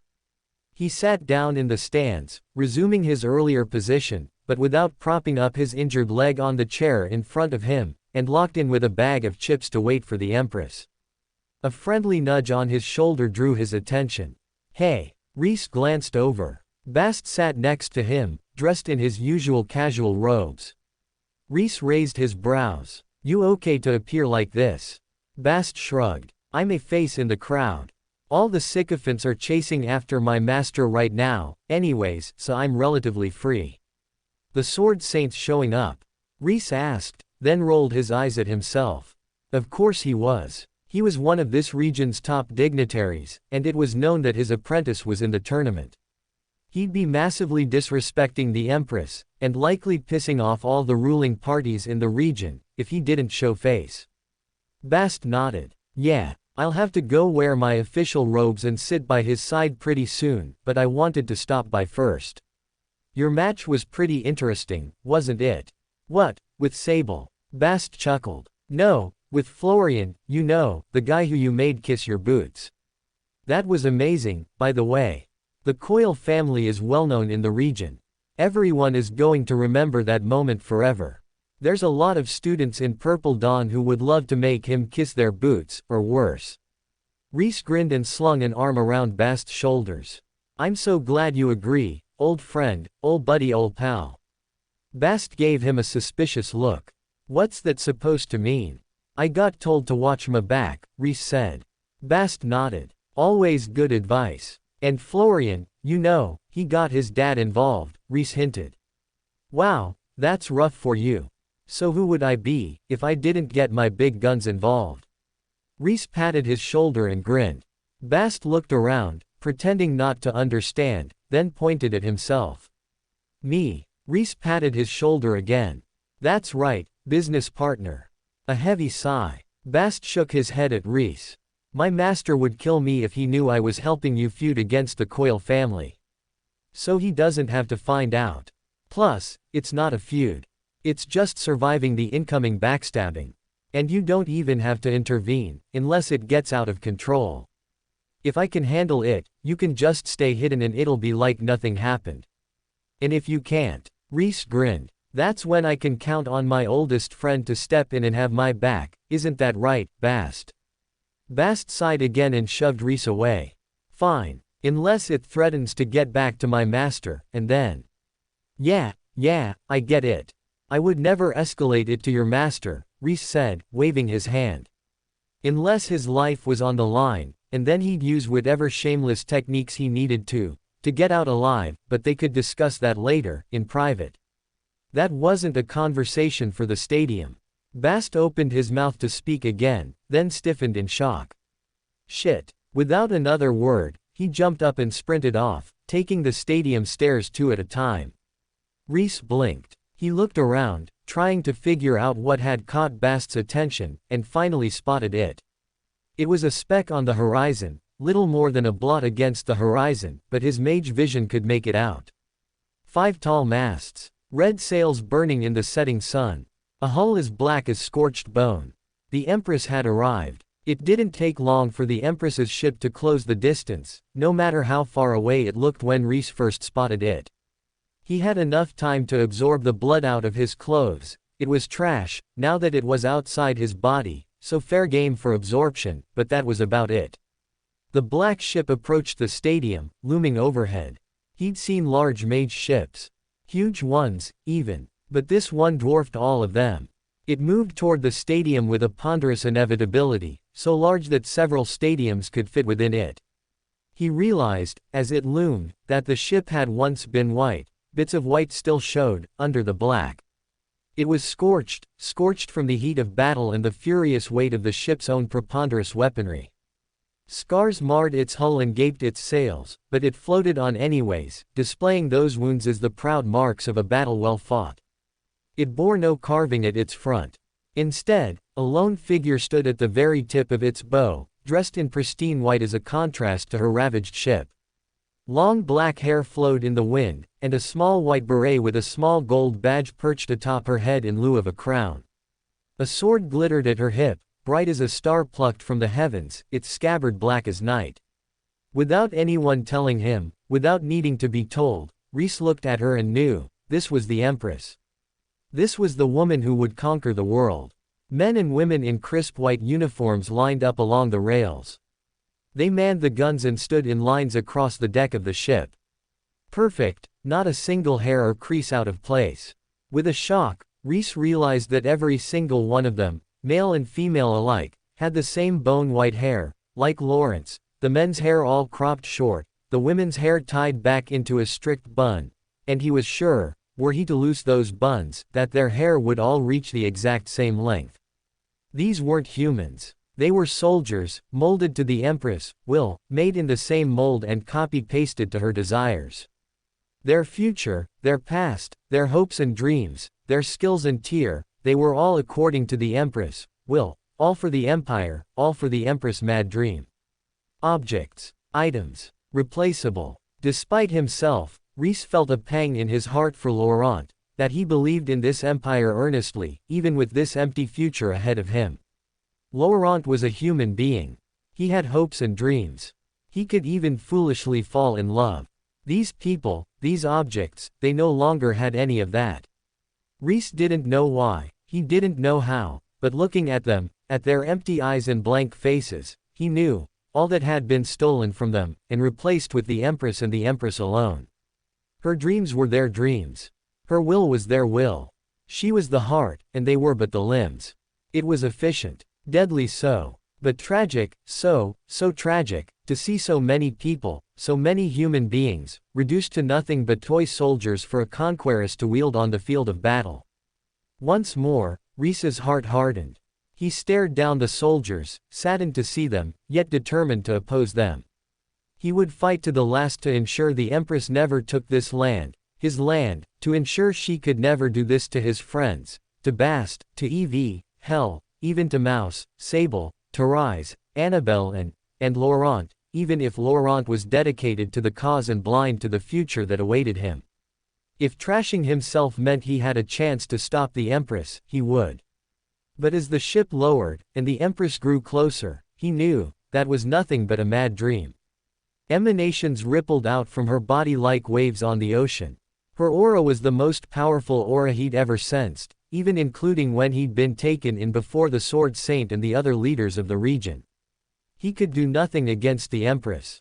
Hell, he wasn't sure anyone in this region could do anything against the Empress. The Empress was absolute. She was untouchable, unassailable. A sharp sensation slashed over him, and Rhys startled. He blinked, looking around, and caught sight of the Sword Saint, standing on a platform across the stadium, a familiar masked figure at his side. The Sword Saint's aura slashed across the stadium, cutting through the Empress's wave of influence and beating it back, denying it, and breaking her hold on the minds of everyone around her. All around the stadium, mages looked around, blinking awake and sitting up as the Sword Saint's aura cut them out of their trance. Rhys shook his head and rubbed his forehead. Her aura was enough to brainwash people at his level. Insane, utterly insane. Things weren't as bad as he'd thought under her influence. The Sword Saint could oppose her, for one, but he'd be a fool to take her as a foe he could best.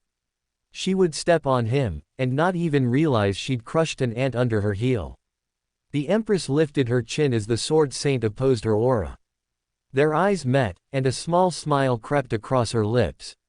"What are you doing here, Luke Scion?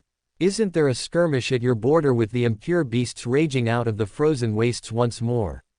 How irresponsible, to see you here." The Sword Saint didn't blink. "I couldn't be so disrespectful as to not greet your eminence." She clicked her tongue. Gently, she reprimanded him, "I'm but another mage. See to your responsibilities, first."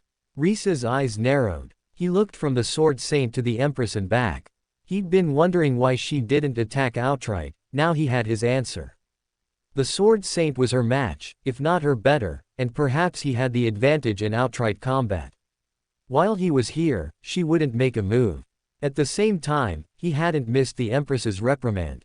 He'd thought, just a moment ago, that she wouldn't make a move, but that was wrong. She had already made her move, a check, meant to draw their side's knight away from the king, so she could checkmate their regent.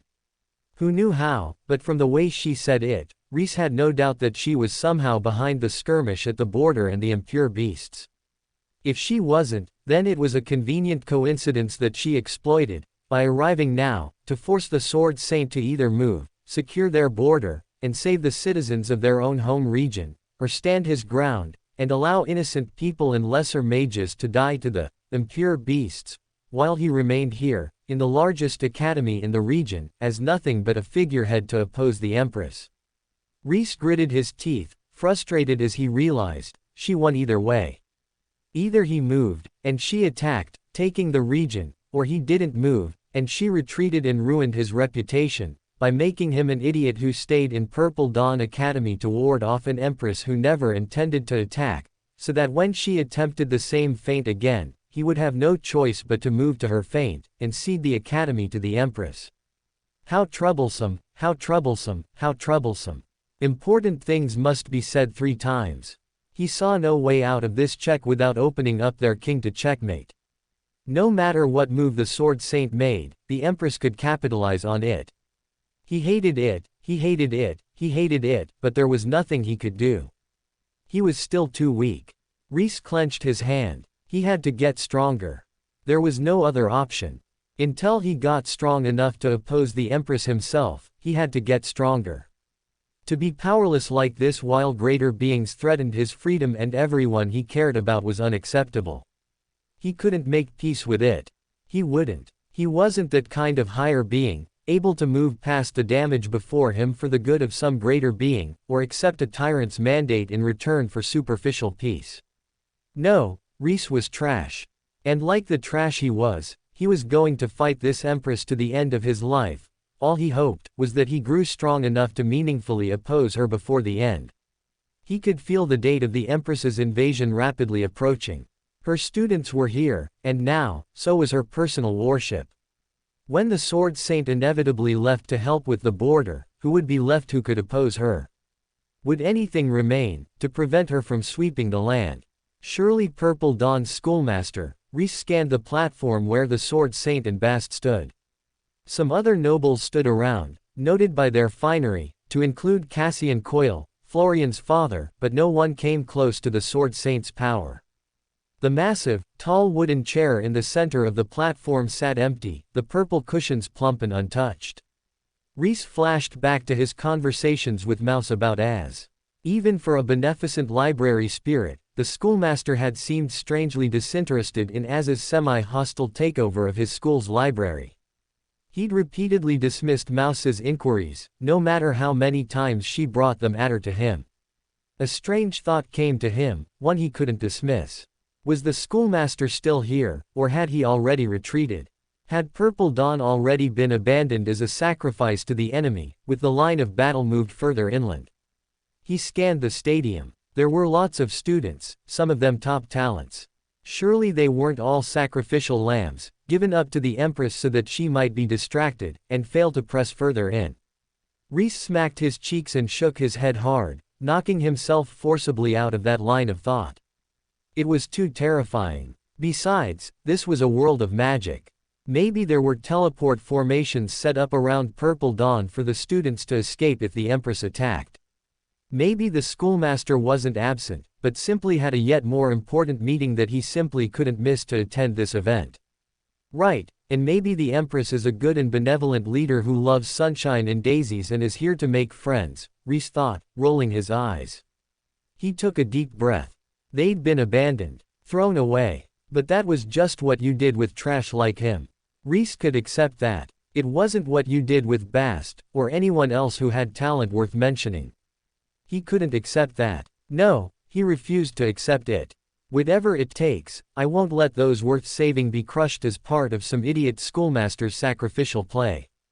Maybe the schoolmaster was willing to sacrifice a knight or two and a few rooks, but that didn't mean Rhys had to play along. The Empress turned to the stadium as though she'd just now noticed her audience. She smiled. Pure black irises blended into her pupils, and no empathy reflected in her eyes. What an honor it is, to stand before you, people of this region, and speak to you as an equal. I know my country has long been closed to the world, but it is time to change that. I seek to know you better, and learn from this region, as I hope you learn from me. She continued on, blabbering meaningless political bullshit. Rhys heard none of it. He stared at her warship, at her men, and vowed in his heart to never let any of that come to pass in his region. The most valuable thing to him was his freedom, and there would be no freedom under the Empress's regime. No freedom, and no future. When the attack came, he would make sure Bast escaped to safety, whether Bast wanted to or not.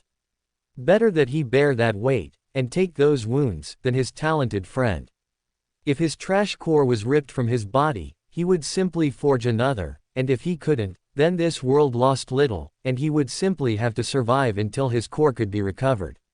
If Bast lost his core, then the world lost a great asset and an irreplaceable talent.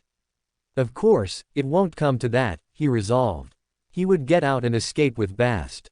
He was more than trashy enough to ensure he got out in time.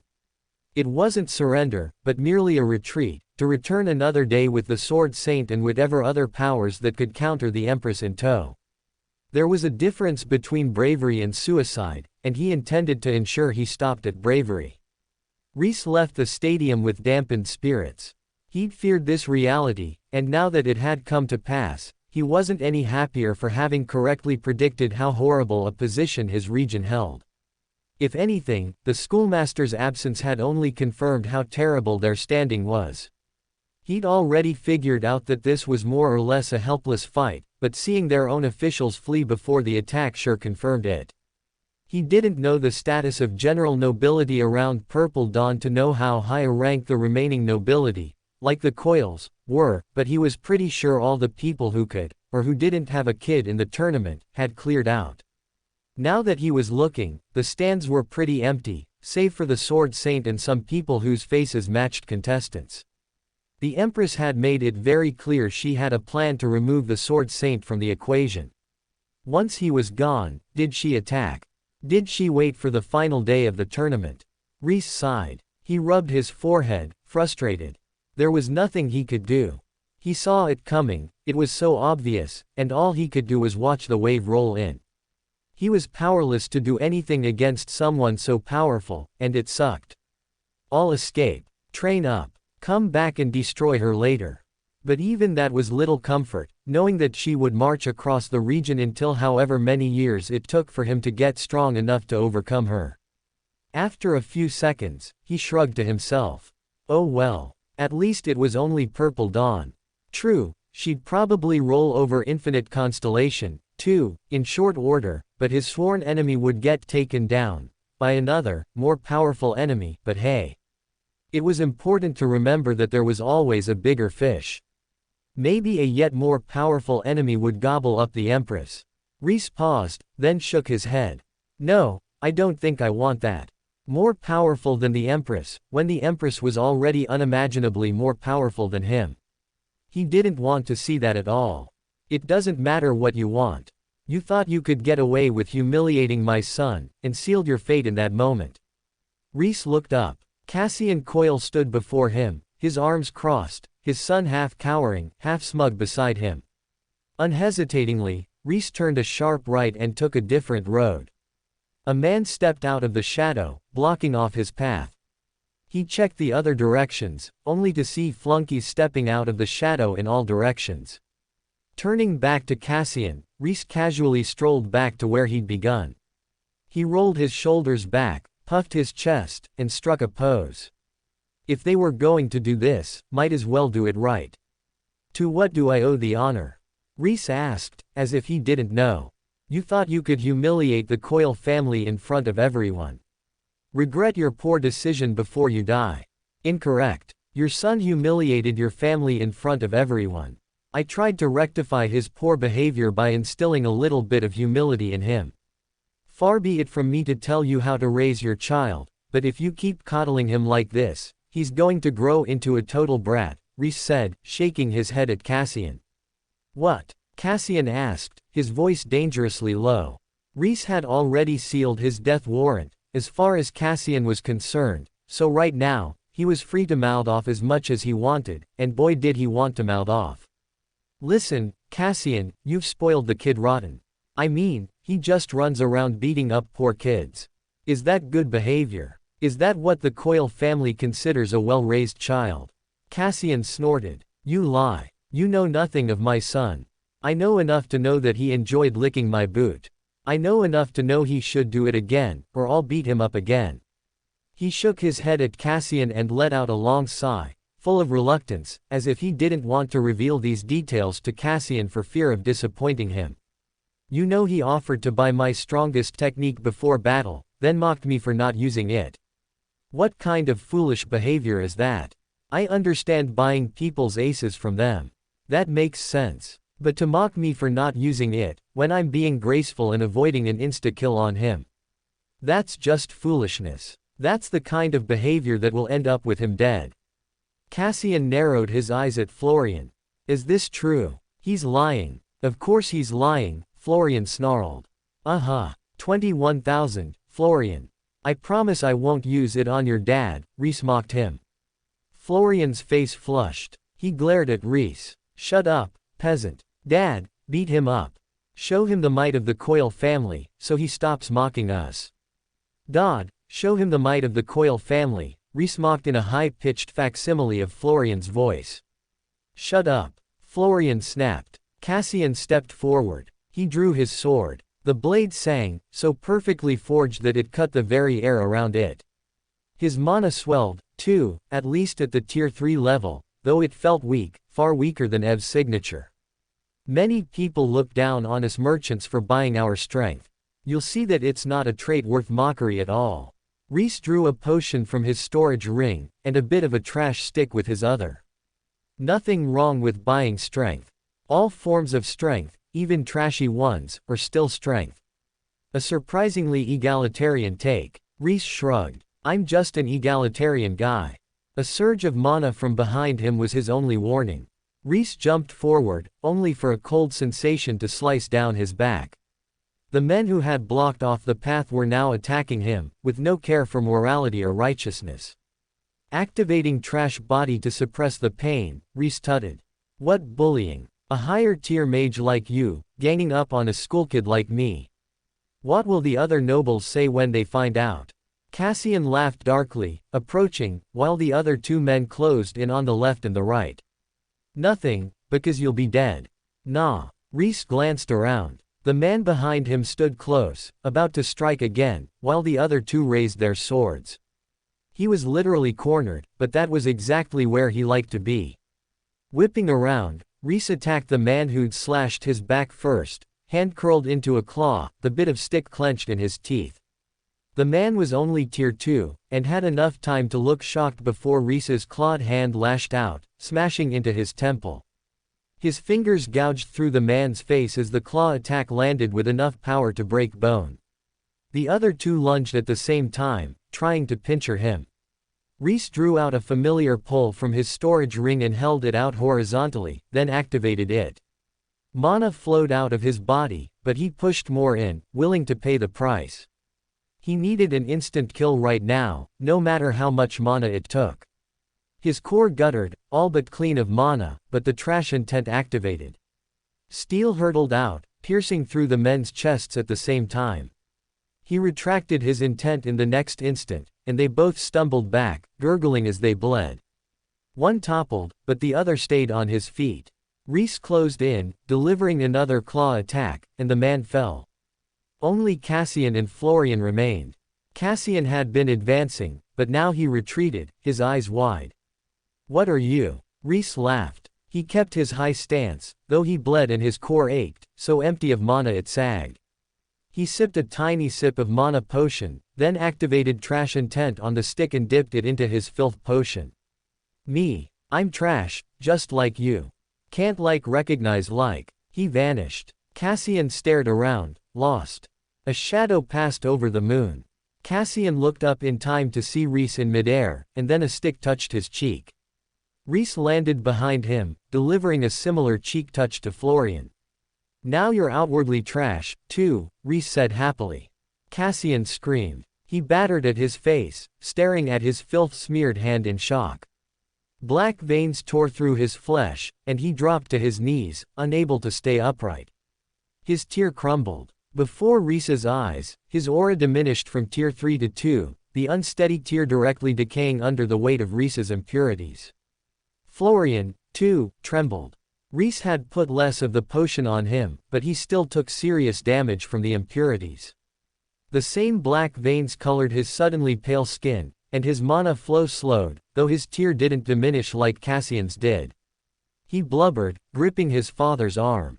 Please. I have so many impurities, father, surely you can fix this. Get off of me, you slime. Useless parasitic child, how dare you sick a demon like this on our family? How dare you aggravate someone so above your strength? Bow down and apologize to him, apologize for our whole family. Cassian barked. Florian stared at him, betrayed. Father. Cassian smacked him on the back of the head, forcing Florian to his knees. Lick his boots. Do it again. Lick them clean this time. Whatever it takes to get him to forgive us. Rhys watched all this with raised brows, taken aback. He hadn't really expected this strong of a reaction. Honestly, he'd planned to poison them a little, let the impurities knock them out, then retrieve his precious impurities and leave. This whole groveling thing was beyond his calculations. A moment later, he shrugged internally. Whatever. It wasn't like he was against getting groveled to. And a little more boot-licking would only do Florian good. He extended his foot and planted his hands on his hips. That's right. Lick it. And you, too, Cassian. Florian wrinkled his nose. Never again. Isn't that what you told me, father, father? Cassian dropped to his knees and licked Rhys's boot without the slightest hesitation. Please forgive me and my child, Potion Master. He didn't know he angered a hidden master like yourself. Can you find it in your great and magnanimous heart to forgive us? A hidden master. Rhys's brows raised a little higher. How did trash like him get mistaken for a hidden master? Then again, if this was how hidden masters got treated, he wasn't against getting mistaken for a hidden master, especially if it meant Cassian would be too afraid to try revenge a second time. Florian stared, frozen in disbelief as he watched his father lick Rhys's boot. His eyes were wide, and he sat absolutely still, afraid to move, afraid to retreat or advance. No, no, he whispered softly, almost to himself. He looked at Florian and pointed at his other boot, waggling his brows expectantly. Hesitantly, Florian lowered himself. He extended his tongue, then flinched back.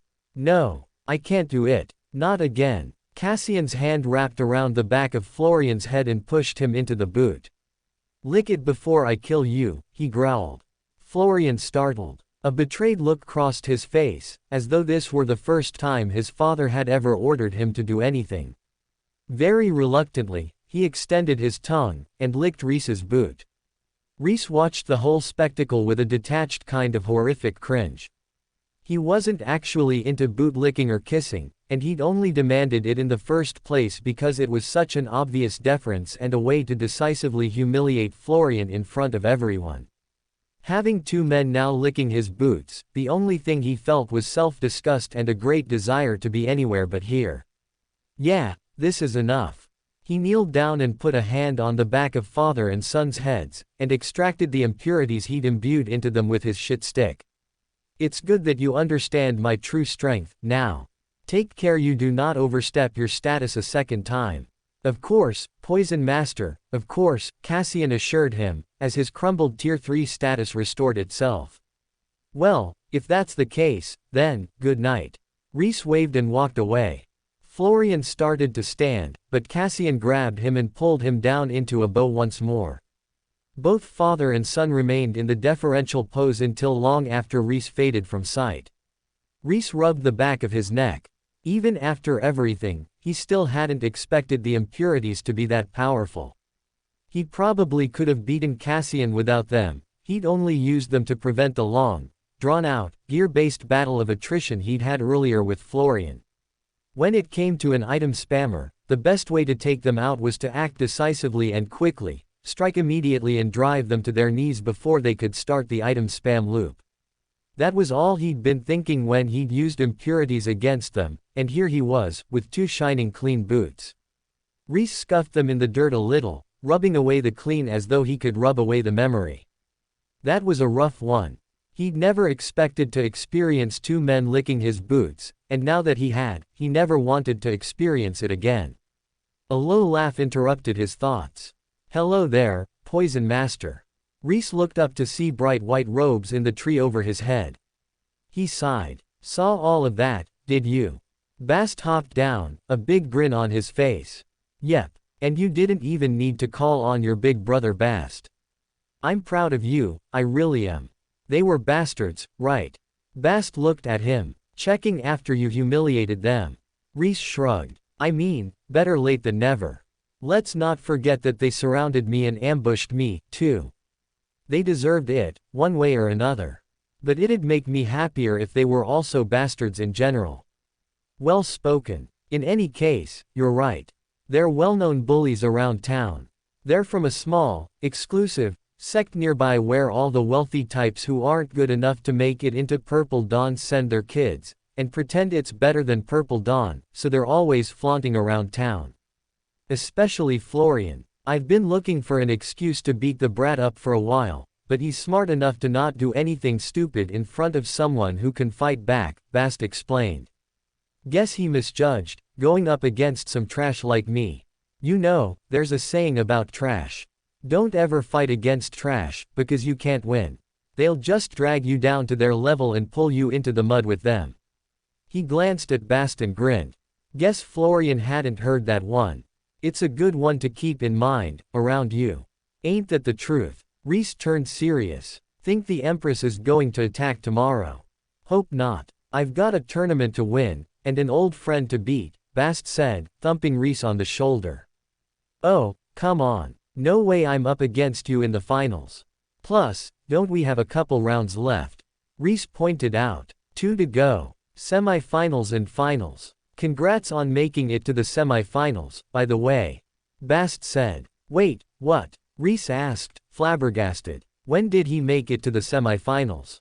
Bast laughed aloud at Rhys's startled face. You really didn't notice. Today was the quarter-finals. How the hell was Florian in the quarter-finals? Rhys asked aloud, shocked. Bought his way there. That makes a lot of sense. They walked on in silence for a few beats. See you tomorrow. Yeah, I'm bringing my all, so don't hold back. Bast chuckled. Against you. Never. The two parted, taking their separate paths to their dorms. Rhys awoke to sunlight and the chattering of birdsong. He jumped to his feet, startled. 2 days in a row of sleeping. That was absolutely luxurious. He laid back on the floor and stretched, feeling the warmth of the sunshine on his face. True, the mattress was still wet, so he couldn't enjoy the incredible luxury of sleeping on a bed, but for his mage body, the floor might as well be equivalent. He hadn't only slept last night, of course, but since he'd focused on absorbing as much of the trash pit as he could and refining his body with trash stars, he hadn't had to spend the rest of it awake making potato chips. It was a waste not to sell them at the finals, but to be honest, he hadn't expected to make it to the finals. Now that he was here, he wanted to give them as good a showing as he could manage, and that meant focusing his all on his current strength and raising it as high as he could, rather than focusing on making money.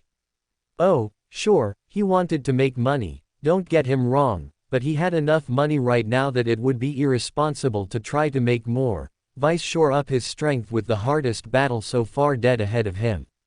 He'd also brewed up replacement filth potions and taken care to fill his body almost full of impurities, so that he could ignite them in the middle of battle without having to scramble over the field. He'd done the right thing day 1, but forgotten day 2, and paid the price against Florian. True, he'd been able to bear that price, but now that it was semi-finals, his opponents wouldn't give him the opening to mess around with gathering garbage. Especially not if he faced Bast in the finals, not that he expected to. At the end of the day, he was still Trash, and it would be a sad tournament if Trash made it all the way to the end. As for the other tiers, they were progressing well. Evie had made it to the semi-finals of the Tier 3 tournament, as had Annabelle, his costuming sugar mama, and Rhys didn't know who to root on more. On one hand, he'd learned so much from Evie, but at the same time, she'd beaten the crap out of him repeatedly. On the other hand, Annabelle was soft and sweet and gave him things for free, but she was the enemy, from a different school. He compromised and decided he would cheer on Evie, and Rena would cheer on Annabelle. He didn't recognize anyone in the Tier 1 battles, not that he'd expected to, that is, except for Ernesto's students. Hano got pushed out early when she was unable, or unwilling, to use her curse powers in a sanctioned duel. Victor had apparently not made the qualifiers, which didn't startle Rhys, and Mia put up a good fight, but dropped out before the semi-finals. Only Walter remained, and from the confused looks he shot Rhys's battles every now and again, he didn't quite understand why he wasn't facing Rhys in the semi-finals. Guess I'd be confused too, if I was on the brink of reaching Tier 2, and yet some trash tier talent ascended to Tier 2 before me, Rhys thought with a shrug. That wasn't his problem. Walter had to cope with that, not him. He could just laugh at Walter from over here in the Tier 2 battles, and there was nothing Walter could do about it. He'd gotten up early enough this morning, and hopped out the window of his own volition. He scanned the ground to make sure no back-watching was required, but it seemed Florian and Cassian really had given up on their petty revenge. To be fair, he had almost ruined Cassian's magehood altogether, so he got it, but he really hadn't expected the impurity potion to frighten them to that extent. It was just a little bit of impurities. He could drink that much for fun. Hell, it was barely enough to be worth burning nowadays. Were his impurity potions really that potent, that a tier 3 mage would call him a poison master? He thought back to Infinite Constellation School, where Sorden had warned him not to use his buffing impurity potion against another student. She'd mentioned something about being a potion master, no, a poison master in a low-level school with the kind of impurity potion he'd brewed. True, this was a lesser potion, one that didn't threaten to eat the glass of the container that held it too much, anyways, but it was still a lot of impurities for an ordinary mage, it seemed. He glanced at the potions in his storage ring, then shook his head. He'd only use them if he had a good reason to, if his life or the life of someone dear to him was in danger. They were too dangerous to use randomly, not just because of their horrific effectiveness, but also because of the threat of random backers popping up to demand to know why their bloodline's talent had been ruined. Cassian was a great example of this, showing up to attack Rhys after Rhys bullied his son a little. If Cassian had had someone behind him yet more powerful, and Rhys had left Cassian and Florian crippled, then how would he fare against someone at the tier 4 or 5 level? Putting aside whether the potions would work on them, he was pretty sure he couldn't possibly move fast enough to strike a tier 4 or 5 with a stick, which meant he'd never be able to apply the potion in the first place. It was a sobering thought. He should treat the potions like guns. Unless he wanted his opponent dead, and he was 100% sure his opponent didn't have a buddy with a sedan with stolen plates and the willingness to swing a drive-by on Rhys, then the potions should only be used as a last resort, and swiftly removed from his opponent afterward. In the semi-finals, he wouldn't use them. And in the finals, well, there was absolutely no way Bast wasn't in the finals, and he had absolutely no interest in harming his friend, so the potions were right out. But that was fine. He wasn't a potion master, and he had plenty else in his arsenal. After the last few days, the stadium felt familiar, almost friendly. To his surprise, he felt a soft brush at his ankles, and looked down to find Az there. The cat purred and reared, landing his paws on Rhys's knee. Rhys picked him up. Didn't want to miss the finals, did you? No. Rhys startled. Wait, you can talk as a cat. You can talk as a human. Az yawned. I've spoken to you like this before. Rhys opened his mouth, then closed it. That was right, Az had. How had he forgotten? Right after he'd hidden in the library from Synog, right before, shameful memories welled up, and he pushed them down. Honestly, if he'd known then that Az was strong enough to pressure both Aquari and Purple Dawn's schoolmaster into looking the other way, he wouldn't have dared asked him to, nya pose. Then again, it wasn't like he'd seen a second cat person since he'd gotten here. A man had to shoot his shots. Az suddenly smacked him. Rhys jumped. Ow. What? I suddenly thought that you're a man who should regret things more, Az said. Rhys glanced at him. You know about the Empire, don't you? Az was generally a happy cat, and typically spent his time in Rhys's hold purring, but at that, the purr cut off. He turned, giving Rhys a look. Of course you do. What am I talking about? Rhys quickly corrected himself. The purring resumed. Come to think of it, Az could somehow talk and purr at the same time. Rhys looked at him, then decided not to ask about it. It was a happy miracle. They're bad news. I've already gathered all the books I can, and I'll leave soon, Az said. What? They're book burners? Rhys asked. He wasn't really surprised. It was usually part of the opening salvo of any repressive regime to wipe out evidence that anything better than the regime could possibly exist. Worse, they take them and lock them up where no one can get to them. When a book is burned, at least its knowledge returns to nature. A locked book rots, with no one and nothing to see it. Az rolled over, tempting Rhys to pet his belly, though Rhys knew better than that. I've known the Empire was coming for far longer than you, boy. I've invaded all the libraries they're likely to crush and taken the most important works from them. My preparations are almost complete. What about yours? Preparations? I don't even have a way to flee, Rhys said, laughing. Even if he bought some kind of flying ship or object, which would take all the money he'd made, if he could even afford any of them, the slowest, poorest of them wouldn't move fast enough to outrun the Empire's ships. He was committed to this, to whatever happened. There are preparations. But you're too lowly to be included in any of them. Your friend, though, he should be fine. Bast. Az said nothing, which Rhys took as a confirmation.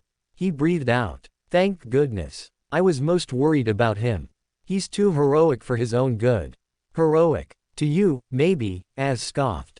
Rhys frowned, looking down at the cat in his arms. What's that supposed to mean? Az rolled back upright. He clambered up Rhys's arm to perch on his shoulders instead, and whispered directly into his ear, "The boy has a cruelty in him. Have you ever wondered why he has no friends at Purple Dawn?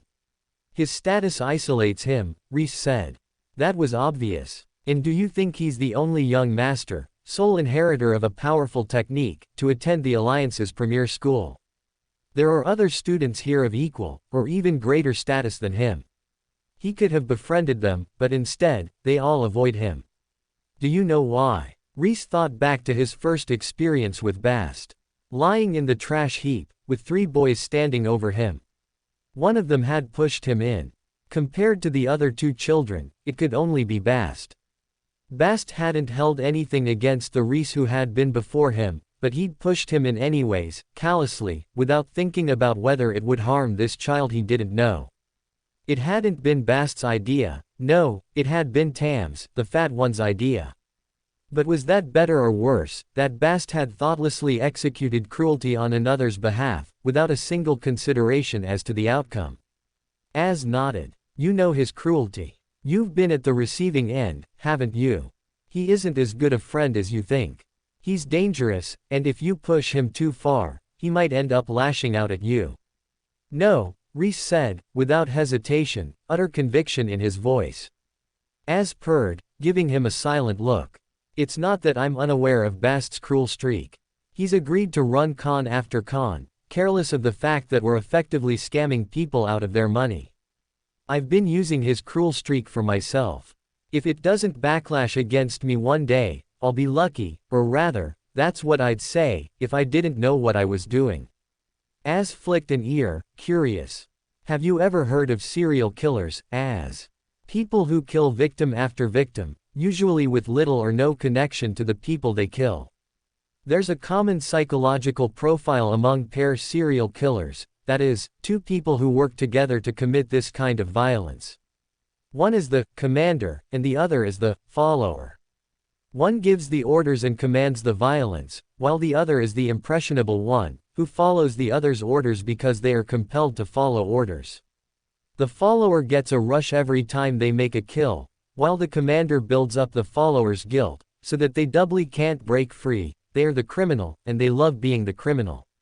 If they ever decide to stop being the criminal, the commander merely has to remind them of their criminal history to pull them back in, and the dopamine of the kill will deliver the delight to get the positive loop rolling again. These kinds of bonds are formed by violence and mutual guilt. They're the same kind of bonds that bind criminals into gangs. Well, that's a little more complicated, but I digress.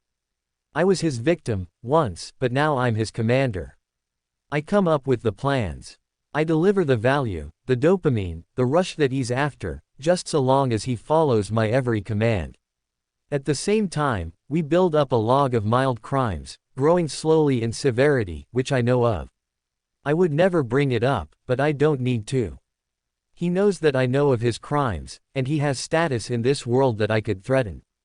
This gives me power over him, and at the same time, the joy drags him back. As long as I maintain this dominance over him, he will never be able to break free of me. Az gave Rhys a long look. I didn't expect you to be so calculating.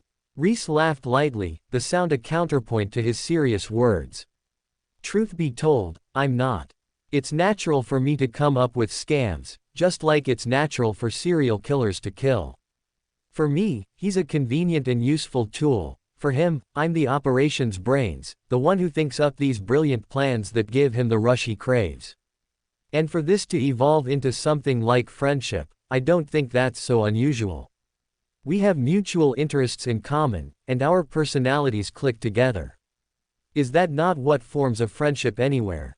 It's as normal as two people becoming friends over a mutual interest in books or cats. The fact that I recognize our relationship for what it is doesn't make it any less genuine. Az snorted. Well, when the two of you found this region's first demonic cult, remember to let a small and innocent tuxedo cat into your library, will you? The demonic cults produce the most interesting manuals. Manuals, or manuals? Rhys asked, remembering Az's personal taste in books. Need there be a distinction? Az asked. Rhys called to mind a few of the techniques in some of the trashiest books he'd read back home, and chuckled. No, I guess not. He gazed down at the field, then shook his head. I guess I'm just saying, I don't think you need to worry about his cruel streak. I have it well in hand. You're a strange child. At times, you talk like a man, or maybe someone who is watching this all from the outside. As if you don't belong. Ah, yeah. Maybe that's because that's how I feel, Rhys admitted openly. He was an adult, and he didn't belong. Oh, he was sure the sensation would go away with time. He already considered this world superior to his old one, and he was starting to feel as though it were home. He had friends here, a pet, maybe, a house, even if it was a crag in the rock. This was more his home than his homeworld had ever been. He hugged Az tighter, hiding his face in the soft fur. But it's getting better. Az flicked his tail a few times, tolerating Rhys's hug, then hopped free. It's nearly time for the fights to begin. You should get down to the field. Right. Rhys stood, following the cat down to the arena. Rhys found his name easily. There were only 2 fields left. Each of the semi-finals took place with all the stadium's attention, with no other tier fights going on at the same time. Earlier this morning, the Tier 1 semi-finals had occurred. Now it was the Tier 2, and after them would be Tier 3. The stone platform before him was pristine, which came as a bit of a shock, because Rhys's battles had shattered several platforms, let alone the other battlers who had even less care for collateral damage than Rhys did. Looking closer, the platform was made up of squares, and each square was a block of stone. So it wasn't that they had complete platforms, but instead, these final 2 were cobbled together from the surviving pieces from the previous platforms. Sure hope the Academy owns a quarry, Rhys muttered to himself. The Empire owns many, his opponent announced proudly. Laurent stepped forward, his white hair snapping on the breeze. He wore it in a ponytail, like Rhys wore his hair. But where Rhys's hair was a frazzled mess barely pinched in place by a ribbon only to immediately spring back to the width of his head, Laurent's was like a ribbon, narrow and silky, flowing as one solid piece when the wind played with it. Bit of a waste on such a boring design, Rhys thought, eyeing Laurent's strict obedience to the Empire's white military uniform. Abruptly, Laurent frowned. He looked Rhys up and down. Something about you, your aura, perhaps, is familiar. Have we met? Rhys stiffened. Haha, nope. You and me. Never. Definitely didn't go on a date with you as my cross-dressing persona Rena. He coughed and quickly changed the subject. Your hair. I've noticed many of the Empire's soldiers wear white hair, but for the most part, the student's hair is naturally colored, the ordinary hodgepodge of brown, blonde, black and red. Why is that? Laurent puffed out his chest, proud to discuss his home country. So you've noticed. Yes, you're right. When we graduate from the military academy as fully fledged soldiers of the Empire, we are granted the honor of our white hair, to match our beautiful country's purity. As the student president and my fellow student's commanding officer, who also happens to have a few commendable moments of service himself, Laurent turned a little, to emphasize the badges and ribbons on his chest. They were few and constrained, but doubtlessly hard-earned. Rhys had often found that the less shiny the medals were, the more the soldier had worked to earn them. I was granted the honor of being granted the permission to bear white hair early. Is that a magical technique, then? It'd be a pain in the ass to keep bleaching everyone's hair, Rhys commented. Laurent nodded. Permanent and irreversible magic. Until your hair is white, you are still permitted to back out of the military, return your core, and resume your life as a mortal. White hair is a signal of our dedication to the Empire. As someone deeply committed to the Empire, I didn't hesitate to take up the guise when asked, and now I bear the glorious white hair you see before you today." Rhys nodded slowly, once more reminded of the terror of the Empire. His only option was to become a soldier, or else return to mortal life. Die in the fleeting blink of an eye, with no ability to influence anyone or anything until his short life ran out. To say the Empress brooked no dissent was to state it lightly. Truly, how terrifying. Maybe Az is right. Maybe I should secure an exit route. But at the same time, Rhys knew it was hopeless.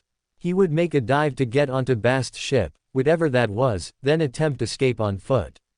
Better to be tracked down one-on-one and chance it against the Empire's dragnet, than attract attention to himself flying away on a ship.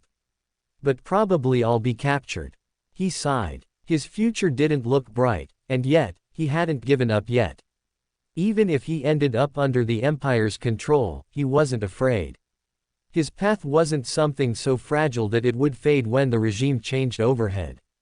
The Empire might be efficient and ruthless, but it would still generate trash. And where there was trash, there was a route ahead for Rhys. Death. No, he didn't fear death. Not from regime change, anyways. Death came to loyalists and brave soldiers, of which Rhys was neither. He was trash, the scum that floated on the water. When a great wave tore through a city, the scum floated right on with it. If he had to bow to the Empress and attend her military academy, so be it. Better to survive and figure out how to escape or break free later, rather than struggle and die meaninglessly, like an ant in an ant war, nothing but a black speck on the sidewalk roasting in the sun. Do you have a path, Laurent? My path is my Empress's. Laurent pledged, saluting as if on instinct. Rhys snorted. That was easy enough to say. He wasn't afraid to bark such a response when asked. His filthy lips could say anything, but it wouldn't make it true. What makes you tick? What gives you power? Laurent paused at that. I study the blade. But what makes you happy? Laurent narrowed his eyes. He stepped onto the platform. It is time to battle, Rhys foundling. Rhys bowed and stepped forth. He faced Laurent, taking stock of the man as a fighter for the first time. His aura was powerful. Between Rhys and Laurent, anyone would choose Laurent as the winner by the power of his aura alone. He studied the blade. That made him a swordsman, but from the strength of his aura, he could use magic as well. Rhys had watched his battles thus far, but much like Bast's, they were over in a flash. Laurent was too powerful for anyone on this field, maybe excepting Bast, to put up a real fight. What little interesting information Rhys had been able to glean, was that Laurent preferred a direct attack from the front, one brutal slash that severed his opponent's defenses and forced them off the platform in one. It wasn't exactly a novel idea. A lot of the swordsman's easier battles looked much the same. The difference was the elegance and skill with which Laurent unleashed his blow. Bast, on the other hand, tended to march directly up to his opponent and kick them off the platform with a foot to the chest. It wasn't very fitting for the Sword Saint's apprentice, but the Sword Saint didn't seem to mind, and when the battle got serious, Bast wasn't afraid to use his sword, either, though so far, he'd only bothered in two, and one of them he'd seemed more exasperated than pushed to draw his sword, while the other had ended so quickly after Bast drew his sword that the sword was naught but a silver flash on the air, then sheathed once more. Between Bast and Laurent, Bast clearly surpassed Laurent's skill several times over, but, well, that was a foregone conclusion, as far as Rhys was concerned. Bast was the real deal, the diamond he'd found in his original trash.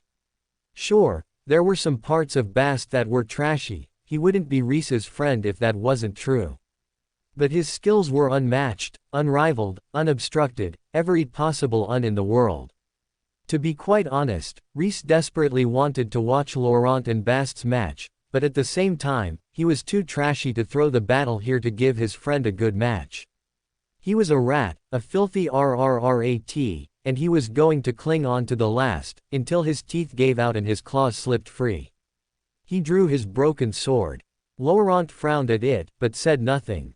Either he'd been watching Rhys's battles, and knew the sword wouldn't hold him back, or simply respected any tactics executed by someone at this late stage of the tournament, but he merely drew his sword in response. For a brief moment, they faced one another, blades between them. Lawrence's foot shifted. That was all the warning Rhys got, but it was enough. He released his sword with one hand, summoning forth a scrap of timber in the other. A massive roof support beam materialized upright between him and Laurent, and Lawrence's sword struck it, and sliced right through. Damn. He'd been hoping Lawrence's sword would get stuck in the thick wood, but that was a vain hope in the end. Laurent was nearly equal to Bast's strength, and Bast could slice up empowered brick walls. He should have known his timber stood no chance. Still, it had absorbed Lawrence's momentum. For the first time, the boy now stood exposed in the center of the stone square, his sword out but his opponent still in play. To his credit, Laurent didn't hesitate. He immediately backed away, putting distance between them, a move that showed he'd battled those stronger than him before, and knew to be wary of an opponent who could block his opening strike. The fact that he didn't completely understand Rhys's techniques probably pushed him backward rather than forward as well. He knew Rhys could summon objects, but that was it. He had no idea the limitations or boundaries of Rhys's skills. That was only natural, not many people pursued the trash path. But it gave Rhys an opening, and so, Rhys immediately jumped forward to exploit it. Lawrence's eyes flashed. His feet shifted, and his sword blasted out with explosive strength. The retreat was a feint. Rhys found a blade hurtling toward his heart, while his own feet carried him forward, locked in by the laws of momentum. There wasn't any time to pull back, and his speed was too great to completely abate in an instant. Instead, Rhys turned to the side. The blade glanced across his chest, carving a great arc in his robes and in the flesh beneath, but at least it didn't take his heart. To Rhys's disappointment, he dodged too well, and wasn't injured enough for Trash's body to activate. Still, he dodged Lawrence's second attack, and he was now in close combat with the boy. He reached his hand out as he stepped past Laurent, a piece of metal hidden in his palm. Laurent jerked back, but it was too late. Rhys activated Trash Intent, and a cauldron fell onto his shoulders. The manifestation, like all Rhys's manifestations, was transparent, so he could see through it, but it was bright enough to temporarily blind, or at least disorient, anyone caught within it. The durability and weight of the manifestation was real, if nothing else, and so 40 pounds of iron slammed onto Lawrence's shoulders. Not expecting such an unorthodox attack, Laurent fell back once more, a habit Rhys catalogued quietly. When faced with surprise, Laurent retreated to make space and get a better understanding of his opponent. It was a gesture a talented fighter would make. The hubris laid in falling back, assuming he could make room to study his opponent, assuming his opponent would let him study them, assuming that he could comprehend his opponent in those few moments of study. Rhys, on the other hand, was not a talented fighter. He'd gained his skills through hard work and endless effort, through attacking even when he should, by all rights, retreat, by overcoming talent through ferocity and the willingness to take a hit, throw his body away, just to land one small ippon on his opponent. His style of fighting assumed that he had no skill, that if he gave his opponent the room to breathe, they would find a way to overcome him by talent, and so he had to relentlessly press the advantage in the rare moments he had it, even if it meant taking a greater loss himself in the next moment. Of course, Rhys's other advantage was that he was painfully aware of his own skill level. Against opponents he could counter, or who fought with magic, he wasn't afraid to fall back and take stock of the battle. But against martial opponents, every single battle he'd experienced on the losing end. Straw, Bast, EV, Synog, every single encounter Rhys had had in melee scrums that seriously threatened his life, was against someone vastly more skilled, talented, and powerful than him. As a result, he'd developed this inferiority complex, as some might call it, his surety that he could not win without sacrificing his own body. If Laurent assumed that he could win, if only he took a step back and studied the field, then Rhys was equally but oppositely convinced that taking a step back would allow his opponent the advantage that would end the battle. It was as close-minded a mindset as Lawrence's hubris, merely in the opposite direction. And yet, the end product was a ferocious pressing of the rare advantage he could seize that became an advantage in its own right. Laurent shoved the cauldron off his head, toward Rhys, meaning to use it to block Rhys's sword, already flying toward his head. Rhys deactivated the manifestation as it fell toward him, and slashed through the empty air where it had been. He landed a blow on Laurent's side, staining his brilliant white uniform red. Laurent instantly struck back, only for Rhys to re-manifest the cauldron and kick it upward. Laurent's sword struck the cauldron and carved through it, as if he'd been expecting it. His blade cut through the source of the manifestation, the scrap of metal, and to Rhys's surprise, the manifestation blinked out of existence. Huh, good to know. If the trash that formed the source of his trash intent was destroyed, the trash intent fell apart. It wasn't the most shocking thing he'd ever heard, but since he was working with trash to begin with, he was a bit surprised that trashing the trash ruined his intent. Did it have to do with the form of intent? In other words, if the root of his intent no longer was locked to the original piece, did he no longer have the proper form of the intent to shape the object he desired? If he manifested a bowl from half a bowl, then that half bowl got cut into half, his original intent would still be manifesting the half a bowl the initial half a bowl needed, not the 3/4 bowl the newly made quarter bowl needed. Was that it? There was no time to ponder any further. Laurent charged in, and Rhys had two options: take the hit or retreat. He clashed with Laurent's blade. The force of the blow knocked his blade hard, and rather than hold on, Rhys released it. It went flying high into the air, thrown by the force of a full-power Tier 2 sword strike from a martial artist. Sword removed, Rhys was still far from unarmed. He brought out the steel pole, and Laurent's eyes widened with shock. Laurent instantly smashed the pole out of his hand, before Rhys could even activate it. So he has been watching my battles. Rhys manifested a scrap of lurid pink fabric and flapped it aggressively at Laurent. As he'd expected, Laurent stepped back. His instinct to retreat and take in the scene activated before his rational brain processed that Rhys held nothing but a harmless piece of cloth. Exactly what Rhys had wanted. "Bye-bye," Rhys said, waving the cloth. Laurent's brows furrowed. He looked around him, searching the ground for some kind of unexpected manifestation. Rhys's sword, still fully manifested, fell from the heavens. The blade carved into the top of Laurent's head, knocking it forward at the same time. The blade clattered away, demanifesting as it hit the ground. Laurent wobbled, and blood stained his white hair crimson, but he didn't fall. At this tier, a falling blade wasn't enough to give the boy a concussion, let alone shatter Laurent's skull, but Rhys had known that from the start. He whirled, building force and momentum, and delivered it into Laurent's solar plexus in a single powerful kick. All the air whooshed out of Laurent, and yet again, he stepped back. Off the platform, Rhys picked up his steel pipe and his sword and bowed to Laurent.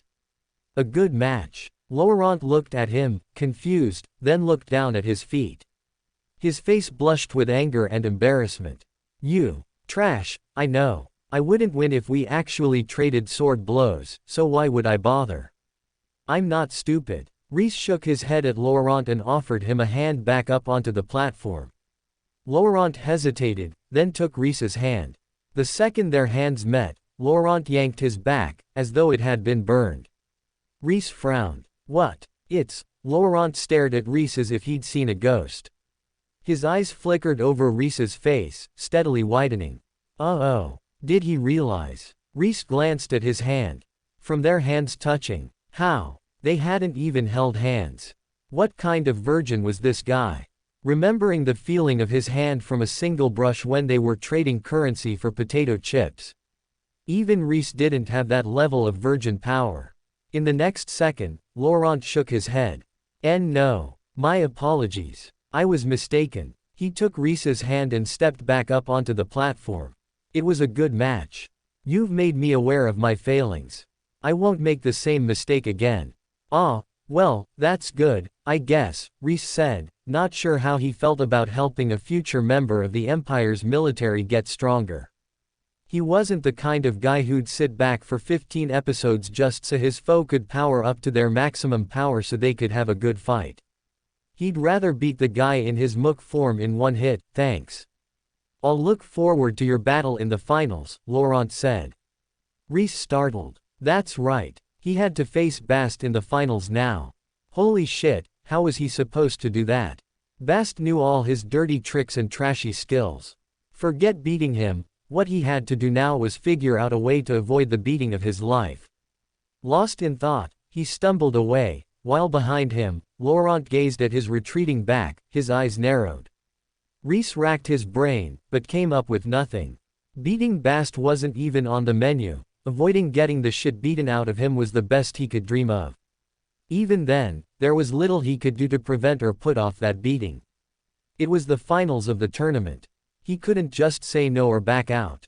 Laurent would probably kill him if he backed out or surrendered immediately after the quite frankly humiliating way Rhys had beaten him.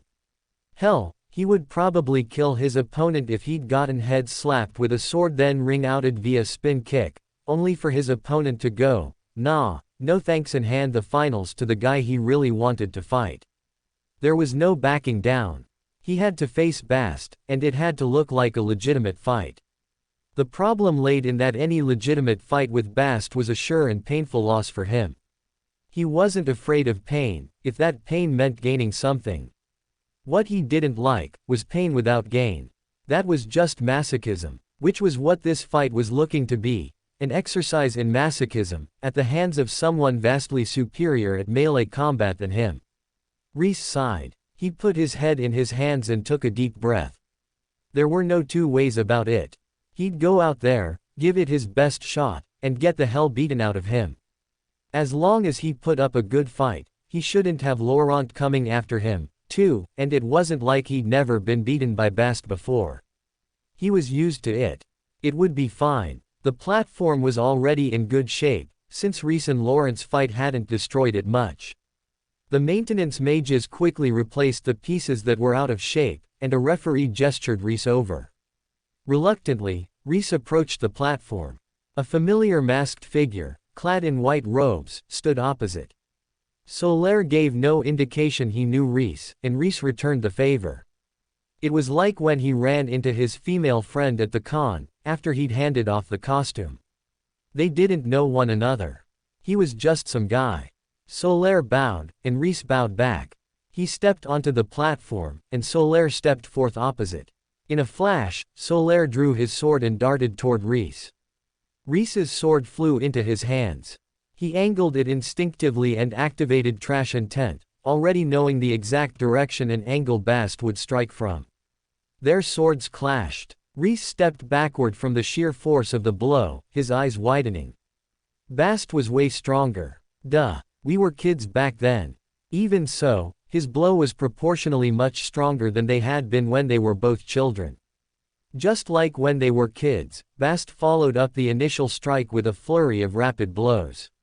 Rhys barely blocked most of them, taking glancing hits on his limbs and body where Bast got past his defenses.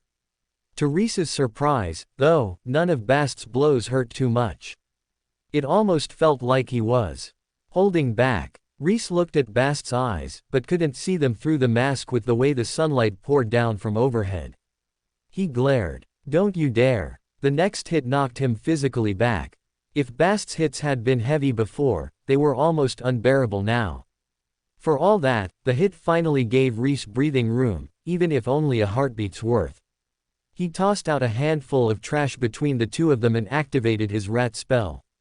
Bast charged, only for Rhys to spawn a chair in front of his leg as he stepped forward.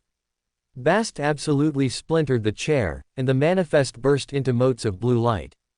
It had been a long time since the backlash of a broken Trash Intent had hit Rhys, but it slammed into his head like a sack of bricks. Earlier, Laurent had broken the intent by breaking the piece of trash. In other words, he'd broken the trash, not the intent itself, so he hadn't gotten a backlash. Instead, the trash had become unusable. Still, if I can't dismiss a trash intent before an enemy shatters it, it might be better to destroy the trash rather than take the hit. Rhys flinched, squinting against the sudden headache, and in that instant, Bast reached him. A blade swept toward his stomach. Rhys activated another piece of trash intent to snare Bast's legs and keep him from approaching closer, and lunged forward at the same time, throwing out his hand. The rat leapt at Bast's mask, then swirled behind it and chewed at the string keeping the mask on his face. Bast immediately clapped his hand to his face, smacking the rat into tiny blue smithereens, but that was all the opening Rhys needed. He dashed in. Rather than use his sword, Rhys threw it aside and grabbed Bast in a bear hug, slamming him to the ground. He immediately tried to pin and pound Bast. 2 punches in, and Bast reversed the pin. Rhys's shoulders hit the stone, and the air went out of him in a familiar huff. He barely had time to get his arms up before Bast started pummeling his face. Their childhood wasn't all laughter and nostalgia.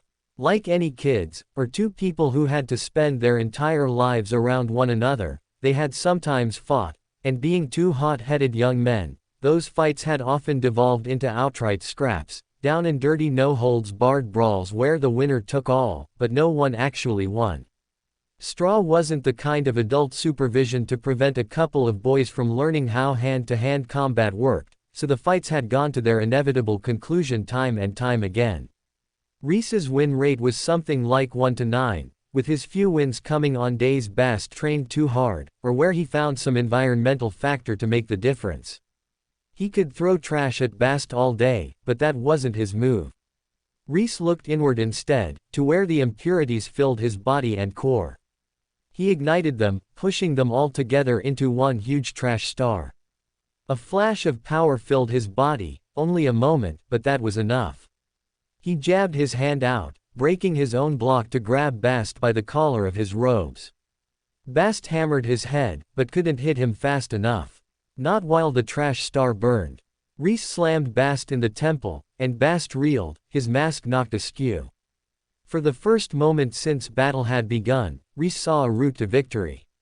He flipped Bast onto his back and pinned him, smashing at his mask. The eye holes weren't lined up with Bast's eyes anymore. The man was blinded, and had to breathe through the mask, too. He struggled, trying to grab his mask and put it back into place, but Rhys knocked his hands away in between, beating his face. No chance. He wasn't going to give this up for anything. Arg! Bast roared in frustration, and his aura surged. Rhys kept pounding at his face, but it was already over. Bast broke free of his hold with more speed and strength than Rhys could keep up with. He grabbed Rhys by the shoulders, lifted him, got his leg under Rhys, and threw him, tossing him over his head like Rhys was an infant. Rhys watched the ground rush by, pedaling his arms and legs like a dog in water. The stone platform passed underneath him, and he crashed down into the dust. Silence. Absolute silence in the stadium. Rhys laid there for a moment, stunned from the impact, and it almost felt like the stadium sat stunned with him. He understood, though. He understood. He, the trashy contestant who should never have made it to the semi-finals, let alone the finals, had forced their precious Sword Saint's apprentice to not only fight seriously, but enticed him to brawl like a lowborn in a back alley, no technique or skill involved. It was truly a silence-demanding ending to the tournament. The cool Solaire, who stood upright and coolly dispatched all his foes with a single strike, brawling like a schoolboy and screaming in rage. Belatedly, Rhys had a moment of self-reflection.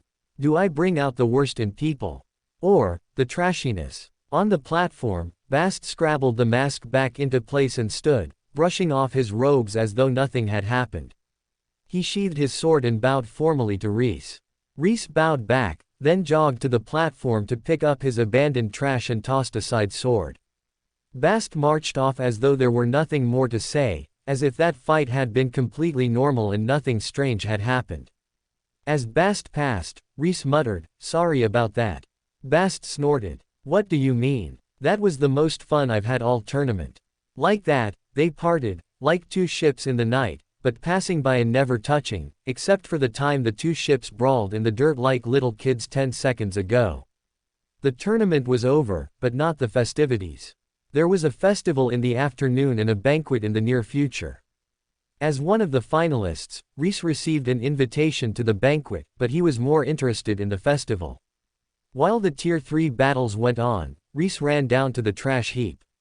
The rats and raccoon overseer were all busy growing and storing potatoes, and the rest of his setup was still in working order.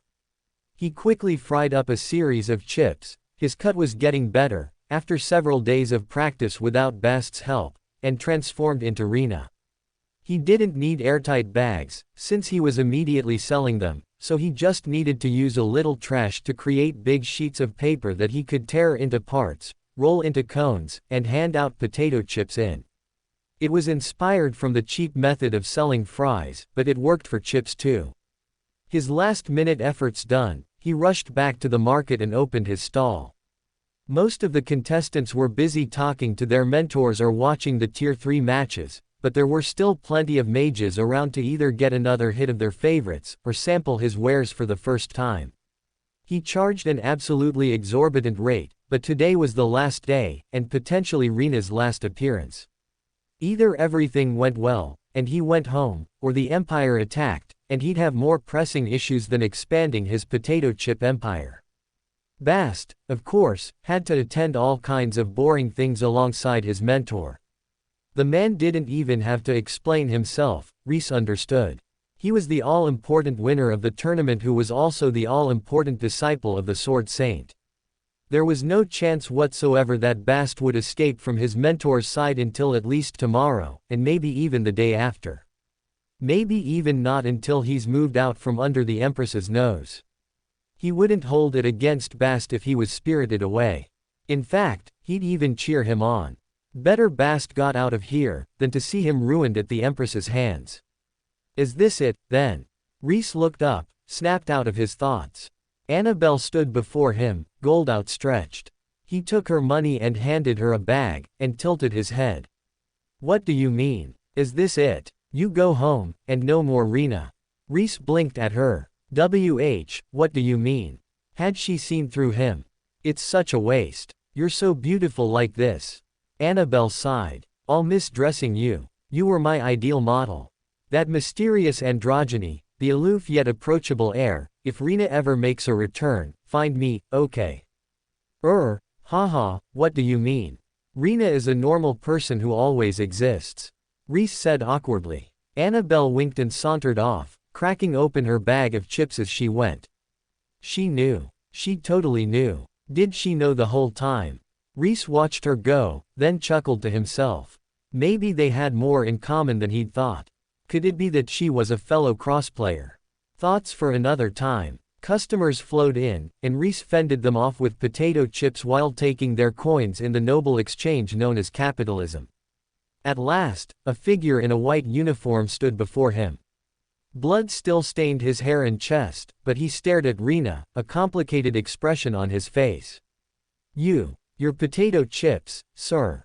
Rhys said in a slightly more high-pitched than usual voice, shoving a bag into his hands, carefully not touching him.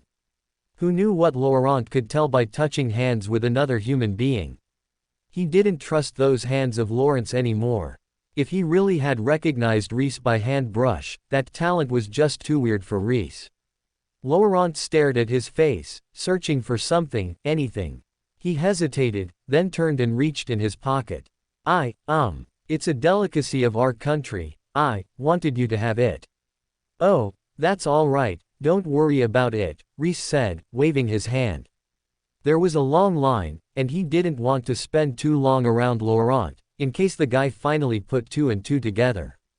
Laurent grabbed his hand. Rhys instantly started sweating. Laurent kept fiddling, cursing under his breath. At last, he dragged it free, a glass jar, with a chunky red substance inside it. We call it marinara. Rhys snatched it out of his hand.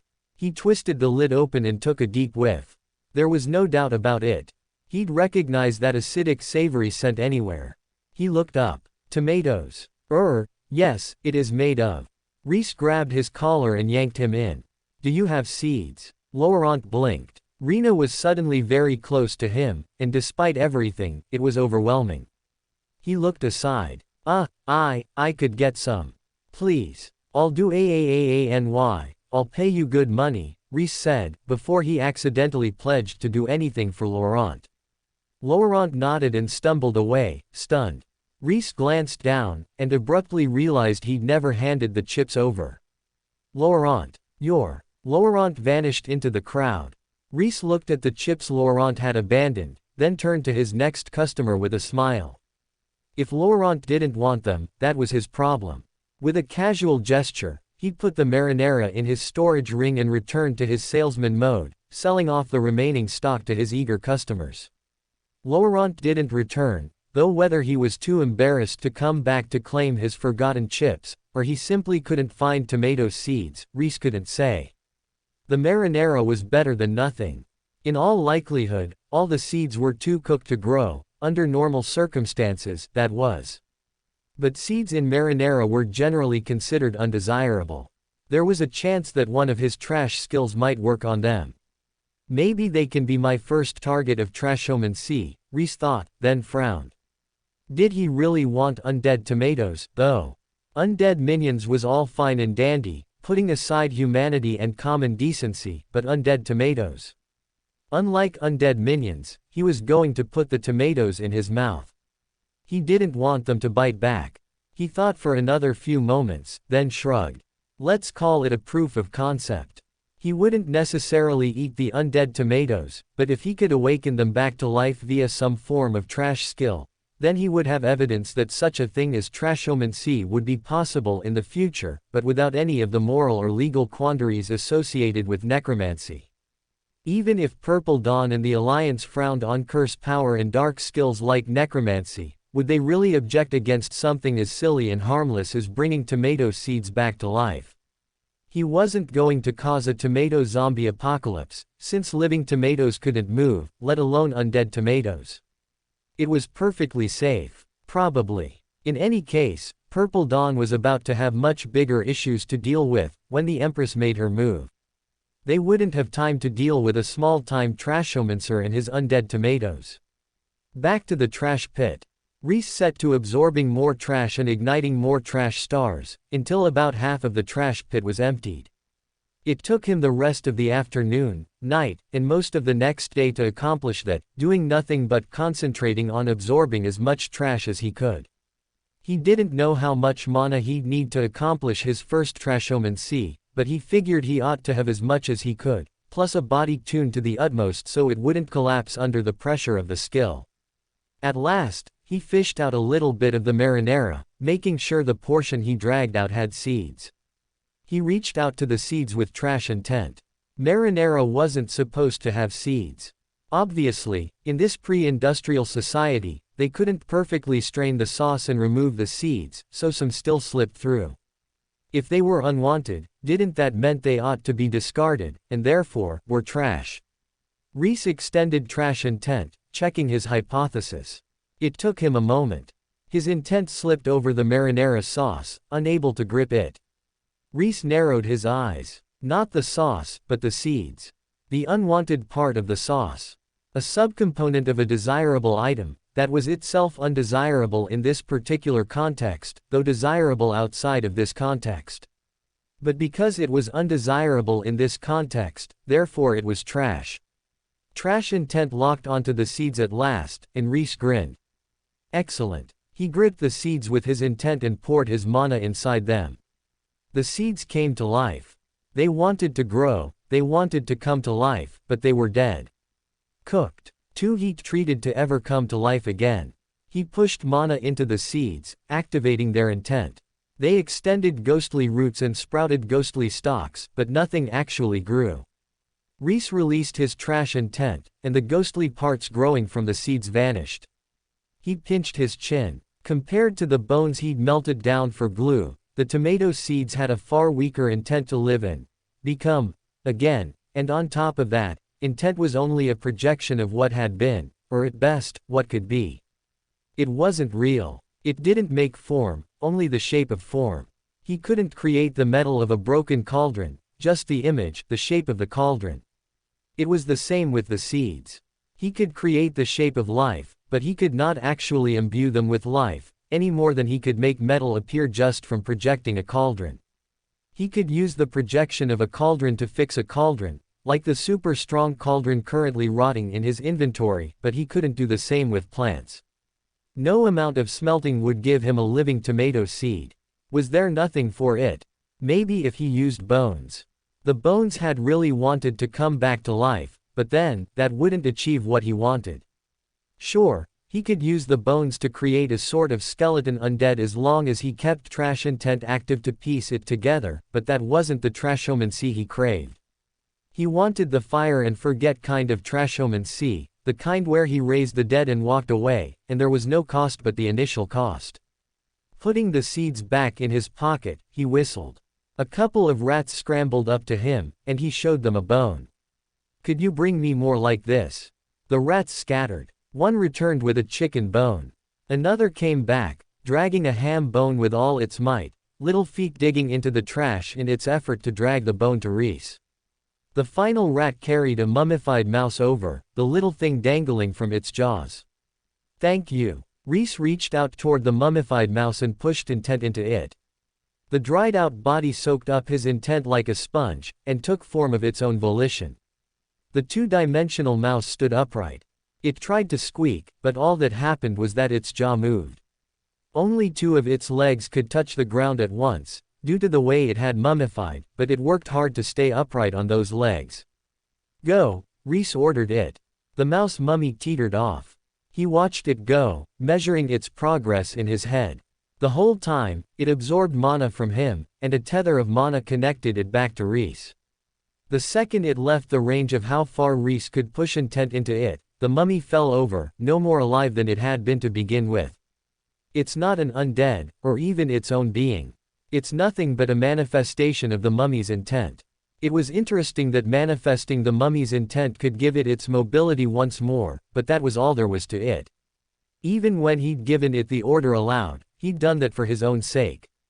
The mouse hadn't understood the order, or heard or comprehended it. He had pushed his intent to influence the mouse's intent such that it walked away, that was it. Some things were handled by the mummy's intent, like balancing and its chosen method of locomotion, but other than that, it was all Rhys's efforts, rather than anything to do with the mouse. Rhys sighed. It seemed like undead tomatoes would have to remain a dream. Not that he'd been dreaming of undead tomatoes. It was only a thought experiment that hadn't worked out. The sensation he'd gotten from trying, though, wasn't that it would be impossible forever. Instead, he lacked the proper concentration and comprehension to break through the bottleneck and actually create trash zombies. The bones wanted to. Even the tomatoes were willing to try. He was the part of the equation that wasn't coming together. Dusting off his hands, he turned back to the remaining trash. Plenty of trash to go, and with the Empire's impending invasion right around the corner, it was time to power up as much as he could. In other words, it was time to ignite more trash stars. The banquet wasn't the next day, but the day after. Rhys checked, but the market was mostly quiet, with only a few stalls bothering to open at all. With no reason to bother making his chips and plenty of gold in his pocket, he was free to focus on absorbing trash. Trash star after trash star. He had to turn to the rats to get more second-tier impurities, then seek out the campus rats through his straw-hunting rat friend to get even more. The rats still didn't have any information on Straw's whereabouts, but that was fine. If it was easy to find Straw, he would have found him already. The last of the trash vanished, leaving only the caches the smugglers were hiding in the pile. Rhys left those alone, figuring they'd want them back. Besides, he had little use for them. They weren't trash. Looking over the fruits of his labor, Rhys dusted off his hands and sighed, proud of a job well done. Nothing but a big, empty ravine laid before him. And yet, there was something wrong about it. A fierce sensation of trash still welled up from the bottom of the ravine, as if it were still covered in the enormous pile. Rhys frowned. He scratched up a handful of dirt, but the sensation didn't come from the earth, though the earth did have a fair share of impurities in it, from where the trash had decayed and leached into it over the years. No, it was coming from somewhere else. He walked the earth, seeking after the sensation. The edges. No, the center. Rhys followed the sensation out into the middle of the ravine, the dead ground rising up in puffs under his feet.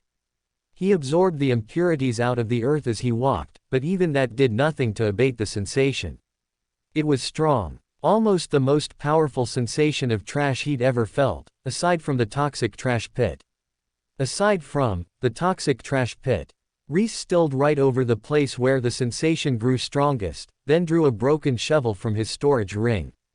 Activating its intent, he struck the manifested blade into the earth. Could it be? Was this another impure well, like the one back at Infinite Constellation School? Ernesto had known about them, even gone out of his way to deliberately seek it out, and expected to find a curse at the bottom of it, which implied he knew about them. Was his knowledge first-hand? Were there impure wells on the grounds of Purple Dawn, too? Only one way to find up. Earth piled up beside Rhys as he dug down. The deeper he got, the stronger the sensation grew. With nothing to do but shovel, Rhys found himself wondering if people weren't drawn to dispose of things in the impure wells. At Infinite Constellation School, they'd used it as a dumping ground for useless and toxic potions. At Purple Dawn, they'd built a trash heap on top of one, if there really was one underneath the ground. Either way, they'd used the impure wells as a place to store trash. Was there something drawing them to use the wells as dumps? A strange creeping sensation came over Rhys. He stopped for a moment, staring down toward the trashy sensation. If that was the case, then, could it be that these were what he'd been called here to clean? He chuckled at himself. Lifting the shovel, he went back to digging. He was being ridiculous. Since the start of time, people had used things they considered as worthless or garbage as trash heaps. Whether it was the local retention pond or a swamp, if a land wasn't immediately useful for human habitation or cultivation, then it became a dumping ground. The impure wells were more extreme versions of that than usual, in that they were more concentrated toxicity, and in that they were smaller, more precise points in the ground, but it was the same idea. Useless land was used as a dump. In a way, it was a credit to human ingenuity, that they could find a use for something they deemed useless. On the other hand, he'd hated nothing more than to see trash piled up on the side of the road back home, because the land along the road was junk, land that no one used, and therefore it was fine to trash it up.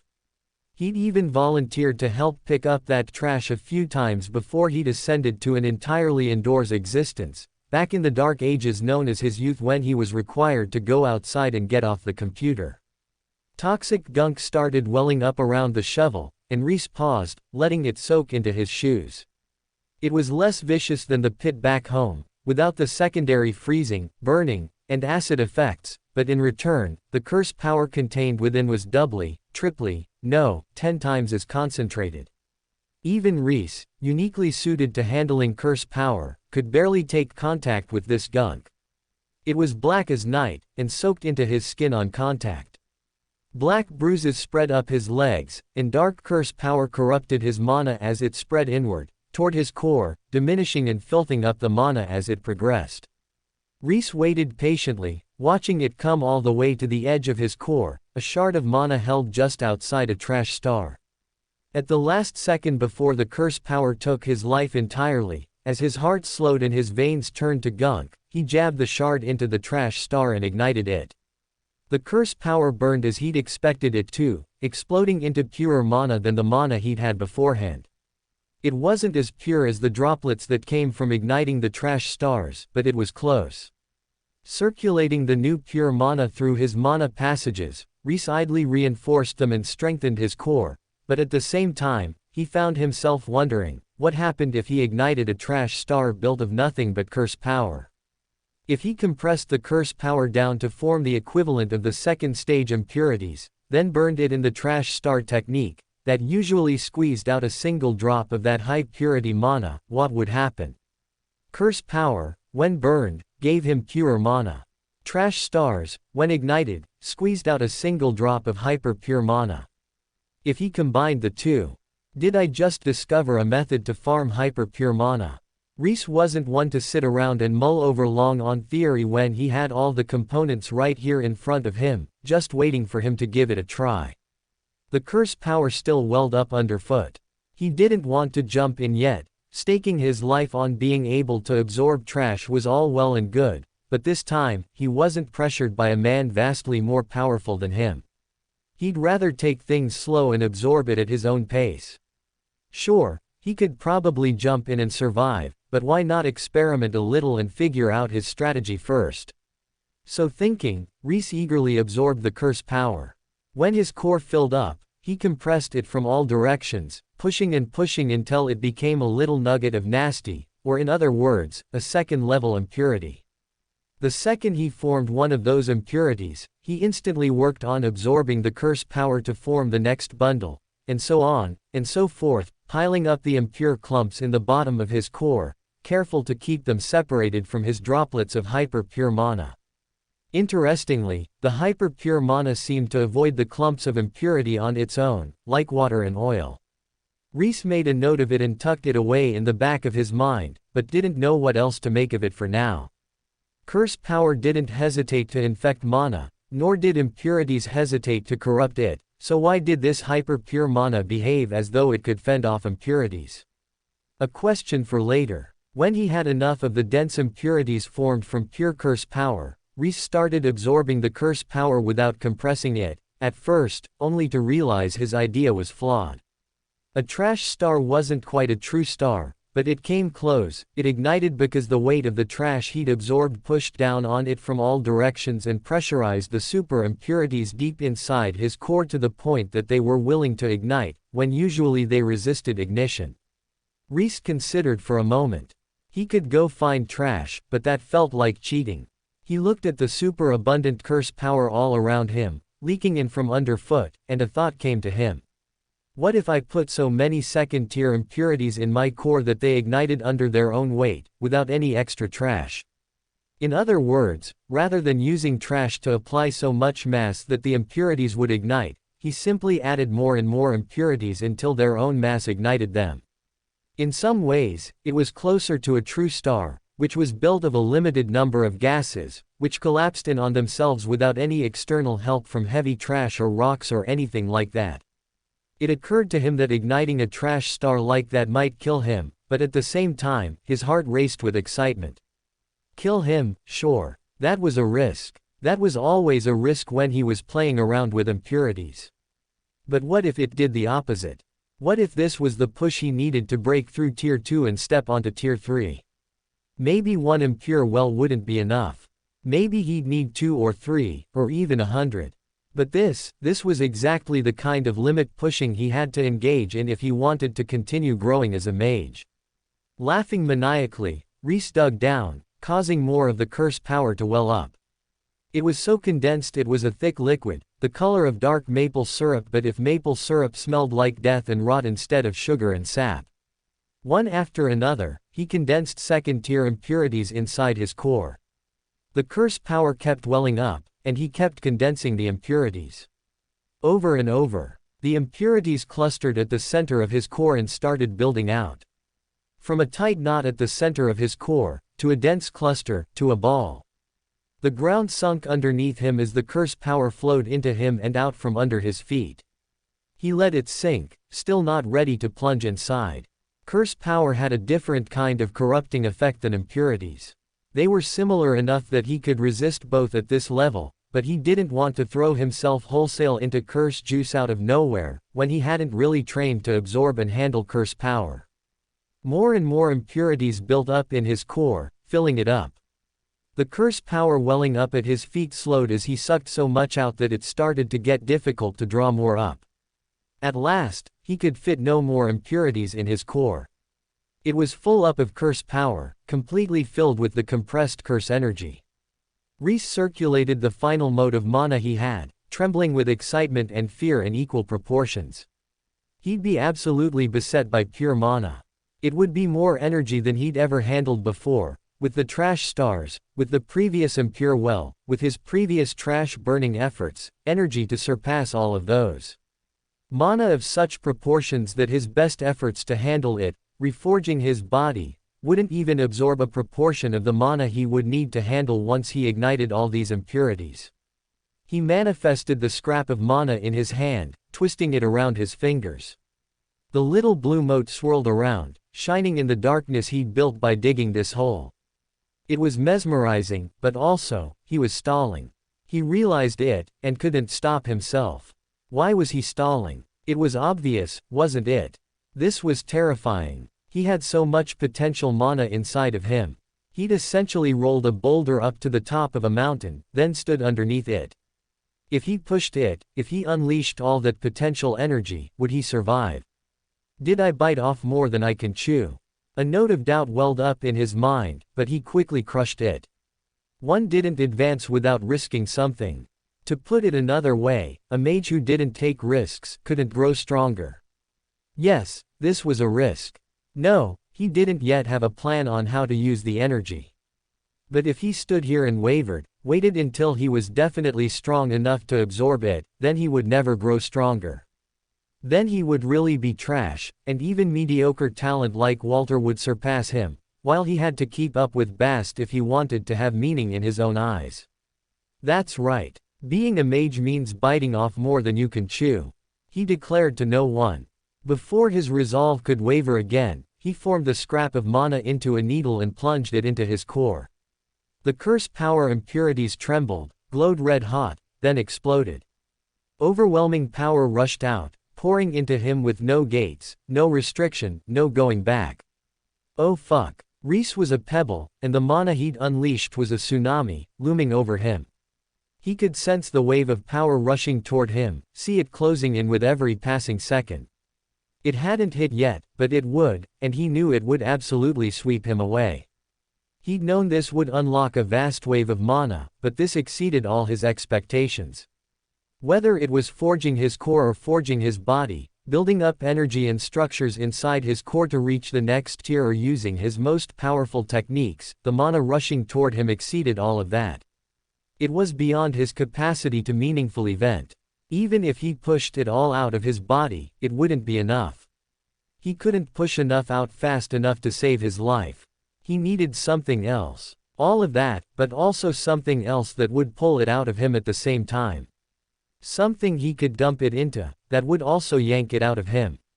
But what? Time seemed to slow. He searched around him, extending his mana. No cost was too much, desperate to find something, anything, to use it on. At the same time, he instinctively patted himself down, like he was checking for change in his pocket before heading through the X-ray machine at the airport. His hands landed on the tomato seeds in his pocket, and his gut jolted. Would that work? Could he even channel that much mana into them? The wave hit, and his mind went blank. More mana than he'd ever experienced crashed into him. Almost instantly, his body began to melt from the inside out. His core burned hot, far too hot. His mana passages burned. Rhys let them burn and used the mana to reforge them stronger, but that wasn't enough. It couldn't be enough. Inside his core, he condensed the mana into super pure droplets, pushing it down until they joined the pool at the bottom of his core. The pool steadily filled, but the rate at which he could condense the droplets was too slow. It wasn't enough. His core glowed so brightly it could be seen outside his body. Every single mana passage lit up inside him, burning through his flesh like a flashlight shone through one's hand. Smoke rose up from his body, and cracks appeared on the surface of his skin. Rhys tightened his grip on the tomato seeds and shoved mana into them recklessly. He wasn't high enough tier to comprehend the concept. Fine. He wouldn't comprehend the concept. Like a trash student at a math test, he'd just brute force it instead. Stuff it so full of mana that it either took form, or combusted, and nothing in between. It was his outlet, and not only that, he needed it to be his paper towel, his microfiber blanket, his absorbent dumping grounds that would suck up all his mana. One of the seeds immediately ignited, burning out in a fiery flash. Another exploded, bursting his hand open for a moment. Two of them manifested, growing spectral roots, sprouts, vines and leaves, growing their spectral selves at an accelerated rate, sprouting flowers which withered, then swelled, until ghostly fruits dangled from the vine's immaterial boughs. But that wasn't what he wanted. He couldn't harvest the fruits, or cook them down into ketchup. This intent was worthless to him. He needed more than just intent. He needed true trashomancy, the ability to force useless trash back to life. A trash skill specifically for things that had once been alive, an intent that didn't just bring things back to their shape, or grant them their truest, strongest shape, but instead granted things true life once more. Even if it cost mana, no, especially if it cost mana, he needed to bring it back to life. True life, or at least a semblance of it. Enough life that he could harvest fruits, cook them down, and create ketchup. It didn't need to be true life. It didn't need to have hopes and dreams.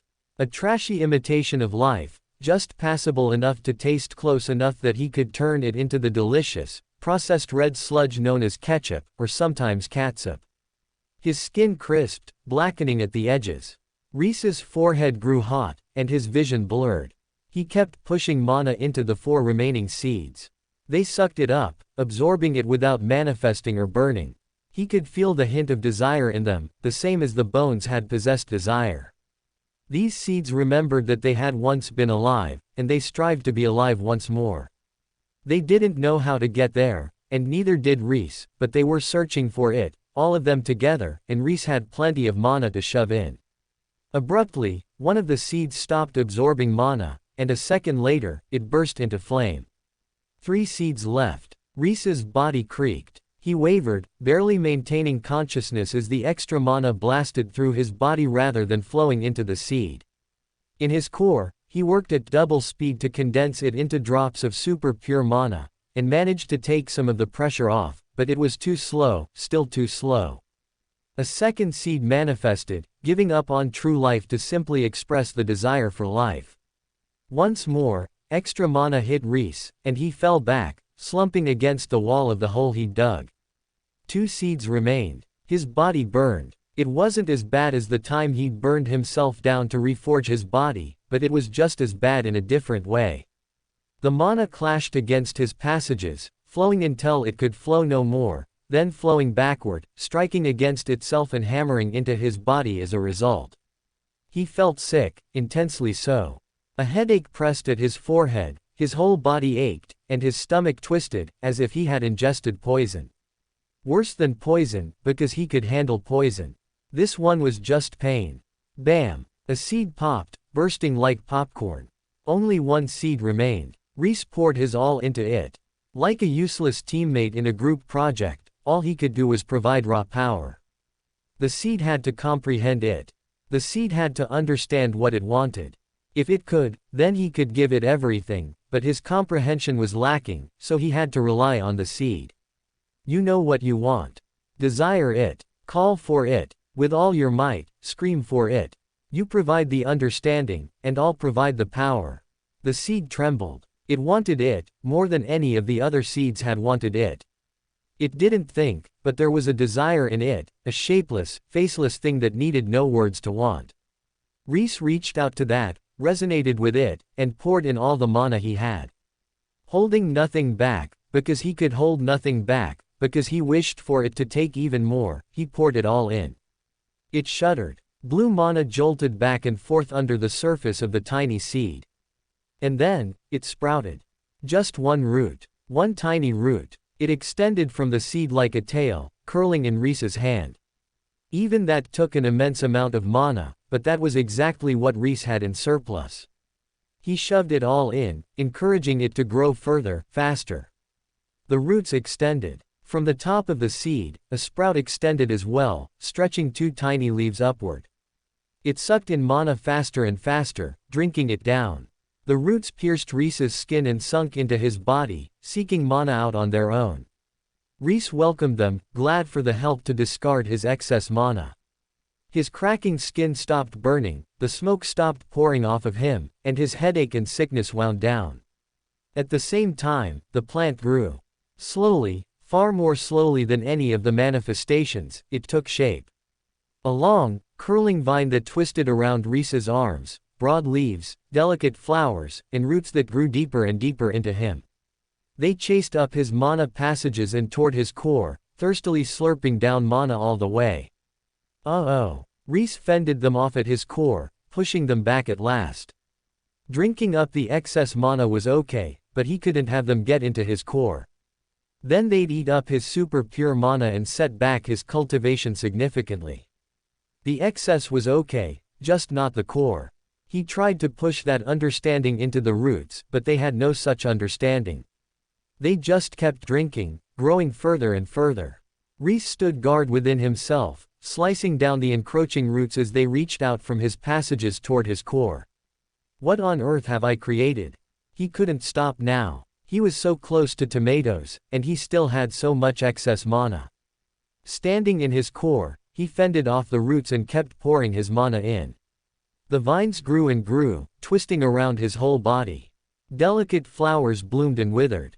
The ovaries at the base of the flowers swelled up, bulging into green lumps, then yellow, then red, growing bigger and fatter with every passing second. Immense amounts of mana flowed in with every second, quantities equal to how much mana Rhys's core could usually hold, pouring into the tomato with every second. At last, the mana started to fade away. The tomato plant, no longer supported by insane amounts of mana, withered.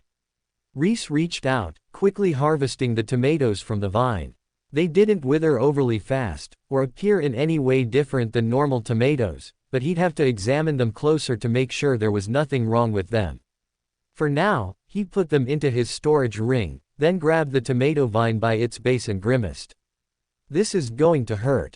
He pulled. The vines had spread throughout his whole body, so there wasn't an inch of him that didn't scream in pain when he pulled them free. Flesh ruptured all over his body. Bruises darkened his skin, and his mana passages trembled, on the verge of collapse. Grimacing, Rhys continued to pull. He couldn't stop now. Inch after inch of bloodied roots emerged from his hand, pale white except for where they were streaked with fresh crimson. He pulled smoothly, refusing to stop, because if he stopped he'd never start again. At first, he only felt disgust, but the longer he pulled, the more a strange sense of satisfaction welled up in him. It was disgusting, no doubt about that, but also somehow refreshing, like popping a pimple and squeezing out all the gross pus inside to leave a clean wound. Like that, but it was a parasitic plant he was slowly pulling out of his body instead. At last, it came clean. He dropped the withered plant and pulled out his healing potion, taking a big sip to close up the wounds all over his body, then a second sip and a third. Resting against the wall, he took a deep breath and rested for a moment, taking stock of his body.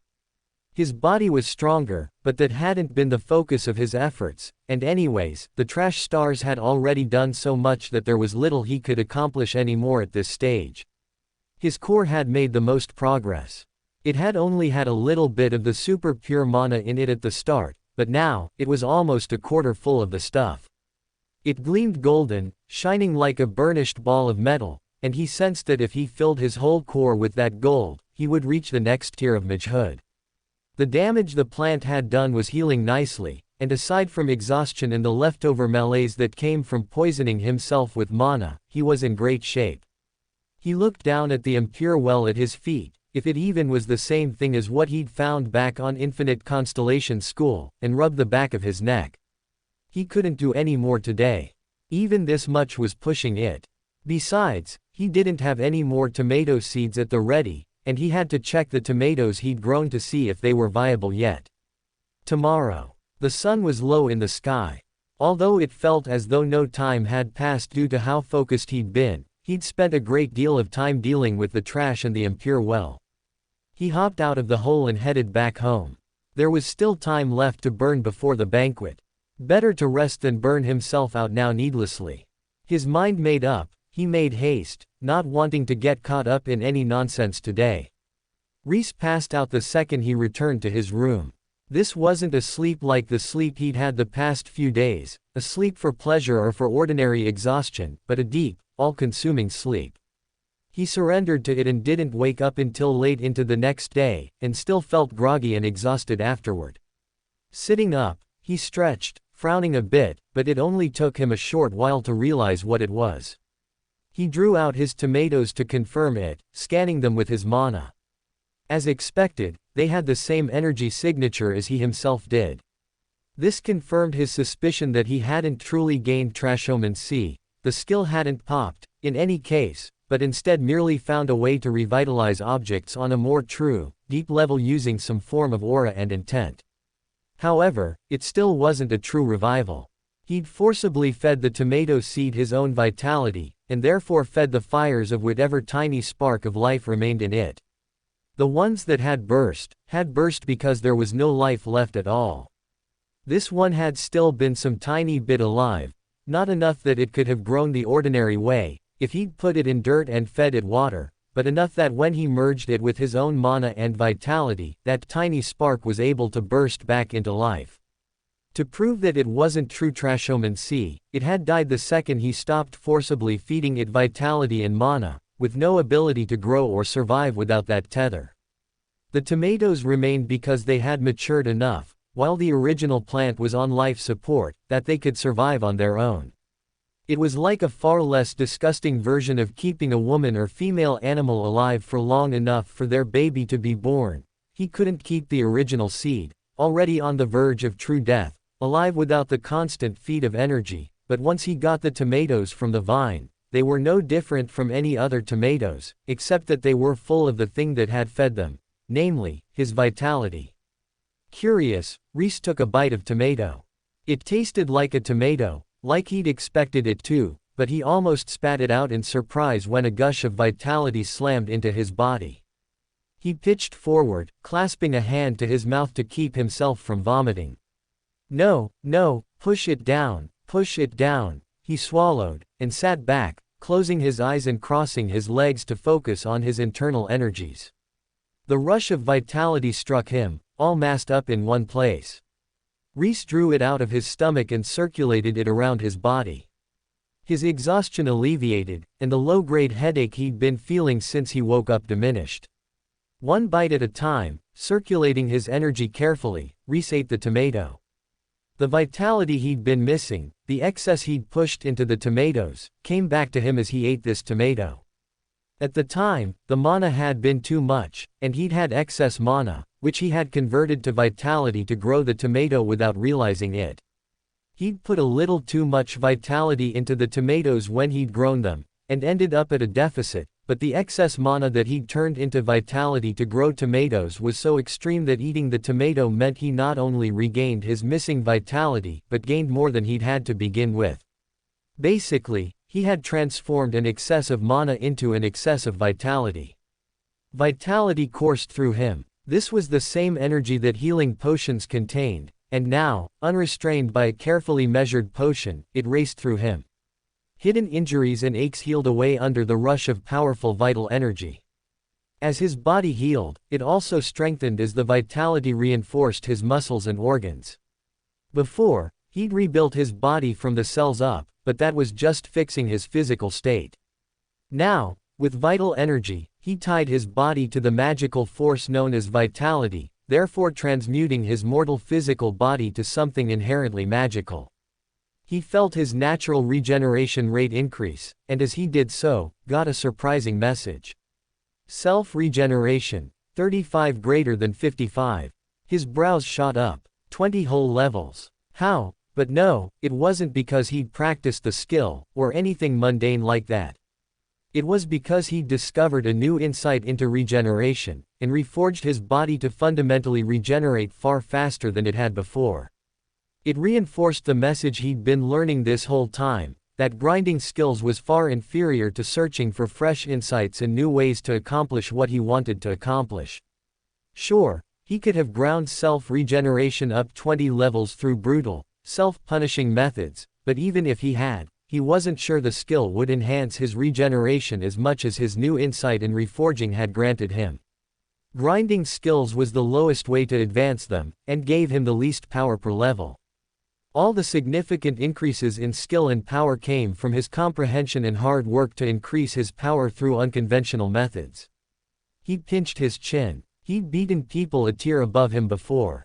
Was this why? The fact that despite his low tier and seemingly low skill levels, he had primarily advanced through strange and unconventional techniques, which gave him vast jumps in power that the system struggled to properly represent. It did make sense. He was following his path, finding the techniques and skills that worked best for him in particular, rather than following a generic path and simply doing what the masses thought was best in order to advance. Of course they would advance more weakly and less powerfully for simply doing the rote advancement, whereas he worked to eke out a path out of trash, and as a consequence, invested far more power in himself than those who followed the generic, easy path set forth by the system ever could. The system laid forth a path for everyone to advance, but what it didn't do was lay forth the optimal path for anyone in particular. Advancing beyond the limits of the system was the secret to fighting above tiers and growing rapidly. It was something to be wary of, that he wasn't the only person who must have discovered this. Just because someone was lower tier than him, didn't mean they wouldn't be able to put up a good fight. He had to live with his eyes wide open. Having contemplated the mysteries of the system, Rhys drew out another tomato. He was already full of vitality, but why stop at just being full? Why not go even further beyond, and try double reinforcing his vitality? He was pretty sure he couldn't manage 3, but 2. 2 seemed doable. It was a shame about the tomatoes in general, that he wasn't using them to make ketchup, but they were too valuable to give to others. He'd checked on the first one, but these tomatoes had no seeds. It made sense, they'd been forced into life by an unholy overload of mana and through rooting in Rhys's own body and drawing on his personal vitality. It would be more shocking if they'd developed properly through and through. The fact that they were this complete was already a surprise. He'd half expected them to rot in a heartbeat, or be somehow immaterial. Instead, they were a treasure. A treasure useless for dressing fries, but highly useful for advancing his magehood. Between the two, he knew he should be happier that he'd found something so useful for advancement, but a part of him, deep in his trashy heart, cried that he couldn't sow any seeds to grow the base ingredients for the magic elixir known as ketchup. Still, he'd asked Laurent for some seeds. Maybe the man would come through. He still had all of Rena's gear. If Rena needed to make one last appearance or two, he could make it happen. Anything for his beloved ketchup. Anything. Well, almost anything. Consent was key, and all that. He ate the second tomato and reinforced his cells and body with vitality once more. There was no huge jump in regeneration levels this time, but he felt the vitality sink deeper into his every pore and crevasse, building up the power of vitality in his body such that it was more deeply linked in his flesh, until the two were inextricably entwined. From now on, his body was permanently linked with vitality, and would always possess more energy and regeneration than an ordinary fleshy body. Of course, 2 tomatoes did not make a significant advancement, no matter how laden with vitality they were. Aside from the breakthrough of linking his body permanently to vitality, he was still at the trash tier of having a magically enhanced body. Luckily, there were still more tomatoes in his inventory, more tomato seeds he could fish out of the marinara, and more curse energy to delve in that impure well. Rhys patted his full stomach. He couldn't eat any more tomatoes, not because he was full, though that was the sensation his body was giving him, but because his body couldn't handle any more vitality right now without deviating in some negative way.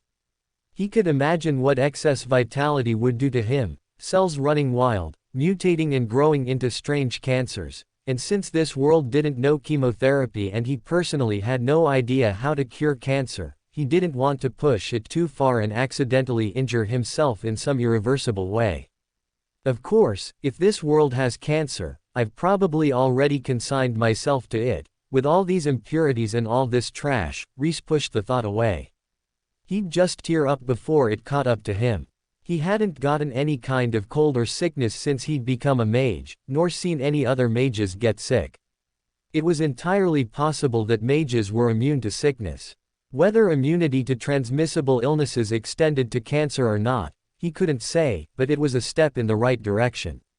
A quiet mew caught his ear. He turned to find a small tuxedo cat at his window. Rhys opened it and let Az in.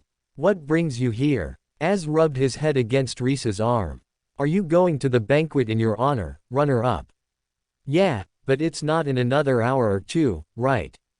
Rhys asked. Az purred. He looked up, meeting Rhys's eyes. "Why not go early?" Is there a reason to?" Rhys asked, then immediately rolled his eyes at himself. If Az was bringing it up, then of course there was a reason to go. Az wouldn't just bring it up for no reason. He nodded. "Shall we go?" Az hopped up onto Rhys's shoulders. Rhys wobbled for a moment while the cat stood on his shoulders, but then Az dropped down and went into boneless mode, draped around his neck like a living stole. The cat started happily kneading Rhys's chest with his front paws and letting out a low purr, immensely pleased with himself. Rhys went to the windows, then paused, internally staring at himself. What was he doing? There was a perfectly good door and a perfectly good hallway behind him. He was in no rush. There was no reason to use the window. Yeah, but it's so cool, a little voice whispered in his head, the same little voice that wanted to read trashy manga all the time, and Rhys nodded. The little voice had a point. It was so cool to hop down from windows.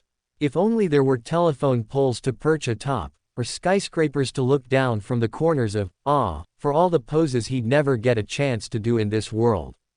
At least the window hop was still open to him. Decided, he hauled his leg up and hopped down from the window. Where's the banquet happening? Rhys asked. He could wander the city until he found it, but he didn't know. He was sure they'd given the other contestants information on where to go at some point in the last few days, but the other contestants hadn't been hiding out in the dump ever since the tournament. Purple Dawn's messengers still hadn't found the dump, or rather, they had no reason to suspect anyone would be hanging out in there, and Mouse evidently hadn't spilled the beans to them, so he'd gotten by without any invites or other annoyances. There's a hall at the center of the castle, Az offered nonchalantly. Rhys nodded and set forth for the center of the school. It was time to attend a fine banquet, but first, time to discover whatever it was Az was strongly hinting he should discover. I hope it's a hint about straw, but with all the events happening in the world, 1,000 different ideas came to mind. It could be about Bast, or the Empire, or Purple Dawn, or even Ernesto's petty revenge on Infinite Constellation School after Rhys had beaten his champion fair and square. 1,000 different things, all of them potentially devastating. All he knew was if Az wanted him to know, then he definitely wanted to know. The cat wasn't the type to get excited over nothing. A little nervous, a little excited, he rushed toward the banquet hall. Purple Dawn Academy was as much a maze on the inside as Rhys remembered, if not more so. He ran over the cobbles as fast as he could, but it felt like slow going anyways. The Academy's ancient roads twisted and turned, doubling back on themselves and winding around to come out at a strange new location. Whenever he turned the wrong way, Az would start smacking his tail against Rhys's chest in annoyance, and once he figured that out, Rhys had a much easier time getting to the banquet hall. That, and whenever he turned toward a big, broad street full of fancy buildings, Az settled down. Between those two hints, Rhys was able to smoothly navigate toward the banquet hall. On the way to dinner, Rhys quickly absorbed the filth on his body, forcibly cleaning himself. He didn't smell like trash or body odor anymore to his nose, and whose nose could he trust, if not his? Probably anyone else's. He glanced down at Az, but the cat had nothing to say.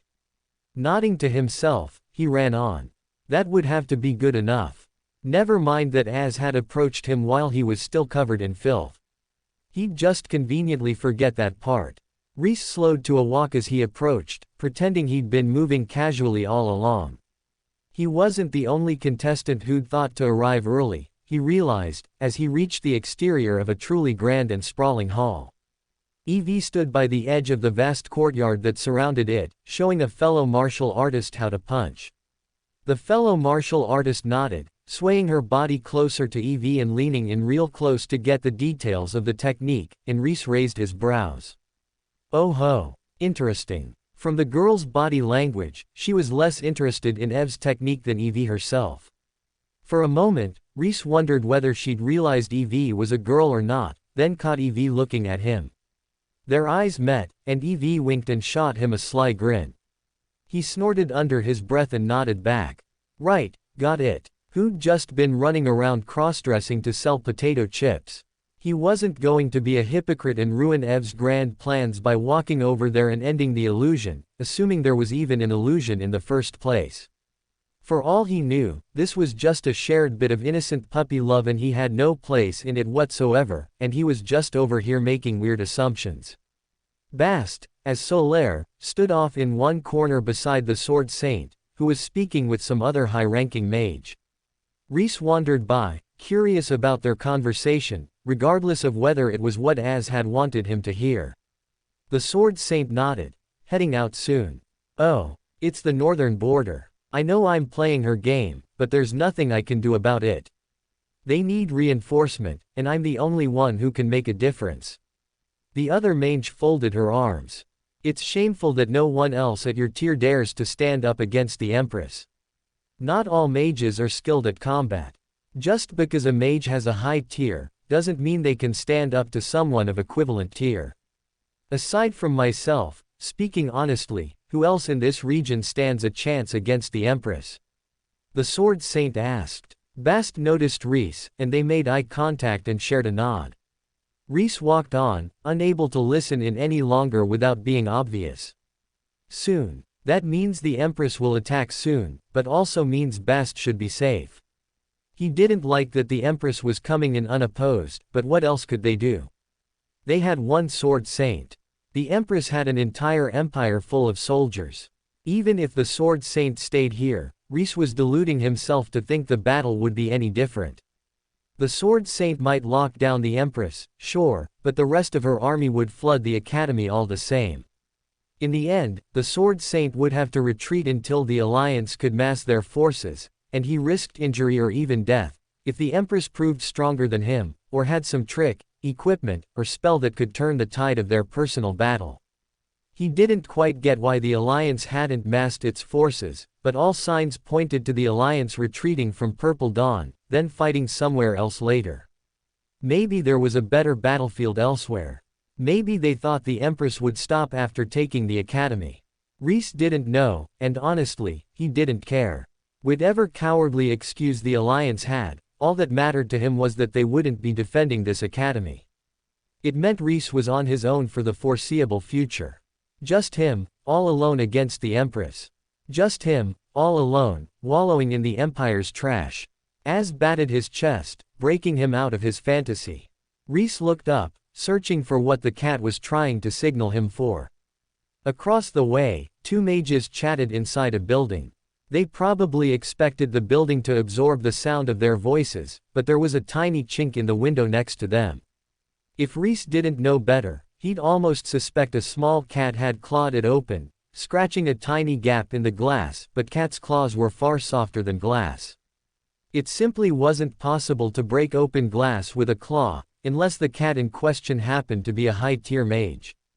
Rhys glanced at the tuxedo cat lounging on his shoulders, but Az just yawned carelessly, seemingly totally unaware of Rhys's gaze. Rhys casually sauntered by the wall, cruising slow enough to listen in on the mage's conversation. "Let him loose. No, no, and no. I've told you 1,000 times already. We already have one problem. If we lose him, we'll have two. Is he really that bad? All he did was teach 2 kids, and pretty well at that, if the Sword Saint's apprentice is any indication." "Oh, they were talking about Straw." Rhys raised his brows. If they were talking about Straw, then Straw was here, wasn't he? It was his first concrete proof that Straw was somewhere around Purple Dawn Academy. Until now, he'd had to guess at it, as Purple Dawn Academy was one of the largest, if not the largest, school in the region, had massive resources, and had the curse-focused Ernesto. It was a pretty decent guess, if he was being honest, but it had been just that, a guess. The fact that the rats hadn't turned anything up had been disheartening, the fact that Lyra had showed up and pledged to help had given him hope. But this conversation was the first time anyone admitted that Straw was here, or at least nearby. Fine, let's assume he's harmless. He's a tool, a weapon. He doesn't truly have will, just autonomy born of excess amounts of curse energy. What if the Empress uses him against us, like the Demon King did? Then we've given our enemy a powerful tool, and he still becomes problem number 2. So what keeps her from unlocking him and using him anyways? We might as well send him out there and get a hit or 2 in before she finds him anyways. The second voice laughed. Finds him? Huh. Good luck. He's locked so deep, so dark, that if Purple Dawn falls and everyone forgets about him, it'll be millennia before anyone finds him. He's safe where he is. Better than letting him out and handing him to the Empress, 1,000 times over. Rhys twisted his lips. That part was less good. But at least he knew Straw was here. Here, somewhere the Empress wouldn't find him even if she looked for millennia, but at least he was here. Hell, maybe the millennia thing assumed the Empress didn't know he was here and didn't go looking. Either way, he at least had a region to search, now. It was better than he'd had before. All the more reason to stick it out. If he left, he gave up on freeing Straw, too. Better to stick around and hide out under the Empire, so he could have a chance at finding his mentor. Even those two mages on the other side of the wall thought Straw stood a chance against the Empress. Maybe not a chance at winning, but at least a chance at getting a good hit on her. It was something to remember, when the day came to battle her. At the very least, it was something Rhys wouldn't forget, though he intended to free Straw anyways, it was just more motivation to free Straw.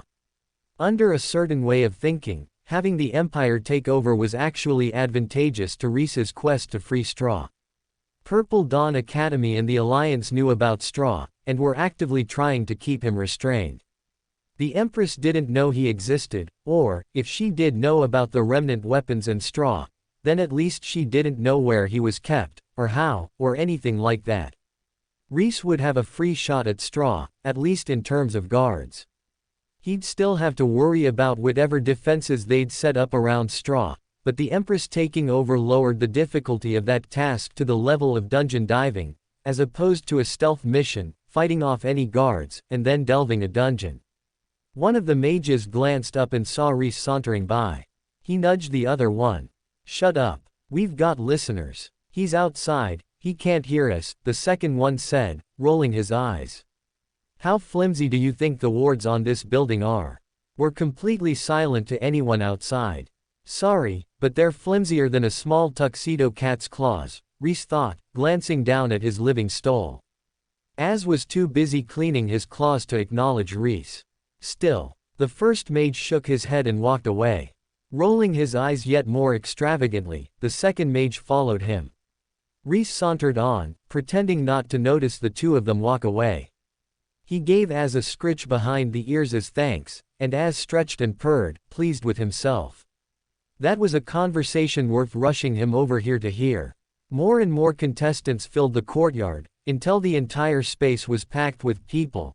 Not just contestants, but their teachers, mentors, and even the heads of their schools, in some cases. Rhys eyed those elders, taking note of who was either too stupid to read the writing on the wall, or brave enough to remain and support their students. If they were the first, they were worth remembering to scam later; if the second, then they were the people, and the schools, he could call on if he ever needed to mount a counter-offensive against the Empress. Either way, it was useful for him to know their faces. Aquari didn't make an appearance, not that he'd expected her to. For one, she was no fool; for two, she was no hero; for three, she knew better than to leave her school unmanned when Ernesto was looking to take it over. Even if her pragmatism wasn't the most charming aspect of her personality, he at least respected her for knowing that the Empress was well over her strength. Az could act domineering and overpower her, let alone the Empress, though he was starting to wonder if there was an upper limit to Az's strength. He'd acted with impunity here, as well. Was he a being beyond this entire region? He's afraid of the Empress, at least. Maybe it really was just that the Purple Dawn schoolmaster was distracted with fleeing the Empress, and didn't want to bother with Az. He didn't know. At the very least, Az wasn't able to overpower their immediate enemy, or didn't want to. Sometimes, he wasn't sure how much of Az's behavior was limited by his constraints, like his tier level and personal strength, and how much was just him being a cat and not wanting to bother with random bullshit. A bell rang. Rhys turned to find a haughty-looking butler-esque mage holding a small bell high, pinched between two fingers, his pinky out. He gazed across the courtyard with his haughty eyes and harrumphed. "It is time to take your seats, everyone. Please follow me." Rhys licked his lips and dusted off his hands, heading toward the butler. The speeches part of the banquet was going to suck, but he was looking forward to experiencing some real mage cooking. These were people who only ate for the purpose of pleasure. Their food had to be unreal. Or it's complete shit, given how hard they went after potato chips, a little voice whispered, but he pushed it down. That was because his chips were cheap and delicious. This was different. It was a top-of-the-line mage banquet prepared for the winners of the regional tournament by one of the largest schools in the region. It had to be better than cheap street food. For more thrilling fanfiction stories like this, check out my channel Fanfic Audiobook. Dive into epic adventures, mysterious realms, and legendary journeys brought to life through immersive storytelling. Don't forget to like, share, and subscribe for more amazing audiobooks.